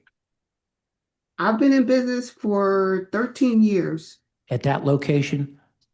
and one other. Right. So she's coming here today just to make this legal. Is that what right, counsel, we'd say? She's been there Yes. running it for a while. Now she wants to make sure she gets the right. That's correct. Right? Yes. All right. Okay. All right. Questions from the board? Just to clarify, the commercial space or the bakery is not going to be separate from the home, correct? I don't understand. Like they're all going to still be on 1 meter? Or are they on Yes. separate meters? Yeah, Okay. no, same. And then are you using like the kitchen for the home? And then the sort of retail space is really just where things are being packaged and sold? Right. So there's not a separate kitchen? No. I have no further questions. Any other questions? Yes, so you're using, are you using commercial equipment at this premises? Yes. You are? So you've had, the health department has been out to look at the space and help you plan this kitchen? Is that what you're saying, or are you? Yes, and they gave me the appropriate paperwork to be able to go down to get my new license. Okay, and they, as part of that, you do have, they did come out and plan the space for you, so you have the proper equipment. Yes. Okay, all right. So, okay, so you're baking on site. Yes. Okay. What about venting for the oven? We are using a convection oven, so there's no fan needed or anything extra to ventilate. Okay. And that was approved by the health department. Okay. And what about delivery of supplies? How's I that pick up going? my own supplies. Okay. So when we talk about the operation, what are we talking about in terms of like volume of business? I mean, you're not Well, since we're so small, we haven't grown yet. This is just the first step of growing. So we're only servicing the neighborhood and those who might want to patronize me outside of the neighborhood, but that hasn't been a big volume yet. So we're looking to grow as we make these changes. And if Can I interject? yes. So it's to my understanding that she has multiple different locations. She has a larger location in Delaware County. This would just be like a kind of like a satellite location where she can appease a smaller crowd. It's a neighborhood area. So and going back to the kitchen part, I think she's primarily making most of her baked goods at a different location and bringing them over to this smaller location. So most of the work is being done at another Pound Cake Heaven location. Okay, so this is for sales only? Is that what you're really saying? You're Yes. bringing in? Okay. All right. And you're not, okay. All right. I'm gonna leave it alone because I'm trying to figure out whether we're talking about a need for more, this is more a retail business, not a wholesale kind of business, correct? Correct. All right. All right. Thank you. Questions from our attorney? Not at this time, Mr. Chair. Questions or comments from the virtual audience? Not at this time, Chair. Planning Commission? Amy Boyd with the Planning Commission. The comprehensive plan recommends no change in zoning at this location from the current CMX2 commercial mixed use. The appellant has demonstrated that the proposed use will not cause detrimental impacts beyond what would reasonably be expected. The Planning Commission recommends that the board grant the requested special exception for takeout restaurant. MI 2025-005-674, 1101 South 53rd Street. I vote yes. Am I going around? Mike. Okay. Then Cheryl Gaston, my vote is yes. Tanetta Graham, my vote is yes. Ian McAdams, my vote is yes. Hi, Owen, my vote is yes. Thank you. Thank you, council. Thank you. Sure. Number 7, MI 2025-005-850, 416 East Woodland Street. Meredith Furliger is the attorney.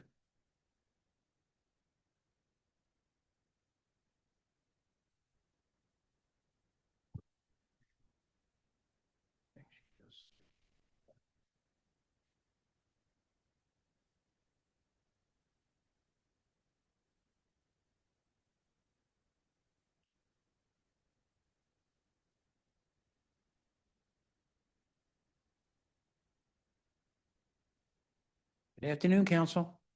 Good afternoon. Help if I turn this on.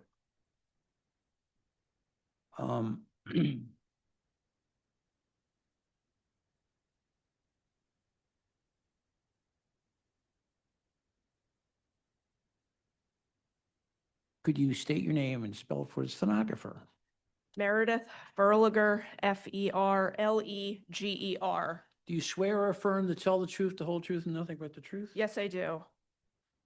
Could you identify your client in relationship to the property? Sure. My my client is KJB Solutions LLC, which is the owner of the property. So I asked this not to hurry you or anything. How long do you think your presentation takes? 20, 25 minutes. Oh, okay. I don't think. Yeah, okay. Despite the letter of opposition, I fear to say this is somewhat straightforward. I do have. Watching you sound like Alan, but that's. Yeah, I know. I was laughing when he said that because I was thinking the same thing. But I don't think my presentation itself, You do know that there is letters of I do, opposition, yes. okay? Yes, I do. And our vice chair has a couple questions. Good afternoon. Have you submitted your documents and exhibits 5 days in advance of this hearing? I sure did. Okay, and do you waive the reading of the refusals and stipulate to their accuracy? I do waive the reading. I cannot stipulate to the accuracy of the rear yard refusal or the heritage tree referral. I will address both of those in my presentation. Okay, and thank you. So you can share your screen and proceed with your case. Thank you. All right.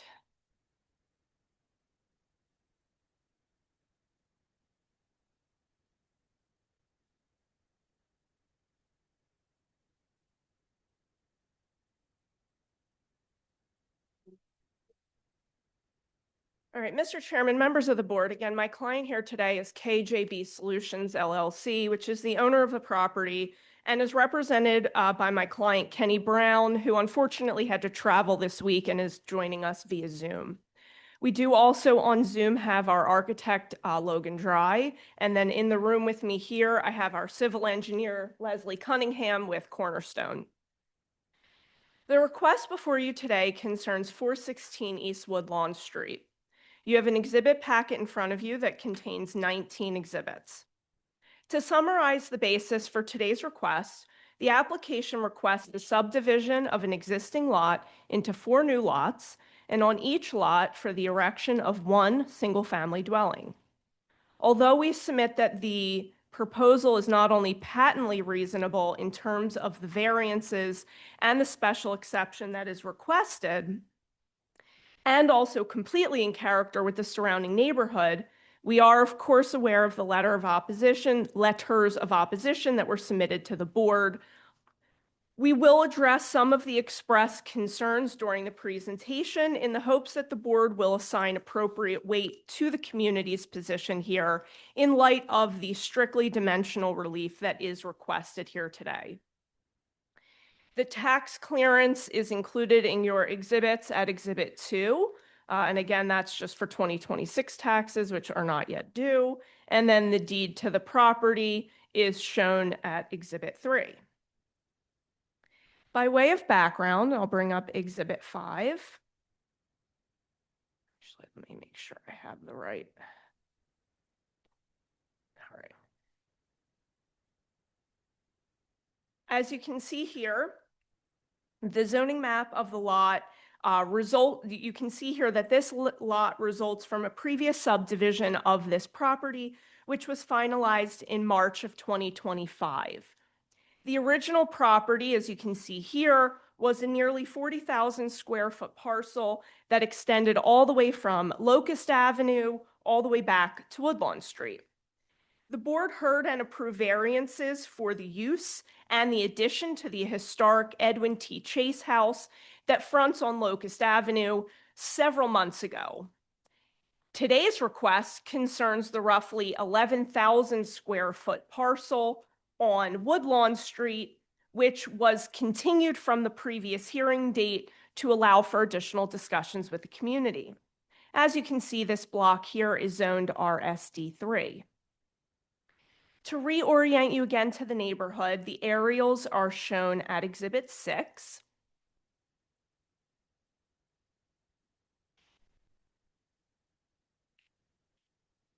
Structurally speaking, you'll start to notice from this image here that the structures on the east side of Woodlawn are generally early 1900s construction that contain a mix of uses that include single-family homes, institutional and religious uses, group living, and multifamily dwellings. Contextually speaking, this entire area is just about a half a mile from Germantown Avenue and just south of East Chelton Avenue. On the west side of Woodlawn Street, the single-family dwellings on the west side of the block you can see are mixed between attached homes along Morton Street and then single-family semi-detached twin-style homes for the majority of the block leading to Magnolia Street. The context of this area is a bit more clear on the photographs that I've included at Exhibit 16. Here you'll see the large vacant lot that is the subject of today's request. This lot has never had any structure on it at least not since before 1895, which is the farthest records that I could find. The next view of the property looks towards Magnolia Street, where again, you'll see one of the trees that's at issue before the board today, leaning over the street and caught up within the power lines. And again, you'll start to see across the street, if I move to the next photograph, you'll start to see the division of structural characteristics of the single-family homes, with the attached homes to the left, and then the start of the semi-detached twin homes to the right. In the next view here from Morton Street, you'll see that East Woodlawn is a fairly wide street with the homes across the street, you could see this here, sitting at a higher elevation than the street itself. The board may also take note of the aesthetic character of the existing semi-detached homes that flank East Woodlawn Street, and you can see that here on page 77. This was a highly relevant factor in terms of how the architect designed the project that is in front of you today. You can also see some additional views here that are reflective again of just the general aesthetic character of the block. Again, this is looking towards the subject property. You can see that with the arrow. And again, you can see here the semi-detached twins that are highly characteristic of this area. And again, you can see from these images the elevation, at least of these homes, that is higher than the street itself. They sit quite a bit up. And then again, flipping to the east side of the block, you'll notice some of the larger old structures, as well as existing driveways that ingress and egress to Woodlawn Street in their current condition. And then we did also include photographs of our quite colorful, timely posting of the property, which did occur per the code. Exhibit 7 shows the, does it do this to me? Exhibit 7 shows the proposed subdivision plans. Oh, let me scroll. There we go. Zoom in on the lot here. Exhibit 7 shows the proposed subdivision of the one lot into 4 new lots. The 2 end lots in the image, proposed parcel A and proposed parcel D, are proposed to be 2,749 square feet and 22 feet wide. And the 2 interior lots, shown as parcel B and C, will be slightly larger at 2,912 square feet and 23 feet wide. This is the source of 2 of the refusals, as the RSD3 requires a minimum lot size of 5,000 square feet and 50 feet wide. I'm going to skip Exhibit 8 momentarily and move into Exhibit 9, which is the proposed zoning plans. I will summarize them for you, and then our architect can, of course, be available to answer any questions that you might have about these plans. These are all single family too, am I That's correct, Mr. Chairman. These are single family. The plans show that the proposal includes 1 new single-family dwelling on each of these lots. However, they are designed as semi-detached structures, each with a shared driveway leading to an interior garage. Each home, of course, would also have the benefit of parking in the driveway as well. To further limit impact, only 2 curb cuts are proposed, providing shared access to these homes. As a result of this particular design, the ingress and egress conditions are identical to those that would exist if there were less homes. In the back, each home will have a deck at the 2nd floor, as well as a ground level patio. Here, you will see one of the refusals, which I did mention at the beginning, which we submit is not correct. And let me zoom in so you can see this measurement here. The zoning code requires measurement of the rear yard from the back of the rearmost structure, which in this case would be the deck, and you can see the deck indicated here. RSD3 would require a 25-foot rear yard. However, according to the zoning code measurement, each proposed rear yard measurement here is 19 feet, so only a 6-foot deficiency. Although from grade, you can see here, meets the full 25 feet at the grade level. In this case, the examiner improperly measured the rear yard from the patio, which is not considered a structure for purposes of rear yard measurement. So, of course, it's still a refusal. It's just a less of a magnitude in terms of the refusal.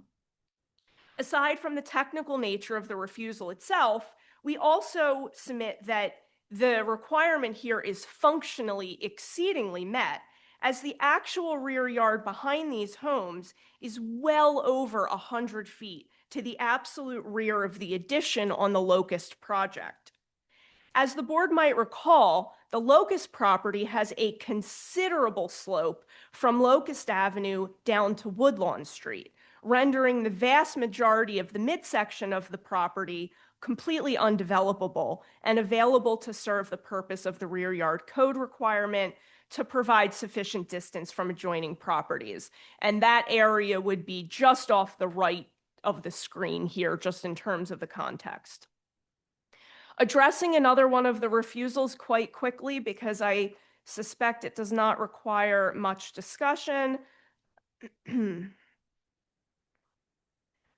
As the board can see here, RSD3 requires each lot to maintain 30% open space. We will assume that the board would agree that the proposed open areas of 30.1 and 31.8% are unquestionably de minimis and not requiring of a hardship argument, so we won't address that in detail unless the board requires additional clarification. Now, in terms of the original proposal that was before this board and continued, I will bring up Exhibit 8. You'll see the original zoning plan, which were for nearly identical structures that would have each contained 2 dwelling units for a total of 8 dwelling units. You can see here that there was no interior garage proposed and only 1 parking space would have existed in each of the driveways. As a direct response to the community feedback, my client went back and reconsidered the proposal and returned for a second meeting with the community, showing the revised proposal for single-family homes. As a result of the modification, the use variance that's shown on the refusal is eliminated, as well as the parking refusal. The 4 homes that are proposed today will now have code compliant, at least the code compliant 1 parking space per home within the garage, but realistically each have much more with the available driveway space as well. We did submit revised zoning plans and a revised plan proviso form to the board for consideration. The floor plans are shown at Exhibit 10. Each home will have a partial basement for personal use. The homes will each be 3,100 square feet, each with 3 bedrooms, 3 full bathrooms, and 2 powder rooms. The garage is entered from the first floor, where the homes will also have their main dining and kitchen areas. Living and gym space is provided in the cellar on the second floor, with a wet bar area that you can see here. And then bedrooms will be on the 2nd through 3rd floor. Bedroom level laundry facilities are on the 3rd floor. As originally designed, the homes would each also have a roof deck off the rear. However, this was a particular concern of the one immediate neighbor along Woodlawn, and my client is perfectly willing to accept a proviso that would eliminate the roof decks not just on the closest structure to the neighbor, but across all 4 homes as well, as a reasonable modification to address that particular concern, given the extensive outdoor space that is already available for these homes.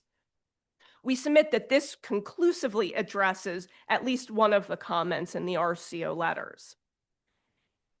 A rendering of the homes is also included at Exhibit 11, and I have up on your screen, showing a mix of stone and hardy siding.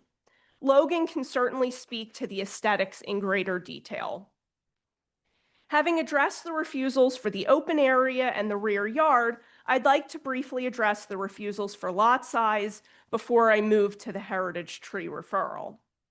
Simply stated, Board, it would be unrealistic and economically chilling to develop this lot for any less than the 4 homes that are proposed, particularly since this is already half the density that was originally requested. There are a variety of reasons that this board may consider in terms of unique and unnecessary hardship to by right development of just 1 home on this extraordinarily large lot. As the board is aware, there is a nationwide housing shortage with a particular focus locally on the lack of single-family dwellings. Every additional single-family dwelling constructed gives another family the opportunity to move into the city into a beautiful new construction home to start or build their family. However, those homes must be marketable and characteristic of the local neighborhood. In designing the twin semi-detached structures, the applicant sought to balance the competing context along Woodlawn Avenue and Locust Avenue, which you saw is largely comprised of early 1900s detached structures, which cannot be replicated, as well as predominantly attached and some semi-detached. The visual presence of the homes should carry infinitely more weight here than the invisible lots that the homes sit on. And the applicant would submit that this proposal achieves an important balance with 3,100 square foot homes that are visually consistent with the east side of the street while sitting on lots that are more characteristic of those on the west side of the street. Sitting directly across Woodlawn from the property, the lots range from roughly 1,300 square feet to just over 3,000 square feet and between 19 feet wide and 30 feet wide, with the larger lots accommodating the twin detached homes that are characteristic of what is proposed here. Here, these lots are 2,700 or 2,900 square feet and 22 or 23 feet wide, so reasonably comparable to what exists. As the board heard in the presentation we made concerning 449 Locust, this is not a dominantly single-family block on the east side of the street, further establishing that any less than the 4 homes in this location would not be viable or characteristic of existing density. The block contains uses such as a church at 419 Locust, a fraternity house at 431 Locust, and a rooming house at 477 Locust. Most relevant, and I'll bring up the aerial for context, this structure here at 424 East Woodlawn, just next door, recently received permits for group living medical type of use. A neighbor that appeared during the hearing for 449 Locust seemed to indicate to the board that that structure is in the process of being converted into some kind of a recovery house. Now, character aside, as you'll hear from our civil engineer, this is also an extremely challenging and expensive site to develop, with significantly added costs stemming from the required stormwater management approvals. The land development itself has to be supported by an appropriate number of homes to justify the horizontal site improvement investment. My client will expand in a moment, but the sale price of single-family homes on this lot, the sales price would render the development of 2 homes on this lot completely impossible. I will note that even 2 lots here would still require relief from this board, and from a design perspective, would likely change very little. Respectfully, it is not reasonable to suggest that 2 single-family homes versus 4 single-family homes would have any material impact in congestion in the neighborhood, other than, as we would submit, a positive one in bringing 2 extra homeowners to the neighborhood. Given the mixed-use profile of this neighborhood, the original proposal was reasonably so for duplexes. However, my client heard the concern from the neighbors for that density and directly responded accordingly. Even that change did not materially alter the aesthetic character of the proposed buildings or the access points. Unfortunately, despite my client delaying the hearing for many months and cutting the project in half, it unfortunately seems as though the goalpost continues to move. Despite this particular revision eliminating all manner of use refusals and leaving only the need for dimensional relief. Briefly, in terms of the heritage tree issue, we would submit that the board can find that the heritage tree section of the code should not apply here. I'll bring up the landscape plans just to give you a visual on this. As the board knows, with the subdivision, the code looks at each individually subdivided lot for purpose of determining open area, rear yards, and other dimensional requirements. The landscaping requirements of the code only apply to development on lots of over 5,000 square feet. Here, the development is occurring on lots less than 5,000 square feet. We have a refusal for that. And in this case, the development is of new single-family homes. 14705 1A.2.b of the code states that on-site landscaping and tree requirements do not apply to lots with a principal single-family use. Again, that section alone should have excused compliance with the heritage tree section of the code. But taking it one step further, the applicant did actually commission and submit an arborist report, which is in your packet, again at Exhibit 12, showing that the two heritage trees at issue, and I'll highlight them, there is one 36-inch silver maple right here towards the front, and then there's a 48-inch silver maple here towards the north end of the site.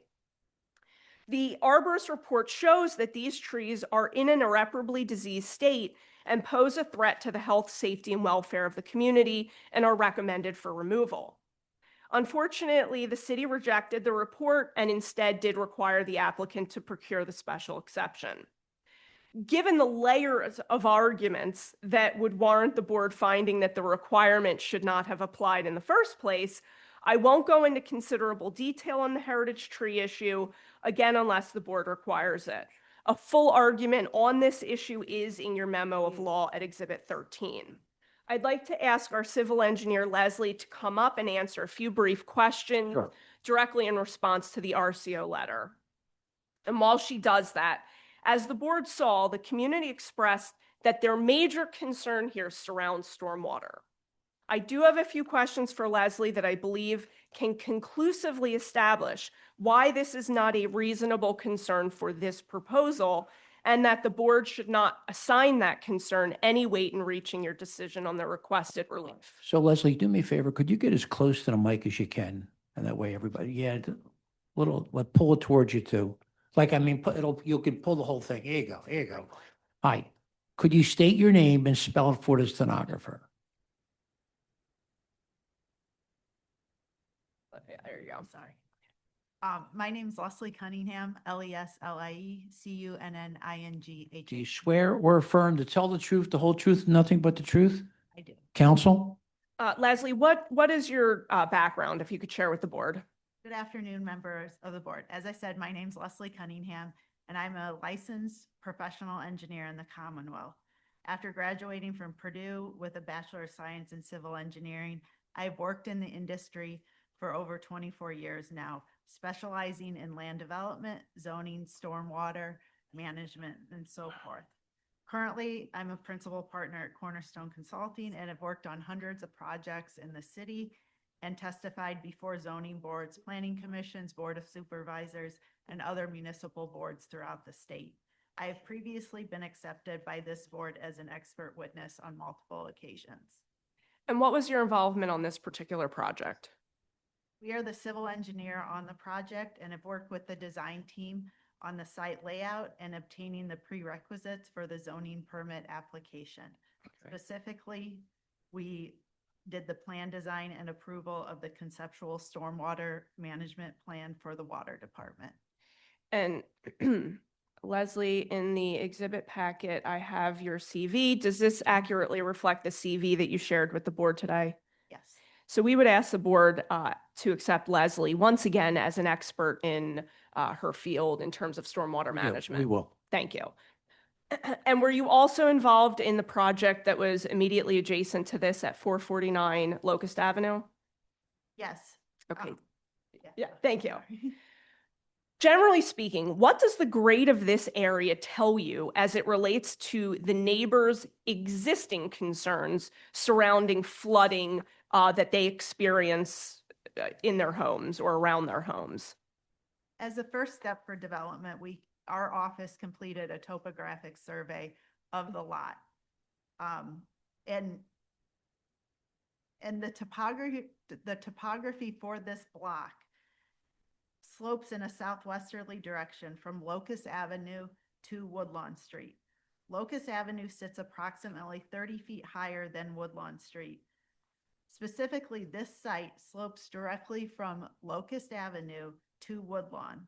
The existing slope of this property does not push water onto the adjoining parcels. And that's as it currently exists in its undeveloped state. Correct. So it's reasonable to say that the existing condition of the property has no bearing on any existing flooding conditions that the neighbors are experiencing today. Is that correct? Based on the existing topography of the parcel, that is correct. Does this proposal, and I'm specifically referring to the proposal on Woodlawn, does this proposal require stormwater management? Yes. And did PWD, Water Department, review and issue a conceptual approval for this development? Yes. Is that shown at Exhibit 18 that I have up on the screen here? Is this the plan that they approved? Yes. What is, just generally speaking, what is the proposed stormwater management control for the Woodlawn side of the project? So the Woodlawn side is controlled by a rain garden that's located between the two attached dwellings, right in the center of that lot, of the existing lot, excuse me. And although it's not directly relevant to this case before the board today, the project that the board previously heard at 449 Locust also requires stormwater management. Is that correct? Correct. And what will those measures do as it relates to any existing flooding that generates from the property, which you previously testified would effectively be none? Right. The Locust Avenue parcel has an underground detention basin within the new parking lot at the rear of the building. And those two stormwater management devices will reduce the post-development stormwater runoff below that of the existing pre-development stormwater runoff for the site.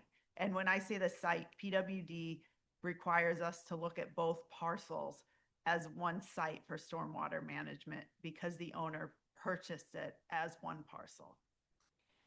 Do you believe that the development of any less homes on this lot, 4, 3, 2, 1, would have any impact to the stormwater management or the flooding concerns that the neighbors expressed? No, in my opinion, no, because all new impervious surface must be managed. So is it a fair statement that while the developer certainly respects and understands the community's concern, that this development will at worst improve the existing conditions, but will unequivocally not add any runoff or flooding that may exist today on any adjoining lot? That's correct, as the existing and proposed topography from the site does not drain to the neighboring properties, and all new impervious surfaces will be managed by the underground basin and the rain garden, and it will directly discharge to the sewer system within Woodlawn. So in your experience, will the water department require some form of a shared easement, homeowners association, something to that effect to ensure the cost of long-term maintenance of the stormwater system on these properties? Yes. Thank you. Mr. Chairman, I question Leslie on that last point specifically because in the RCO letter, there seems to be some confusion that the developer was suggesting an HOA to manage stormwater. That's not accurate. We, of course, mentioned it to them since it's something that the water department will almost definitely require to ensure there's a common organization that's responsible to maintain insurance, to ensure the long-term maintenance of the system across this large site. That would also likely be shared with the owner of 449 Locust, adding another layer of long-term preservation. I would like to leave a few minutes just to have my client answer a few brief questions, but I will broadly note that a full analysis of the project's full compliance with Section 14303(8)(e) of the zoning code is at Exhibit 13, and I will, of course, expand on any point the board requires. So I'll have Kenny come up and adopt my testimony, and I have a few additional questions He's for online, him. right? He's unfortunately traveling. Kenny Brown. Kenny Brown. Kenny Brown has been promoted to panel. Thank you. How you doing? Sir, could you state your name and spell for the stenographer? Yes, it's Kenny Brown, Kenny Brown. Do you swear or affirm to tell the truth, the whole truth, nothing but the truth? Yes, Kenny, could you turn your video on if you have it? yes.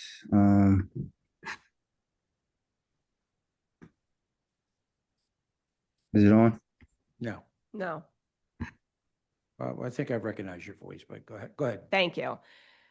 Kenny, can you confirm that you are the authorized member to speak on behalf of KJB Solutions LLC?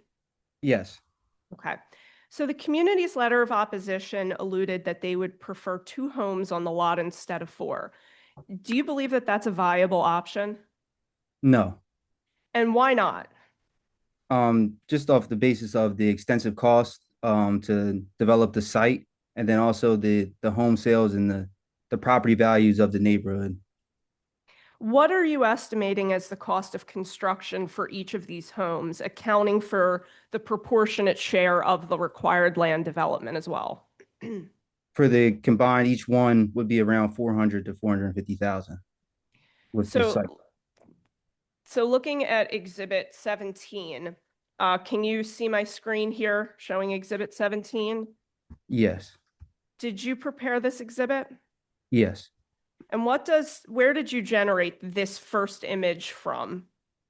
Zillow. What does this show?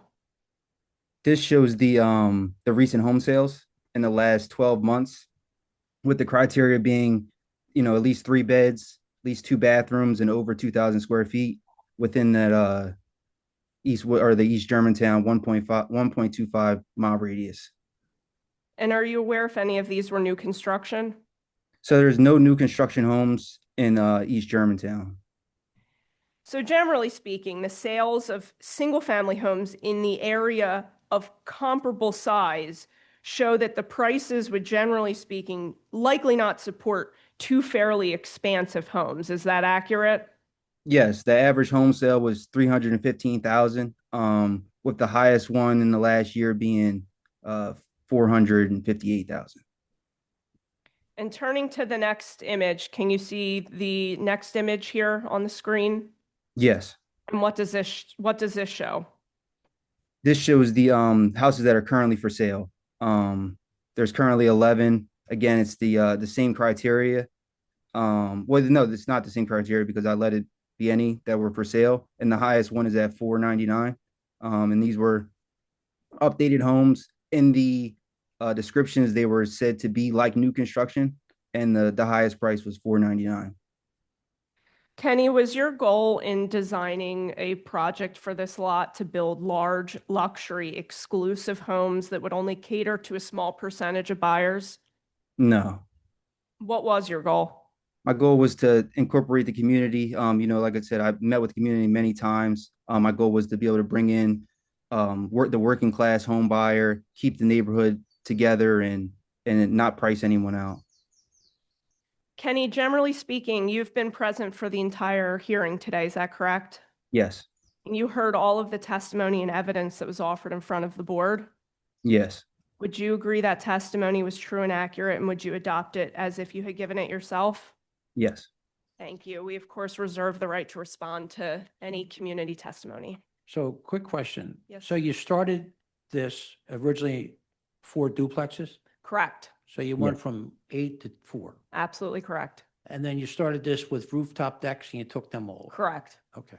All right. Questions from the board? That's a question. I think just more from context. I do see that you tried to blend the two sides of the street, but I do think that the driveway and the common drive, there are no other properties on this block that look like they have parking in the front of the house. So that is something that is now unique to this project. There are long driveways for sure. There's a couple cars that are parked almost at the sidewalk in the long driveways, but for the most part, across both sides of this block, every garage is at the rear of the property. And so I think the decision to, one, move the houses up, they're now going to sit considerably forward in the lot than their sort of adjoining properties, is starting to reinforce its different context. What's that? I didn't hear that.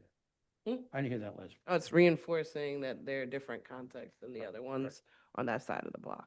So there are quite a few driveways. I mean, if you look here, you Yes, driveways, but the cars they all have garages at the rear.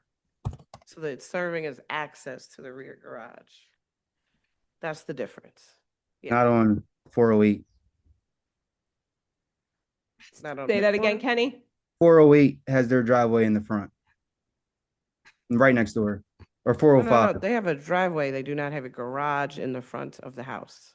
Oh, garage. Correct. So all of the cars are driving down a long driveway and supposedly parking at the rear of the property. Now, obviously, if people have multiple cars, if people have friends over, but even if you go down Google Earth, there are only 3 houses, even on Google Earth, if you go back for 10 years, that even have a single car that's visible from the street. So I think like this design with the garage in the front and the driveway for the additional cars is going to look like very visibly different than the others on that block.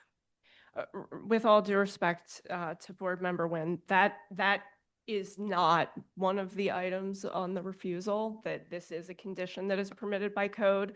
And I think if the board would like to hear from the architect, Logan, I think that originally there was a thought to design it with garages in the back, but that does have a fairly material impact in terms of impervious. It Totally requires understand that. much Get more all the significant details. paving and Yes, with so my 2 architecture degrees, I totally understand. I But I also understand that because this was this is an 11,000 square foot lot, and it's being cut into 4, almost under 3,000 square foot lots, is what rendered the need for them to be in the front. So like the subdivision itself is what is driving that design decision to have to be like that.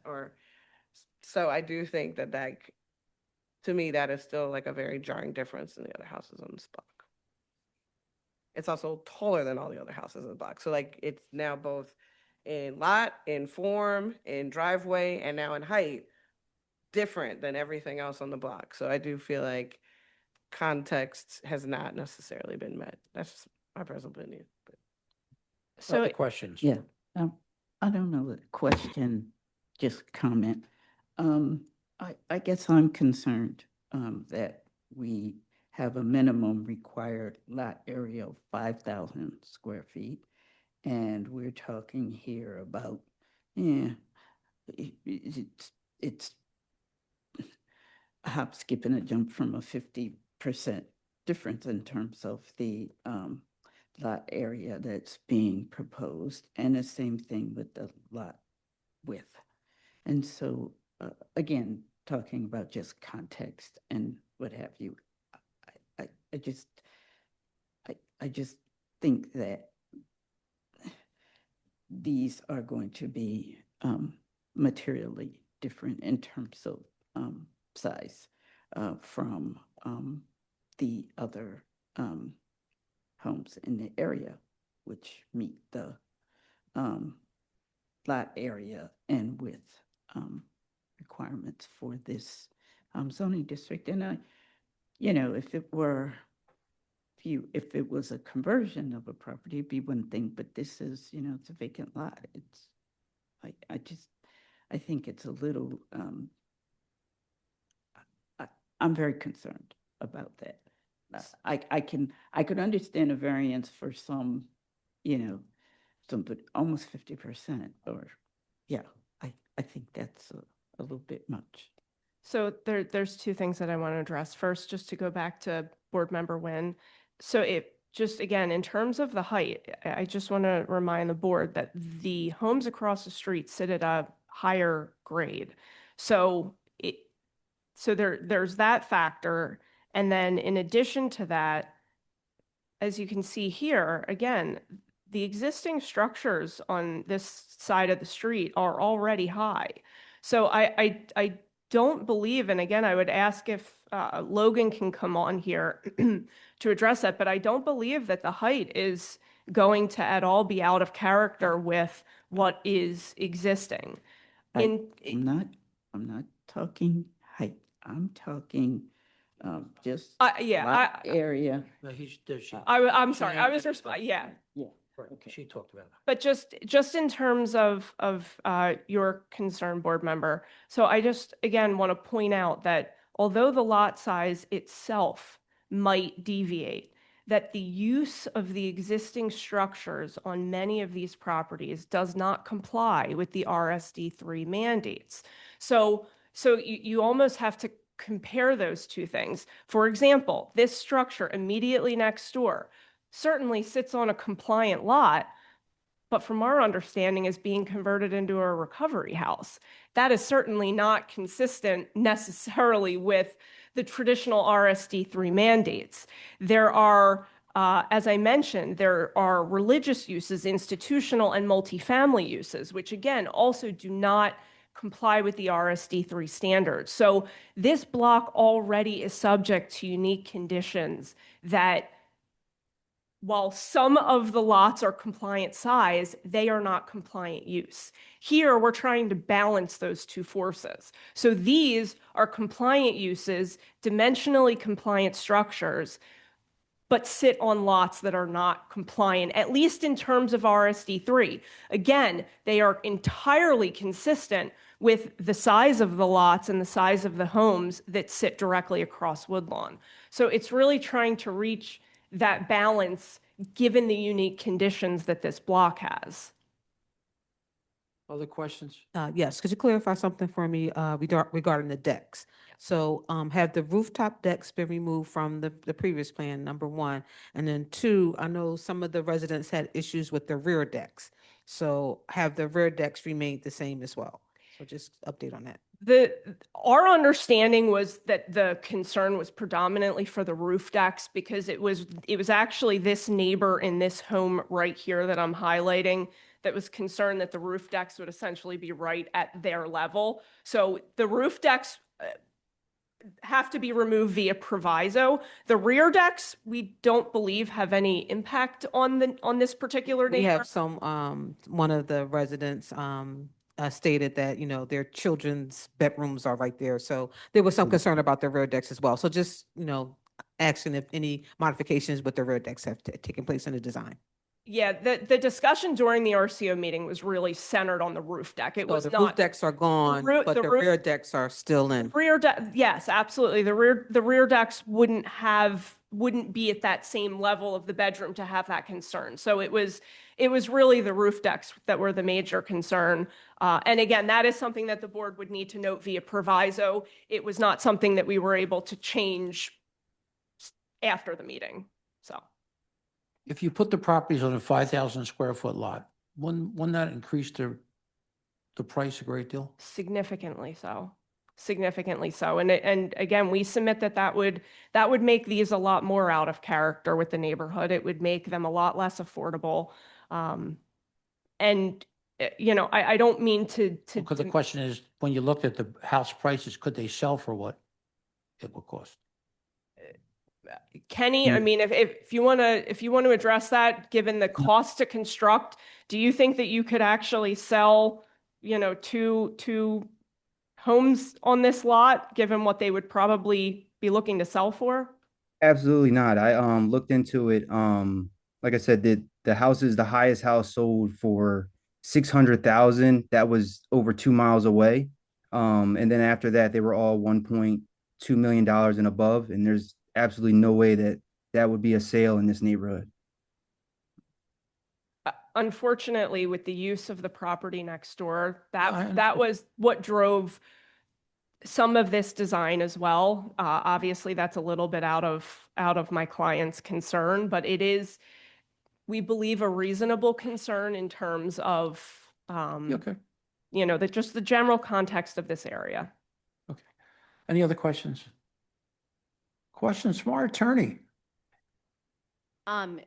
So with the, so I have to go back into Eclipse because I wasn't able to pull up the original plans and look at them in there just to understand how many pages would need to be submitted if it was granted.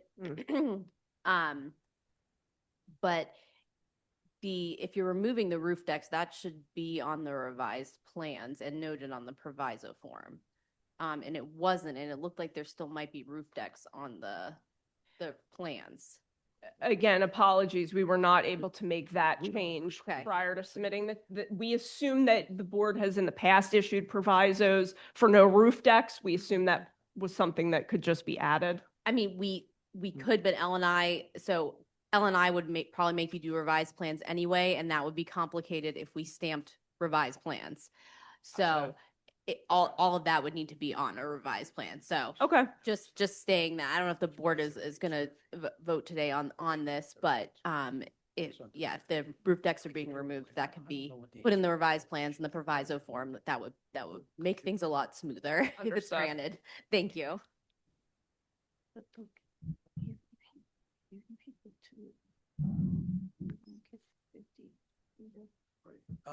Questions or comments from the virtual audience? I see two more hands raised, Chair. Just two? Yes. All right, thank you. First hand.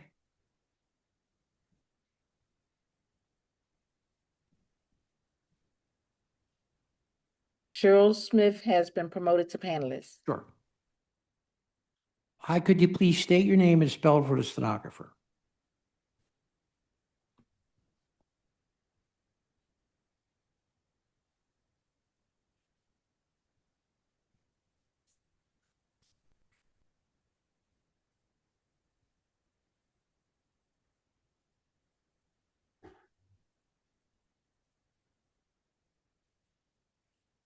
Hello, Hi, could you please state your name and spell it for the stenographer? Cheryl Smith, Cheryl, Smith, Smith. All right. Do you swear or affirm to tell the truth, the whole truth, and nothing but the truth? I do. Ms. Smith, are you a neighbor? I am not a near neighbor. I am the one who wrote the 12th Ward RCO letter. Okay, please proceed. Okay, there's several things that were talked about in this meeting that I'd like to clarify or speak about. One, Leslie, who's here now, was never at any of our meetings. And as it was stated, this was a kind of a continuation from a previous meeting with the other property. And the developer decided to wait and come back for the second meeting because as he stated, he met with the community multiple times, and the things he introduced to the community about this property, Woodlawn, were not the two unit properties, basically eight units. And the community was they were very concerned about that because he stated that he wanted to put those properties there so that the new owners would have a rental property. But the neighbors felt that, first of all, he had been kind of dishonest about it. And the other thing was that it would be a lot more people than they had spoken about. But Ms. Smith, we would agree that we started with 8 and we went to 4. Okay. Is that right? Correct. And then the property next door that they're talking about would be possibly a group home. Yes. From what I understand from the neighbors from that meeting and speaking to them after, that's not definite yet. And that's another reason why the developer decided to pivot, as he called it, and go down to 4. Okay. Another thing was, again, Leslie was not at these meetings, so the neighbors never got a chance to talk about the water storm situation to their satisfaction. We only got the information from the engineer. So they were very concerned, especially the neighbor next door. Sure. They were very concerned about the water storm situation, how it's going to continue to affect. They have problems with it now, even though they said new drains were installed. in the street. They said they have signs to say a street may flood. They were very concerned, and they really wanted some more information before. That's one of the biggest reasons why they opposed it. What else? Yes, it went down to 2. The roof decks, they never spoke about the back decks. The roof decks were the biggest concern, and he did agree to remove do away with those the roof because of concern. Correct. And How what about the else? HOA? What was the issue with the HOA? Okay, so his suggestion, and again, not clarified, his suggestion was to form some type of a HOA to manage the stormwater. The neighbors felt like that wasn't sufficient enough. That was people getting together to say, okay, we're going to manage our, they didn't understand. I didn't understand. It wasn't clarified. And again, if Leslie would have been there then, or at either one of those meetings to explain to the neighbors and myself, I think things would have gone a lot better. Because they liked the buildings. They didn't like 4 of them, but they liked the way they looked. They still wanted to keep stay within the zoning as far as the size of the buildings. So, and again, the biggest concern, again, was the stormwater. Okay. They would be different as far as driveways. It was a very, very, very involved neighborhood, and it's full of families. Yep. Full of families. So, that's pretty much my Do comments. you have any questions? No, Mr. Okay, Chairman. all right. Ms. Smith, thank you very much for, I think you clarified some issues for us. Thank you very much. Thank you. Next person, please. Oscar B, promote to panelist. Hi, Oscar Beiser. I'm a resident of Oscar, could you spell your name, please, for the stenographer? OSCAR, last name Beisert, BEISERT. Right. Do you swear or affirm to tell the truth, the whole truth, and nothing but the truth, Oscar?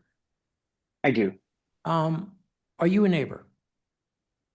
I am a resident, not immediately adjacent. Like I Okay, didn't get a sure, letter, but I sure, live in okay. Germantown. So Okay, sure. Please start your testimony. I just wanted to follow on to what 2 of the zoning board members said about these houses essentially being out of character, and by creating these smaller lots, basically, by my mind, this Woodlawn Street, especially this side of Woodlawn, still has the feeling of large detached houses. The same thing with Locust Avenue, which is the next street over, and then the same thing with Church Lane, which is the street further on from that.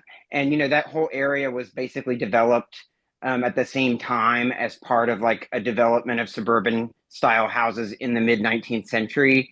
And these houses really look like you're taking like townhouses you'd see like in like way out in the suburbs somewhere, and like plopping them down in the middle of a street of large old houses, and they just look completely out of character. And part of that is these driveways, these front loading garages, just the narrowness of them.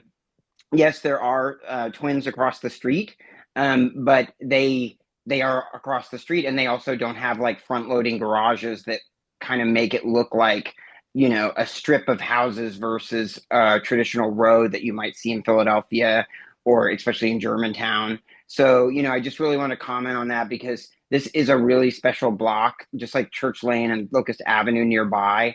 And this is going to kind of look like, the spaceship just landed, and these are going to be completely out of context. So I just, Okay. I mean, thank that's your opinion. I think Mrs. Smith thought she liked the looks of it, right? She disagreed with a couple other things, but she liked the looks of it, maybe, right? No, okay. I don't know Thank if she you. did. Well, I thought she just testified. Maybe I'm wrong. Okay. Is there anyone else in the audience? I see 2 more hands, Chair. Okay.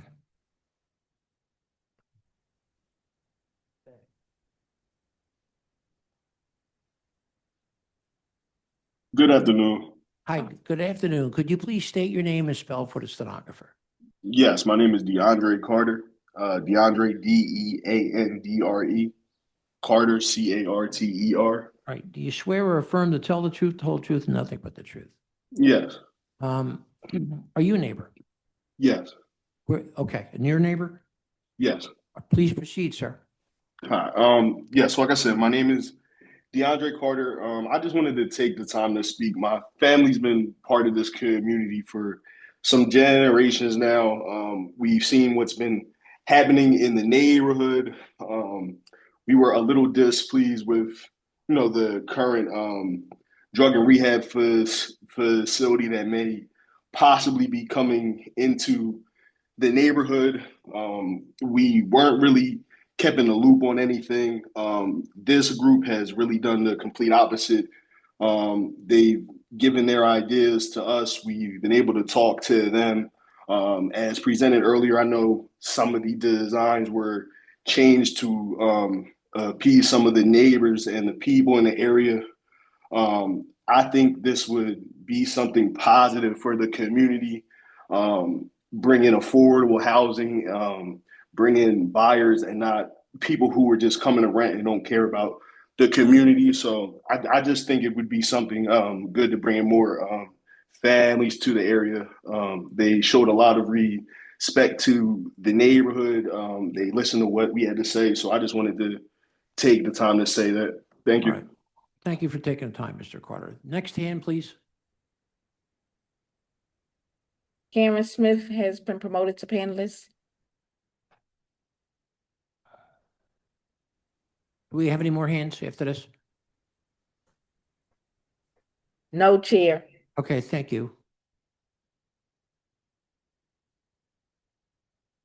Hello, can you hear me? I can. Could you please state your name and spell it for the stenographer?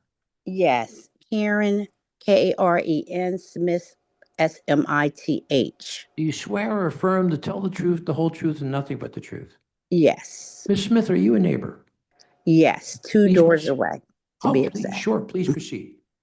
I would like to concur with the previous individual who spoke upon the property would bring not only affordable houses, but in talking to other neighbors upon selling their property or receiving comps, a lot of times individuals did not want to purchase the property because there weren't family homes and their children wouldn't have the opportunity for it to be such as a neighborhood. We have quite a few individuals that are just individuals and not families. I say that to say we welcome the change. Change is inevitable. And as the previous gentleman said, this group of individuals or young man has changed several things, multiple things, and it's all been positive. Lastly, as I stated, when I'm driving through Germantown and Philadelphia in general, even South Philly, there's monstrosities put up in the neighborhood, and they have made no allowances for anyone but themselves. So I think that the properties look really nice, and I'm for it. All right, 100%. Thank you very much for taking the time to call us. Yes. Planning Commission. And my husband also. Oh, your husband too. Thank you very much. I appreciate that very much. Planning Commission. Amy Ward with the Planning Commission. The comprehensive plan recommends no change in zoning at this location from the current RSD3 residential single family. The proposed density is out of character with this side of the block face, which is RSD3. The appellant has met the standards for the special exception for the heritage removal. However, the appellant has not demonstrated that there are unique physical conditions or circumstances of the property that would prevent it from being used in conformance with the zoning code for the requested variances. The Planning Commission recommends that the board grant the requested special exception for heritage tree removal and deny the requested variances for parking, rear yard depth, occupied area, and lot width. All right. Mr. Chairman, just to clarify, we don't have a refusal for parking anymore. I just want to make that clear. The refusal for parking was eliminated by the reduction in the density. And I can bring up the refusal to make that very Okay, all clear. right. Well, So there's no, I think we. I want to make sure that was for, Make that up. that was for two families. So Okay, that right. refusal is eliminated. Sure, sure. Okay, look, a lot of testimony over a few days here. Yeah. What we want to do is, I'm going to go back and sit with the board and figure out where we stand, okay? And what I'm looking to do is bring closure to this next Wednesday at 2 p.m. Understood. And I will, before that time, deliver to Hillary an updated set of plans, removing the roof deck off of there Okay. and a revised plan proviso. Okay, all right, And thank you. otherwise the record is closed The except for record's those updated documents. Record Thank closed. you. All right, thank you. Thank you very much. We have two more cases left of the 2 o'clock list. I swear to you, we're going to take 5 minutes. That's all. The next case would be 6122 Lancaster. Why don't you come up, get set up, and I'm telling you, we will be back in 5 minutes. Here we go. All right. MI 2025-006-596, 6122 Lancaster Avenue. Anna Wills is the attorney. Could you please state your name and spell for the stenographer? Yep, it's Anna Wills, ANNAWILLS. Do you swear or affirm to tell the truth, the whole truth, nothing but the truth? I do. Could you identify your client, the relationship to the property? That's Jazz Tech Development Services, Inc. They're the owner of the property. And with me today is Jerome Shabazz, the principal of. Okay, and I would tell you that there's a letter of unanimous support from Overbrook West neighbors, and our vice chair has a few questions. Good evening. Have you submitted your documents and exhibits 5 days in advance of this hearing? Yes, And do you waive the reading of the referral and stipulate to its accuracy? I do. Okay, thank you. You can share your screen and proceed with your case.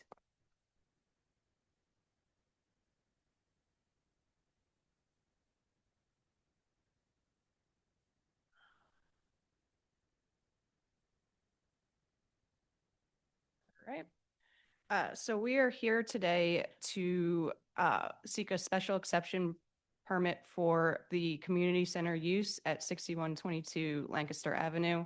A similar special exception permit was issued for two properties next door that are Yeah, I remember affiliated. doing this before. Yep, so you might remember Yeah, I know. Jerome I from know. I know the you last somewhere, hearing. Yeah, you testified that time before, am I correct? Yeah, yeah. Yeah. Both of Lancaster Avenue.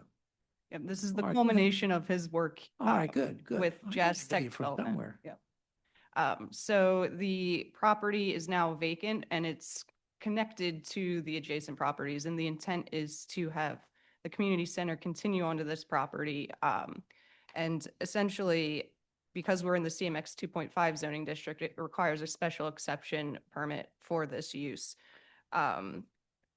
I have our notice of referral and our deed and, Yeah, but to. you have all yeah, your paperwork. You have all our paperwork. All your paperwork. Including the unanimous letter of support from the RCO. That's right. But to be mindful of the board's time, I'll just pull up the. We're mindful of your time. You've been sitting there an awful long time. It was a fun day. So we have a I color. don't always think of it like that, but it's okay. It's okay. It's okay. We have a color rendering of the site here, and the site is meant to work as a community center focused on environmental care for the community, healthy living, green living, nutrition classes, and I will let Jerome speak on the actual project because he knows more and is far more knowledgeable about what he's doing for the community here. So I think I'll just turn it over to Jerome for that discussion. Okay, sure. Jerome. To begin, thank you Please very state much. your name, state your name and spell it for the stenographer. Jerome Shabazz, JEROME, SHABAZZ. Right. Do you swear or affirm to tell the truth, the whole truth, and nothing but the truth? I do. Counsel, please proceed. Jerome, did you hear my testimony? Yes, Do you agree with it? I do. Would you adopt it as your own? I would. Is there anything you would like to add about what you're doing on this, plan to do on this property? I think you might want to explain what you're doing there right there, and, you know, and Yeah. what's new and what has to, Yeah. you know, what's going to be approved. Well, right now there is a vacant building there will be an addition for a classroom and a bathroom for the community. There's currently Can you a, show us the drawings for that? yes. Yeah, why don't you do that? And then he can explain everything that fits into it later. Yeah. So we have our zoning plans here, which shows what will be added. Just zooming for you. So So where's the vacant building at now? this is the vacant building, the Yep. gray area, and there will be an addition of a classroom and a restroom. Right, okay, And then over here is an existing greenhouse, okay. which I think will, I remember that. yeah, it will be included in the plan. What we're essentially adding is green, besides the building, is greenscape or landscape, hardscape, 4 parking spaces, bike parking, and what is called a, if I pull, up, where'd it go? The color rendering. A nature play for the community. So it's not necessarily a traditional playground, but it's for everyone, both young and old. Right. So Jerome, would you like to discuss what you intend to do on this Sure. property? Sure. Yes, this is a culmination of a great deal of work. This is a brownfields to greenfields project. Wow. We started out working on this site since 2019. We've done all the environmental assessment work. We've got our Act 2 certifications. It's so significant that the state's brownfields program, we're going to be talking about this project because it's done such a phenomenal job in terms of restoring community health, vibrancy. It was a former parking lot. It had hundreds of cars and it contaminated the soil, and we remediated all of that. And now it's a really essential community asset. Why don't you tell us some of the things you're doing there? Yeah, well, what we're going to be doing there is educational programming. We currently do training for PHS and their land care program, as well as the TCP program for the city of Philadelphia, where they have a natural environment where they can practice their skills and learn about infrastructure, natural infrastructural systems. Built in this site also has green stormwater infrastructure, so they understand how to work on those apparatuses as well.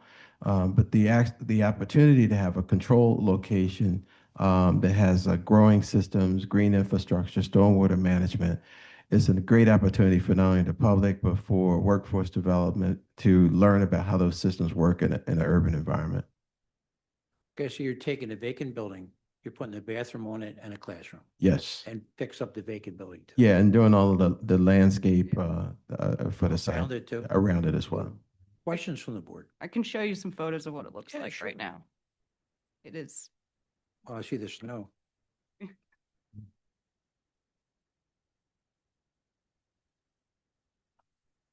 as you can see, vacant.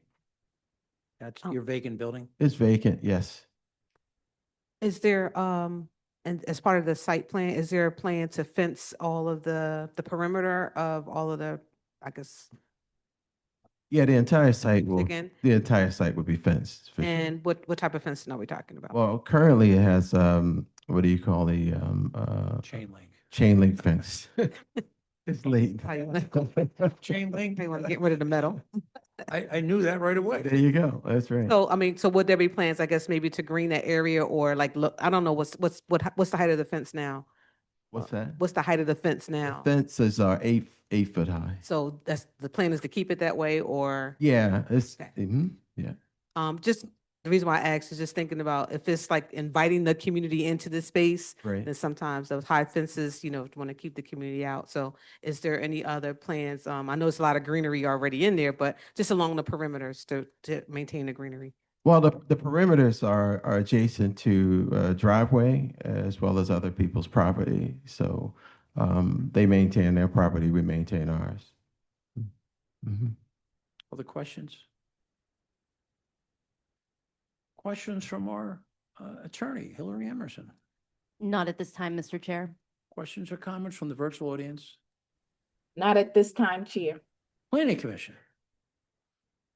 Amy Boyd with the Planning Commission. The comprehensive plan recommends no change in zoning at this location from the current CMX2 commercial mixed use.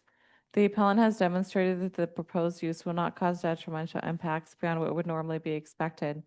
The Planning Commission recommends the board grant the requested special exception for community center. Thank you. MI 2025-006-596 6122 Lancaster Avenue. I vote yes. Cheryl Gaston, my vote is yes. Tanetta Graham, my vote is yes. Ryan McAdams, my vote is yes. Diane Nguyen, my vote is yes. Congratulations. Keep up the good work. Thank you You're very really much. moving Thank ahead. you. It looks great. All right, so number 9. MI 2025-006-614, 2570 Emerald Street. Vern Anastasio is the attorney. There's a letter of support from East Kensington Neighbors Association. Unanimous. A non-opposition from Councilman Squilla. Afternoon, Mr. Chair. Vern, I think I swore you early today, so could you just state your name for the record? Sure, it's Vern Anastasio on behalf of Mr. John Carley. Okay, and Palmer Places LLC is the same person? Yes, Okay, our vice chair has a few questions. thank you. Good evening. Have you submitted your documents and exhibits 5 days in advance of this hearing? Good evening, yes, And do you waive the reading of the referral and stipulate to its accuracy? I do. Okay, thank you. You can share your screen and proceed with the Thank case. Yep. In addition to the letter from the RCO and the letter of non-opposition, support from the RCO, non-opposition from the council member, I do want to also submit page 40 of my 40-page exhibit of 12 additional immediate neighbors on Emerald, Huntington, Albert, all there. So I'm putting this in as a support as well. This is fairly straightforward. The application is for, 1 second. My prompt is, I got an error.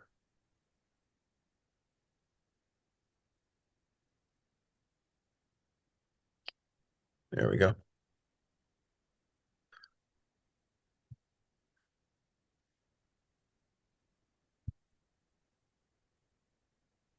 It's a prepared food shop. It seems as though it's going in and out. Do you see the images there or not? They go in and out like They you go said. in and out. Okay, I'll have to reshare. Excuse me for one moment. Sure.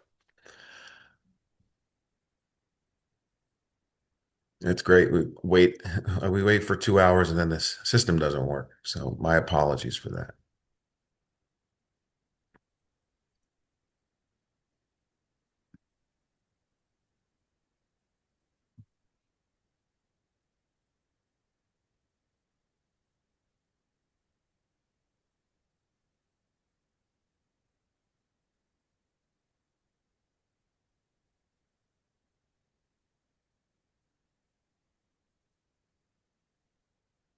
Okay. So as part of the exhibit, we have it's for a prepared shop with an accessory service window. Basically, this is going to be a coffee shop, but it's going to be exclusive with service with this little takeout window right here. And this will be the inside of the shop where the owner will be operating his coffee shop. The front is an office area that the owner will occupy, and there is a side stair entrance going up to the apartment above. This is the site plan. And we'll show you some photos of the interior. This is the side entrance to the apartment. This is the rear enclosed area for trash. So this is a pretty good angle. You can see here's the corner property, that corner portion of the property that will be the front offices. Here's the side entrance to the living quarters above, and then the coffee shop will be right here in the rear. And that'll be the service window. There'll be exterior lighting and cameras. There'll be one employee in a neighborhood that is rapidly growing and seeing more and more construction. There is a need for a place to stop and get coffee, which is why we've received overwhelming support from the community. Across the street is just right now a vacant lot that's held by the redevelopment authority. It is slated for residential development. These are the proof of mailing. This is the letter that was sent to all pertinent parties. All the addresses from the Planning Commission. And again, we've already under separate cover sent the proof of taxes paid, the deed, moving all of that into evidence, including the RCO letter and the councilman's letter as well. There'll be commercial trash pickup, and the hours of operation will end by 5 or 6 p.m. With that, I would like to have my client, Mr. John Carley, raise his virtual hand if he's still with us. John Mr. Carley? Carley has been promoted to panelist. Thank you. Hello. Hi, sir, could you please state your name and spell it for the stenographer? Yes, Jonathan Carley, Karley. Right. Do you swear or affirm to tell the truth, the whole truth, nothing but the truth? I do. And sir, could you turn on your video if possible? Right now. I could be missing where that. Okay, well, all right, fine. Well, Vern, why don't you talk to him? Thank you. John, did you hear my presentation to the board this evening?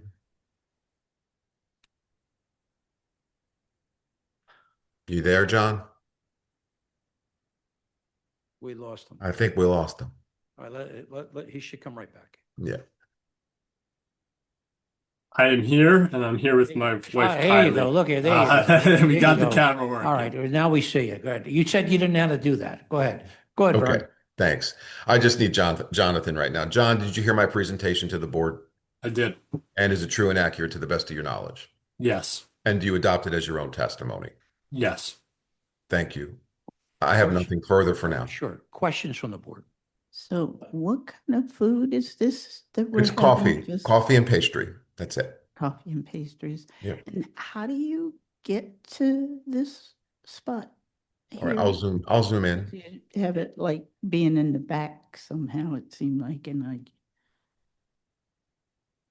just how would patrons get to the, Jonathan's wife is going to be able to is operating this. So I'm going to let her explain, but So the could you plan. pl- So could you please state your name and spell for the stenographer?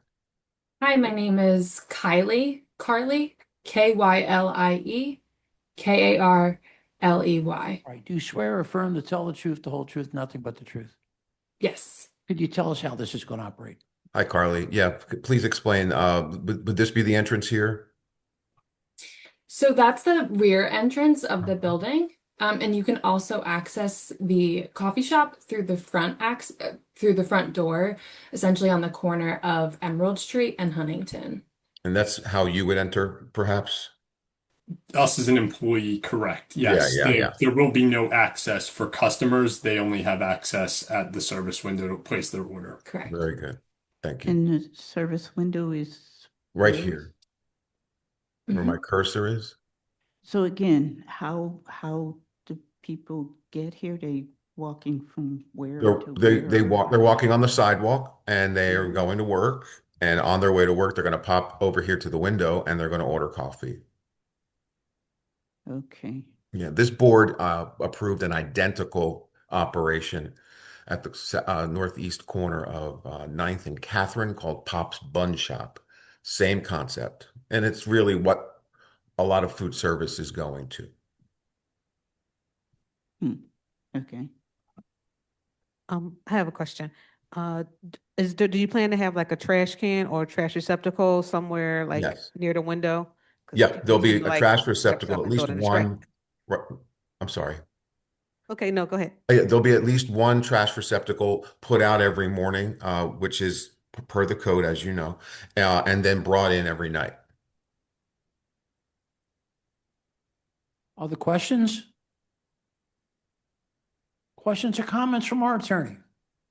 Not at this time, Mr. Chair. Questions or comments from the virtual audience? Not at this time, Chair. Planning Commission. Amy Boyd with the Planning Commission. The comprehensive plan recommends no change in zoning at this location from the current CMX1 commercial mixed use. The appellant has demonstrated that the proposed use will not cause detrimental impact beyond what would reasonably be expected. The Planning Commission recommends that the board grant the requested special exception for prepared food shop. Thank you. MI 2025-006-614, 2570 Emerald Street. I vote yes with proviso per amended refusal dated January 16th, 2026. Cheryl Gaston, my vote is yes with proviso. Tanetta Graham, my vote is yes with proviso. Ryan McAdams, my vote is yes with proviso. Diane Nguyen, my vote is yes with proviso. Thank you. Thank you, Vern. Yep. Thank you and good luck with your project. Thank you all. You know, we only have one case left. You know, I'll take a while a little later. Should I just slow this down? You know what? Let's go. Number two. So yeah, 2 is the only one we're gonna hear. Number 1,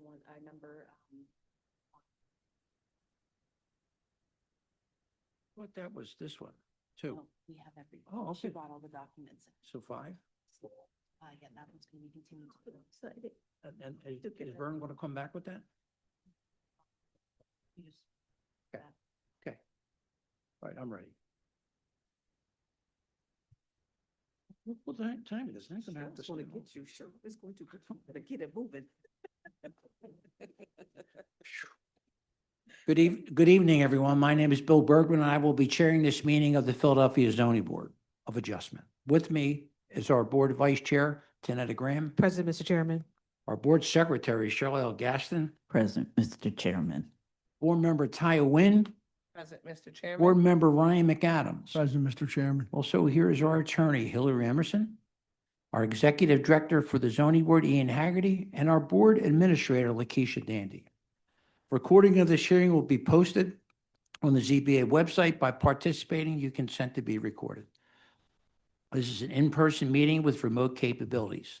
Whether remote or in person, if you're called to speak, you must state and spell your name and then wait to be sworn in. Once you've been sworn in, please state your name each time before beginning your testimony. Any person may enter their appearance. You can identify the case property address on your Zoom webinar. You can see a staff member, or you can call the ZBA appearance line by the close of business tomorrow. Call 267-270-5548. Leave a message that includes your email address and the address of the property of the appeal. Following guidance is for our remote attendees. When directed by the chair, you must raise your virtual hand in order to be recognized to speak. If you're called to testify, you will be prompted to join as a panelist. Please accept the request and turn on your camera. Third, the webinar Q&A is for questions about the hearing. Do not comment on the cases in the Q&A. Fourth, if you are participating by phone, press *9 to raise your hand and *6 to unmute. Let's look at our schedule. Let's see here. I don't know if we have a, wait a minute. I got it. I'm good. Yeah, good. All right. Okay, let's look at our schedule for today. Number 6.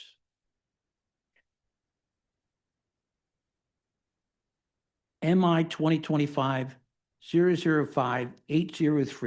2025-005-803-1030 North 48th Street. That case is continued until July 22nd at 3:30 p.m. Number 5, MI 2025-005-738-2408 Nicholas Street. Vern Anastasio is the attorney. I believe we may have a continuance here. Good evening, Mr. Chair. Counsel, you've Yeah. already been sworn, and we know it's Vern Anastasio. Could you give us an update on this Thank you. case? We're ready to go. It doesn't appear as though a poster came our way, so Okay. we're going to need to do this in a few weeks. Okay, good. whenever. Thank you. So I'm giving it for now. It's what the list shows is July Understood. 22nd at 3:30 PM. Understood. You And could, we'll- you could call the office and see if they can do anything better with that. Yep. Thank you. Is there any other requests for continuances? So number one, MI 2025-003-966, 1330 Greeby Street. No exhibits. This is the second listing. The Uptown Part, Coley Jr. is the listed owner applicant. It's a pro se. Somebody's out there, their hand up. All right. Daniel Loza has been promoted to panelist. Sure. Afternoon. Hi, could you please state your name and spell it for the stenographer? Good afternoon. Hi, My name could you state your name and spell for the stenographer? My name is Daniel Loza. Could you spell that, please? Daniel Loza, L-O-Z as in zebra A. All right. Do you swear or affirm to tell the truth, the whole truth, nothing but the truth? Yes, sir. Sir, this is the second listing. We do not have any exhibits from you. I know because we were waiting for the report from the surveyor and it didn't came. So we're still waiting for that we had to send to the RCO. What is that you're waiting for? Say that again. So we did a survey on the property. I'm sorry, Mr. Losa, which case are you here for? This is Ian Haggerty, Executive Director. For 4315 Ron Street. 13. Yeah. Mr. Loza, that's not the case that we're on right now. We're on Greenby Street. All right, let's Yes. let's go to Rowan Street because we have no exhibits for that one either, right? Correct. So, you're still waiting for the surveyor on this street, this here? This is your Yes, so first listing, there's no exhibits. Yes, well, so we were asking for a continuance. Okay, good, all right, so, And Mr. Loza, are you are you an attorney? Yes, I'm the attorney for the requester. Okay, all right, thank all you. right, so we're going to continue this, so that's MI 2025-005-736, 4315 Rowan Street. We're going to continue this case to July 22nd at 3:30 PM. Thank you, sir, for coming on, we appreciate it. Thank you so much. Have a All right, wonderful let's day. go back to number one. July MI 26th. 2025-003-966, 1330 Greeby Street. Upton Pert Coley Jr. is the listed owner applicant. This is the second listing.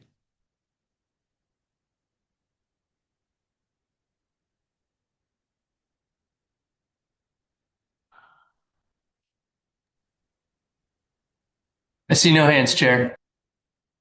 So this is the second listing. We still have no exhibits. MI 2025-003-966, 1330 Greeby Street. I vote to dismiss. Cheryl Gaston, my vote is to dismiss. Danetta Graham, my vote is to dismiss. Hi, McAdams. My vote is to dismiss. And when my vote is to dismiss. And number three, MI 2025-005-734, 7333 Elmwood Avenue. This case has been withdrawn. Okay. Number two case, MI 2025-004-620, 1632 West Glenwood Avenue. Tracy Scott is the listed owner applicant.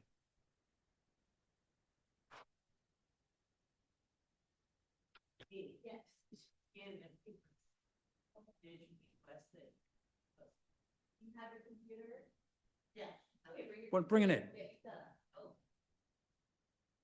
Boy.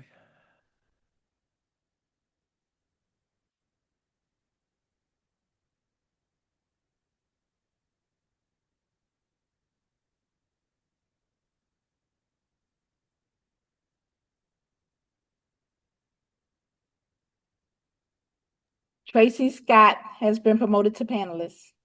She's coming in right now.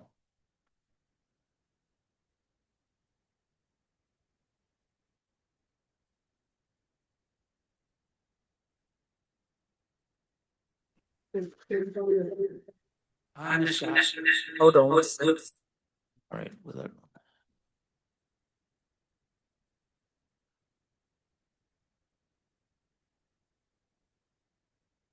He's still there. That's the guy from before. Never showed a lawyer that was before. Hi, Ms. Scott, could you please pull the mic near you, right? And make sure it's on, the green light on the bottom. All right. Could you please state your name and Tracy, spell it for the stenographer? Tracy Scott, Tracey. Right. Last name Scott. Right. Do you swear or affirm to tell the truth, the whole truth, and nothing but the truth? Yes. Okay. So this application is for use as a two-family household living in an existing structure, whereas the proposed use, two-family household living, is prohibited in the RSA 5 zoning district. Our vice chair has a few questions for you, okay? Yes. Good evening. Have you submitted your documents and exhibits 5 days in advance of this hearing? Yes. Okay. And do you waive the reading of the refusal and stipulate to its accuracy? Yes. Okay, thank you. You can share your screen and proceed with your case. Everything is She helps everybody if you're. okay. Thank you.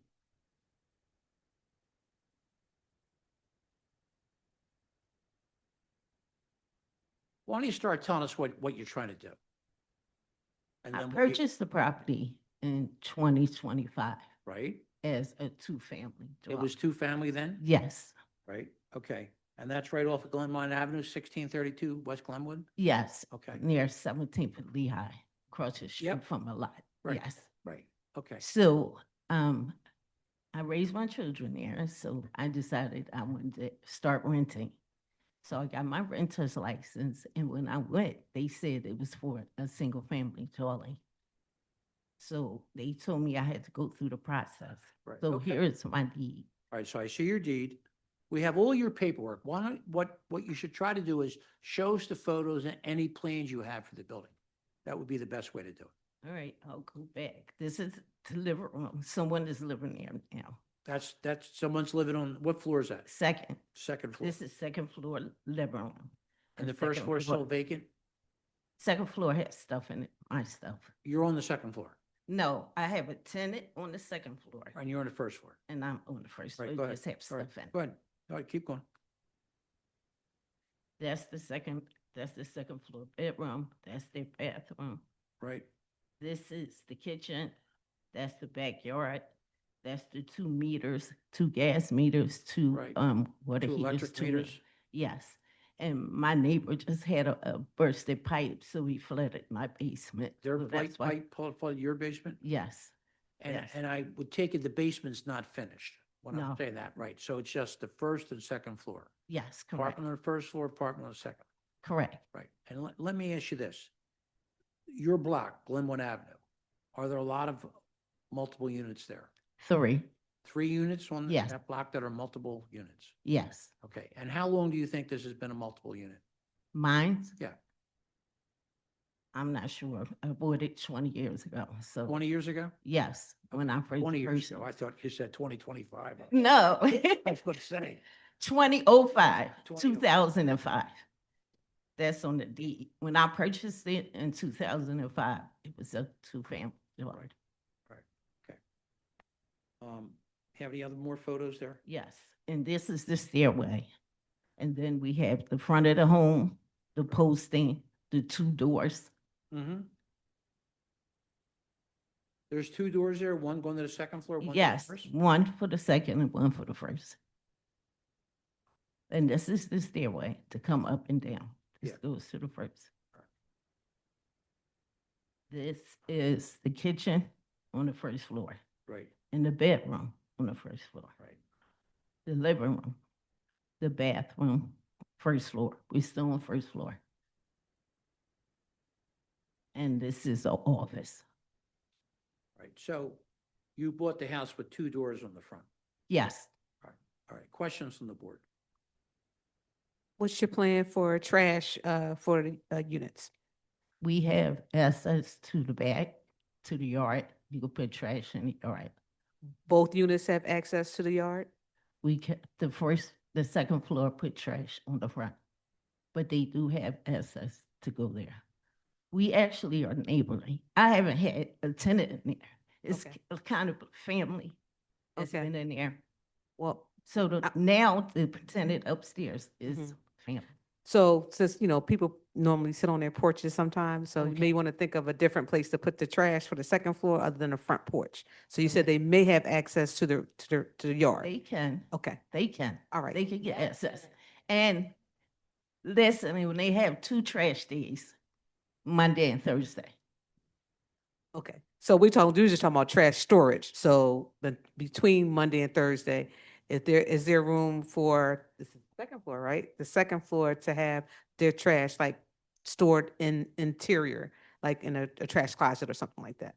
We You I can create can. one Yes, I can. instead of I leaving can. it on the porch, like, Okay, I it's can getting create nice. People one. want to sit on the porch and enjoy the weather. Don't want to smell trash. To smell trash. But I understand. I make that accessible for them. Yeah. Other questions? Are you opposed to having a certificate of occupancy required since some of the work to subdivide the unit was done without LNI permits? So When you get your license, you Yeah. have to get a certificate of occupancy from L&I once you get your approval. So the L&I will come out and check the house. They do it's like a construction inspection. Okay. Just letting you, okay. Yes. All right. Okay. All right. And I guess lastly, what happened at your RCO meeting? No one showed up. They voted on it with ballots from other neighbors, but I never got a response from Regina. But you didn't, so no one showed up? No, Okay. I have real nice neighbors. They not, they love me. I love them. Well, we're glad to hear that. Any other questions? Questions from our attorney? Not at this time, Chair. Questions or comments from I the- just want to Well, note she for the better have record, no, I just want to note for the record that we did receive all of the required documents. Yep. As they were brought in today by the Yep. applicant. Thank All you. right. It's great news. Questions or comments from the virtual audience? I see one hand up, Chair. Ooh, okay.